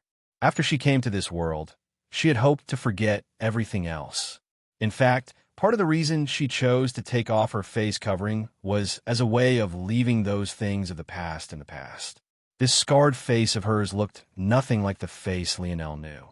Even if these scars suddenly vanished, she would look like a completely different person. She had thought that even if she ran into Lionel, there was no way he would recognize her. But she could have never expected that not only would he, but that he would do so quickly. It was almost surreal, as if that wasn't enough to shake her. Of all the reactions she expected to find in his gaze, she saw none of them. There was no disgust, there was no hesitancy, there wasn't even a shred of pity. There was nothing but rage. Lionel saw red. He was so focused on Aina's face that he hadn't even realized she had been in battle. When he looked down at her shoulder and saw the yet-to-dry blood dripping down from her already healed wound, his gaze became steely. Lionel's head turned to Jolnia, his irises flickering with wild violet-red lights. "You did this." Clearly, this time, Lionel was no longer referring to Aina's scars. "Who gave you the guts?" Jolnia trembled. She didn't know why she was feeling such fear. Wasn't this the same third-dimensional brat they hadn't taken seriously? Where is all this pressure coming from? It felt as though a hand was constricting her throat, limiting her breathing. Lionel's palm flipped over, a dense black bow appearing. Sharp winds kicked up. A fluid conception of a wild blizzard shook the air, wrapping around Lionel and Aina. Whether by design, because Aina was simply the only one who never seemed to feel any pressure from Lionel, she stood by silently, her gaze still flickering with a dense swath of emotions. "Die." Lionel spoke the same word Jolnia had, but somehow it felt like the true call of the Reaper. Compared to the latter's version, it seemed like a command, an unquestionable call from the depths of hell. An arrow whirled to life, forming from the energies of the world. A little mink bared its fangs from around Lionel's neck, its little body growing in size as it first stood on end. A thick black shadow drifted from its body and surrounded Lionel's body. And at that moment, shing, shing, shing, Lionel's force suddenly gained a sharp characteristic. It felt as though he could tear through anything, as though no obstacle could block his path. Jolnia felt in those moments that no matter how she dodged, nothing would come of it. Lionel's sharp gaze locked onto her, a cold, murderous intent manifesting around his body. His hair whipped about wildly, his back standing tall and straight as it flexed with all its might. Even through the thickness of his black robes, one could feel the fullness of his figure. Shoo! Lionel's fingers left his bowstring. For an instant, it felt as though everyone was thrust into a land of ice and snow, watching as a relentless hail descended from above. Jolnia felt too much fear to even move. She was locked down by a style far beyond her foal's martial arts. It was like her every instinct had been accounted for, like even if she dodged, it would only be like jumping into the arms of death. It was a feeling she would never forget in her life. She knew she had more strength than this, more power than maybe this attack even had to offer. But, for some reason, she didn't dare to use it. It was as though a higher power had commanded her to accept her death. And before this power, she was nothing. But 0:0:0:0 ding. An energy swirled around the tower's first floor, snuffing everything out. Even Lionel's arrow vanished in a thin air. The moment the clock hit 0, a central platform elevated from the center of the first floor and a teleportation array flickered. Soon, 3 forms began to appear. When they manifested, The first thing everyone noticed was their odd yet valiant dressing. However, Lionel's gaze still carried a bloodthirsty air to it. All he knew was that the appearance of these three stopped his commandment from coming to fruition. The three figures had been casual. This world was definitely not as interesting as being assigned to the others, but they still had to do their jobs. Since they had been thrust into this boring situation together, they had a sense of camaraderie amongst one another. The truth was that they weren't the ones who snuffed out Lionel's attack. That was just a normal function of the tower. They had no idea that they had been wrongly accused by a kid they wouldn't normally give a second glance toward. But when they appeared, they felt a savage, relentless aura lock onto them. Even with their strength, they couldn't help but frown and look toward the source of it.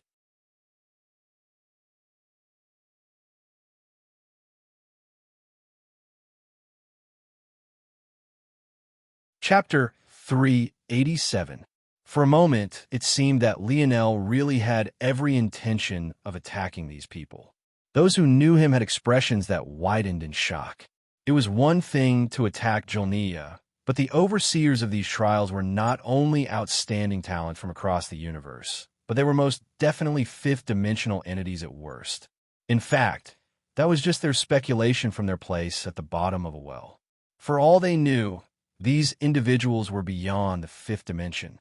However, judging by Lionel's posture and the fact his aura of rage hadn't dissipated in the slightest, it seemed he really did have every intention of attacking. It was at the moment he almost acted that Lionel suddenly felt something soft grasp his hand. He was so unused to the feeling that he was shocked out of his enraged state. The atmosphere seemed to become several times lighter in the blink of an eye, causing those who had forgotten to breathe to finally heave a sigh of relief. Those who had collapsed to the ground finally relaxed, their minds being released from their shackles. It was only after this happened that Jolnia suddenly understood the state she had been in. In the blink of an eye, her fear became shock, then shame, then rage. However, there was already nothing she could do. Lionel shook his head and looked down to find that Aina had grabbed onto his hand. Well, it couldn't really be described like this. More accurately, she had grasped onto 3 of his fingers as though she was scared to grab onto anything more. The sight made Lionel involuntarily chuckle. Aina frowned. "What are you laughing at? Are you trying to die?" This was the first time anyone had ever heard the sword monstress speak. They couldn't have ever expected for her voice to be so soft and pleasing to the ears. It was as though she was caressing their eardrums. Lionel looked into Aina's eyes curiously. Aina suddenly became self-conscious and looked away. After she had done it, she realized that she was acting out of character. "It's ugly, I know." Aina didn't say these words aloud, but this was the very first time she had even thought them to herself. It was a surprise to her that her mind even went to such a place. These scars had been with her all her life, but they never filled her with disgust toward herself. They only filled her with rage. After the metamorphosis began and she realized how she could use them to her advantage, they even became a source of pride for her. It represented her resilience and her hard work. For all these reasons, she couldn't believe what she had just breathed to life in her thoughts. She had never been such a person. It was the Brazinger family, right? Lionel's smile vanished once again, his expression hardening. Aina froze for a moment, but didn't look back toward Lionel. "Good." Lionel looked away. "He'll make certain to raise them to the ground." Then, Aina remained silent and slowly let go of Lionel's fingers. From the distance, Anared watched this with a frown. After regaining his bearings from Lionel's previous outburst, he began to calmly analyze the situation. And, quite frankly, he didn't like what he was seeing. However, Lionel wasn't paying attention to this anymore.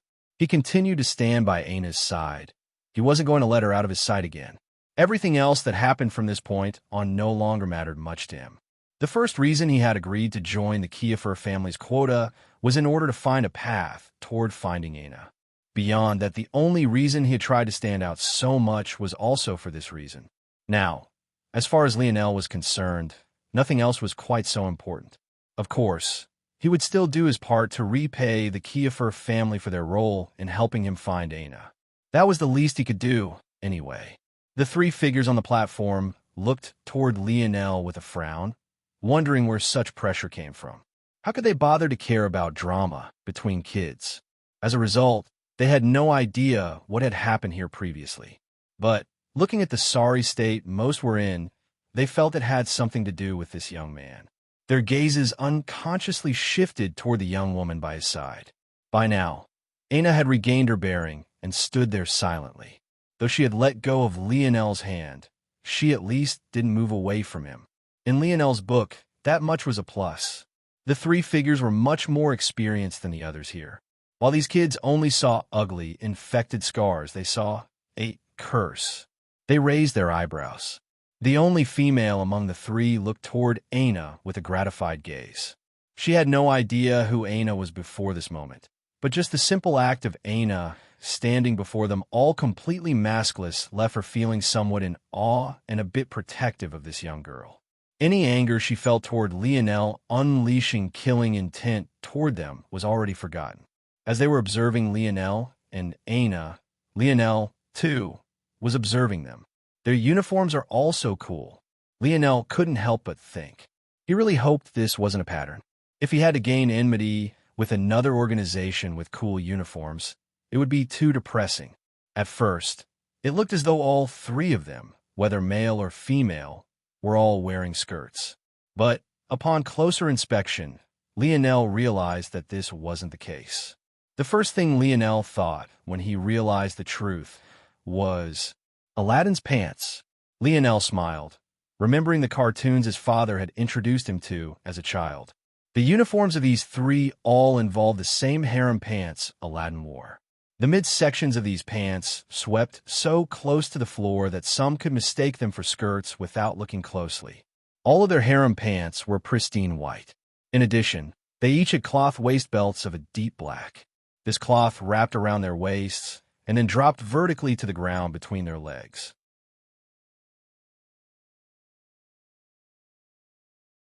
The exposed face of this cloth was inscribed with white embroidery that depicted similar war scenes to the ones that could be found on the wall of Brave City. The men were bare-chested, revealing their toned and chiseled torsos, while the woman wrapped a white cloth around her bountiful chest. However, regardless of gender, they all had vibrant neckwear reminiscent of what a pharaoh of ancient times would wear. This large neckwear was a solid block of silver that hung heavily around their shoulders and collarbone. Each and every one of them exuded a powerful aura. Without Lionel's influence, they easily became the center of attention. No, they demanded it.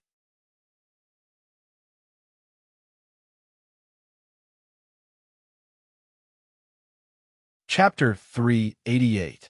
Seeing that Lionel didn't seem to be off-put by their gazes and even seemed to be sizing them up, the three looked toward one another. Maybe this world wouldn't be as boring as they originally thought. All right, the female took the lead, stepping forward. Her voice alone grabbed all of their attention, causing them to almost forget everything else. Most of you have participated before and are aware of the process. Those who haven't, step forward.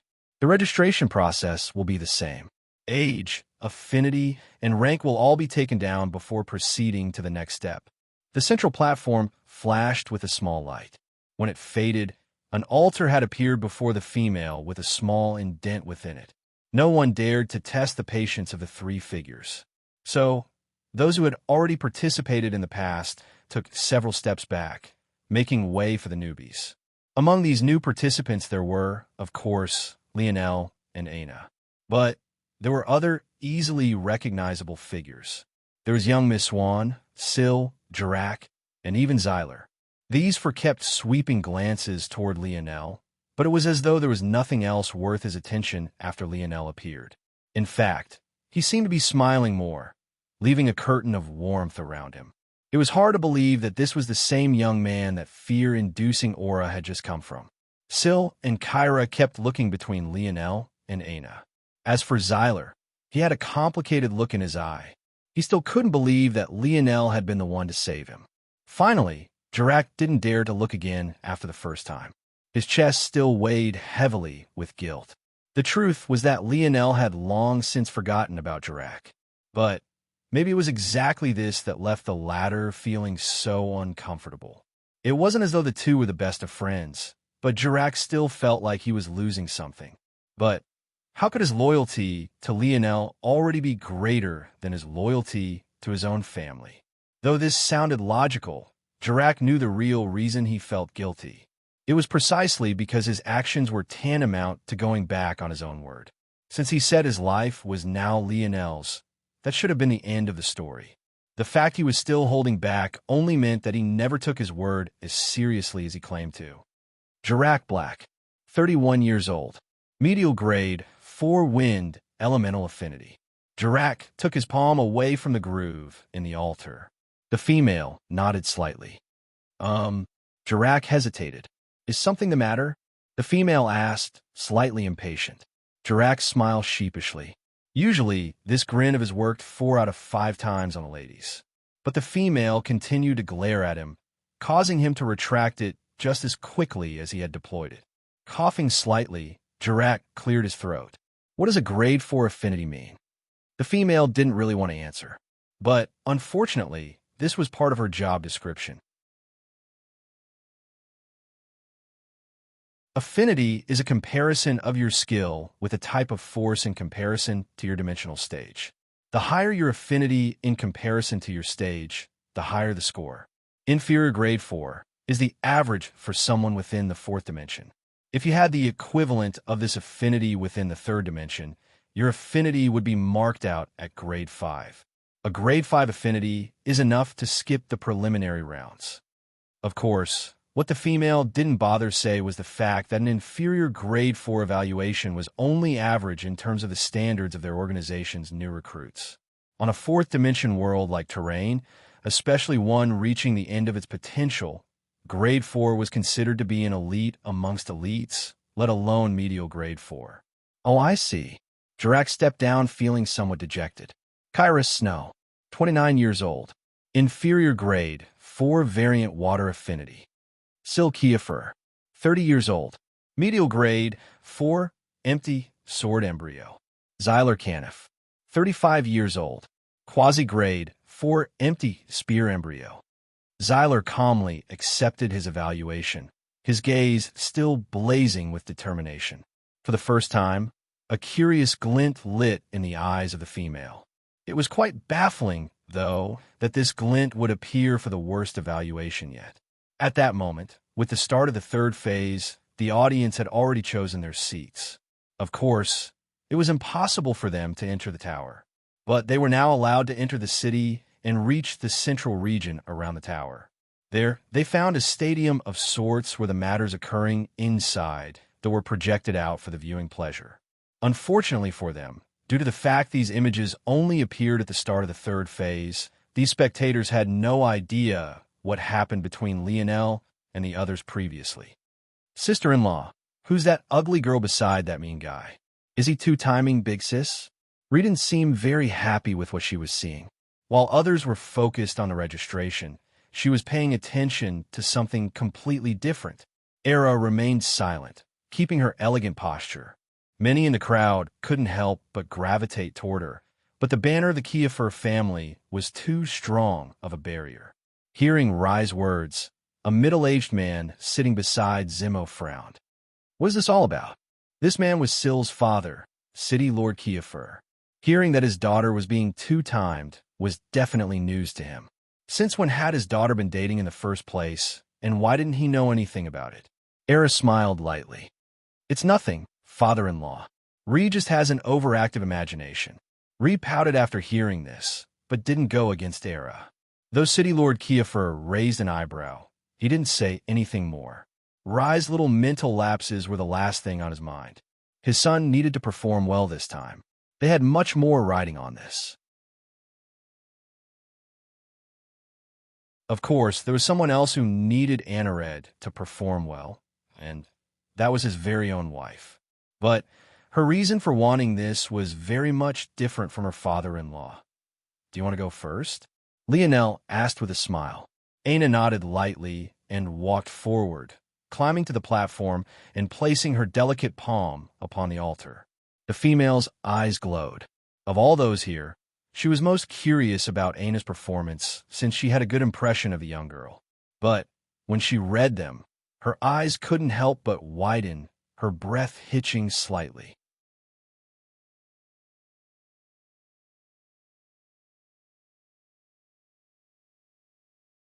Chapter 389. Aina Brazen.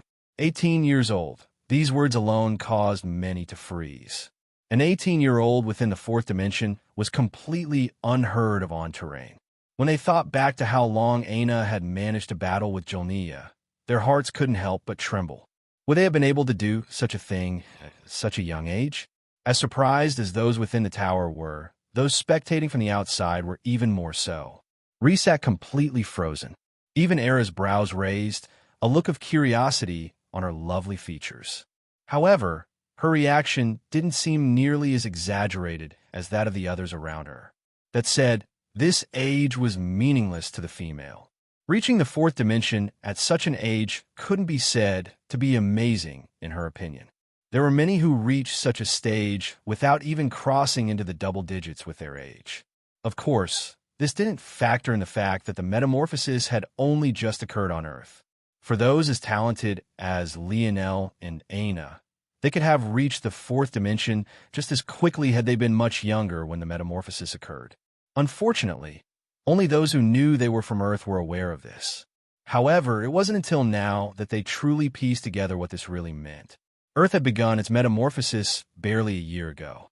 That meant that Lionel and Aina had gained such strength so fast. Of course, many had practiced on Earth before the metamorphosis began, and those who did included Aina. But to practice without undergoing metamorphosis was like swimming against a vicious tide. If anything, it made their accomplishments even more impressive. Still, since the female didn't know all of this wasn't what had shocked her in the slightest. Quasi-grade 5 dark elemental affinity. Another bomb seemed to go off. To now, the highest evaluation had been medial 4th grade. To suddenly go up 2 levels was completely beyond anyone's expectation. But maybe the most shocking part was that it wasn't a 3-level leap, it was a 3-level leap. Inferior, medial, superior, perfection, quasi. However, the female still wasn't finished. Medial grade 4, empty sword embryo. Quasi-grade 5, axe embryo. Era's pupils constricted. Just one was already enough for her to sit up. But this was reaching territory where even she was beginning to feel impressed. And yet, the female still wasn't finished. Medial grade 5 life elemental affinity. Jolnia, Wheelus, and Rainred stood frozen. Of all those here, their connection with Aina was likely the most complicated. The higher Aina's talent was, the harder their hearts clenched. Is this why Aina dared to come here? Is it because she knew what would happen? Is this why she wasn't worried about them in the slightest? How rare was this life elemental force? They had never even heard of it before. At the very least, no abode had ever appeared in Brave City for it. What they didn't know was that just like the Dream Abode, such abodes like the Life Abode appeared and disappeared at will. The people of Terrain believed the Dream Abode appeared randomly, when the truth was that it only ever appeared when those with a small amount of affinity appeared. The thing was that considering what Dream Force represented, it would of course appear more often. After all, anyone with an elevated sensory ability would have a small Dream Force affinity, whereas someone with a Life Force affinity would be much rarer.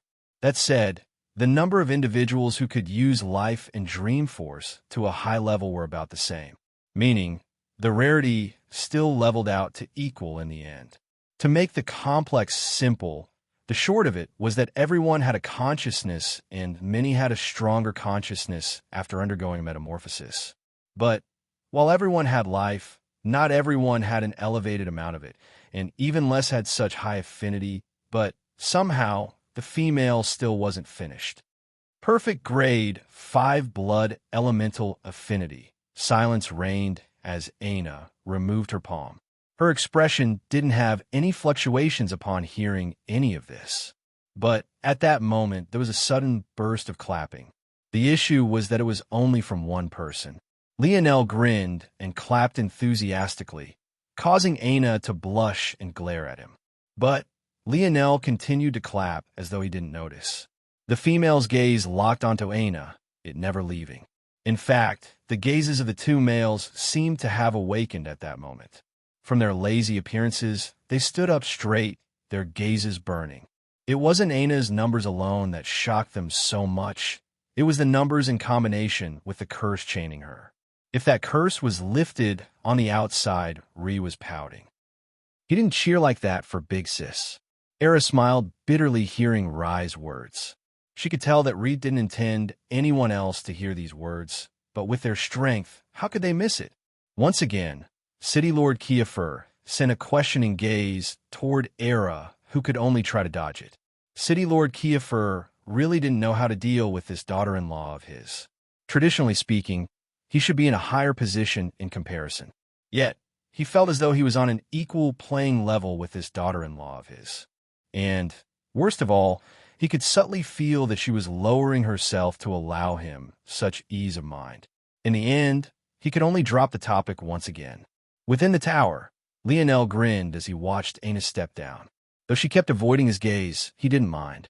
Others, though, found it hard to believe that the sword monstress was even capable of being embarrassed. Lionel stepped forward, hopping onto the elevated platform. Though the three figures all locked onto him, he didn't particularly care. He was happier with Aina's result than he would ever be with his own. The female didn't like Lionel very much. It would like someone who aimed killing intent toward them. But she still went ahead with the examination with her usual apathetic gaze. However, she would become frozen just the same. Morales? The female trembled. When she saw the list of affinities, her mind went blank. Lionel Morales, 19 years old, quasi-grade 6 empty spear embryo, inferior grade 6 complete bow embryo, perfect grade 6 light elemental affinity, perfect grade 6 variant earth affinity, perfect grade 6 star elemental affinity, quasi-grade 7 fire elemental affinity, perfect grade 9 dream elemental affinity.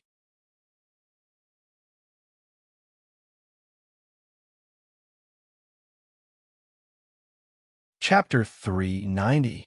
Lionel removed his palm from the altar and sent a curious glance toward the female.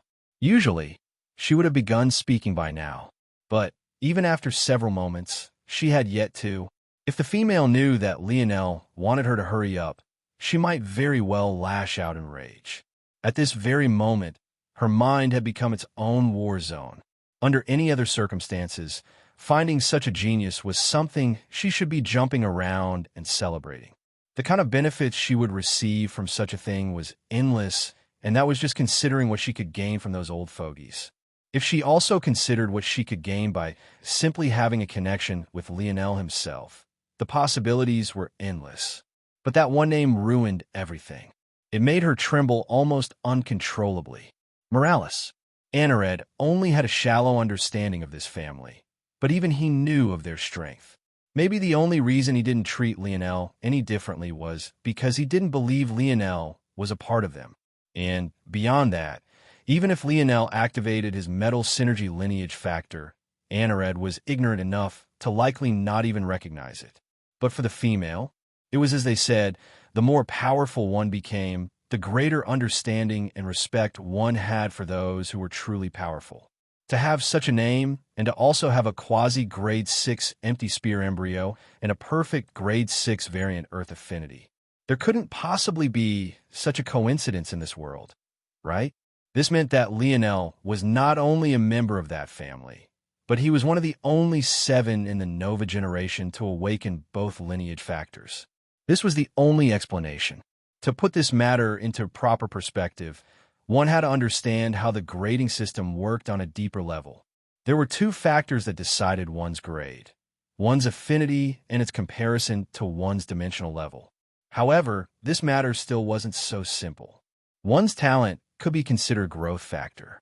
Let's say, for instance, someone with average talent was noted as having a 1, 0 growth factor, while one with a greater talent would be considered a 2, 0. Upon breaking through to the fourth dimension, the average talent strength would become 2, 0, and the greater talent would become 4, 0. Upon breaking through to the fifth, the former would become 3, 0, and the latter would become 6, 0. The disparity would only grow with time. And the harsh reality of it was that the separation was even more exaggerated than this, and could be considered to be exponential. What was the point of all of this? It was to say that one with greater talent would experience more growth, even while improving at the same rate. If this logic was applied to the grading system, it meant that the disparity between Lionel's dimensional level and his affinity would only grow with time, meaning that as he continued to improve, his grade would only continue to do so as well. For the females' organization, inferior grade 4 was considered average for new recruits. However, superior grade 4 already made you an elite amongst elites. To touch upon quasi-grade 5 within the fourth dimension was enough to make you an asset greatly worth fostering, while entering grade 5 firmly would make you among the few worthy of vying for a leadership position within the organization. The main issue here was that Lionel was still within the third dimension, yet his worst talent was considered to be of the quasi-grade 6 level, and his one talent that could be considered to be of the fourth dimension, his dream force, was perfect grade 9. This was all to say that these three were nowhere near equipped to deal with something like this. Take a potential heir of the Morales family as a new recruit. Was that a joke? Did they have a death wish? The longer the female remained silent, the more those around seemed to hang on her every word. None dared to look away for fear that they might miss something important. "Hello," Lionel finally asked.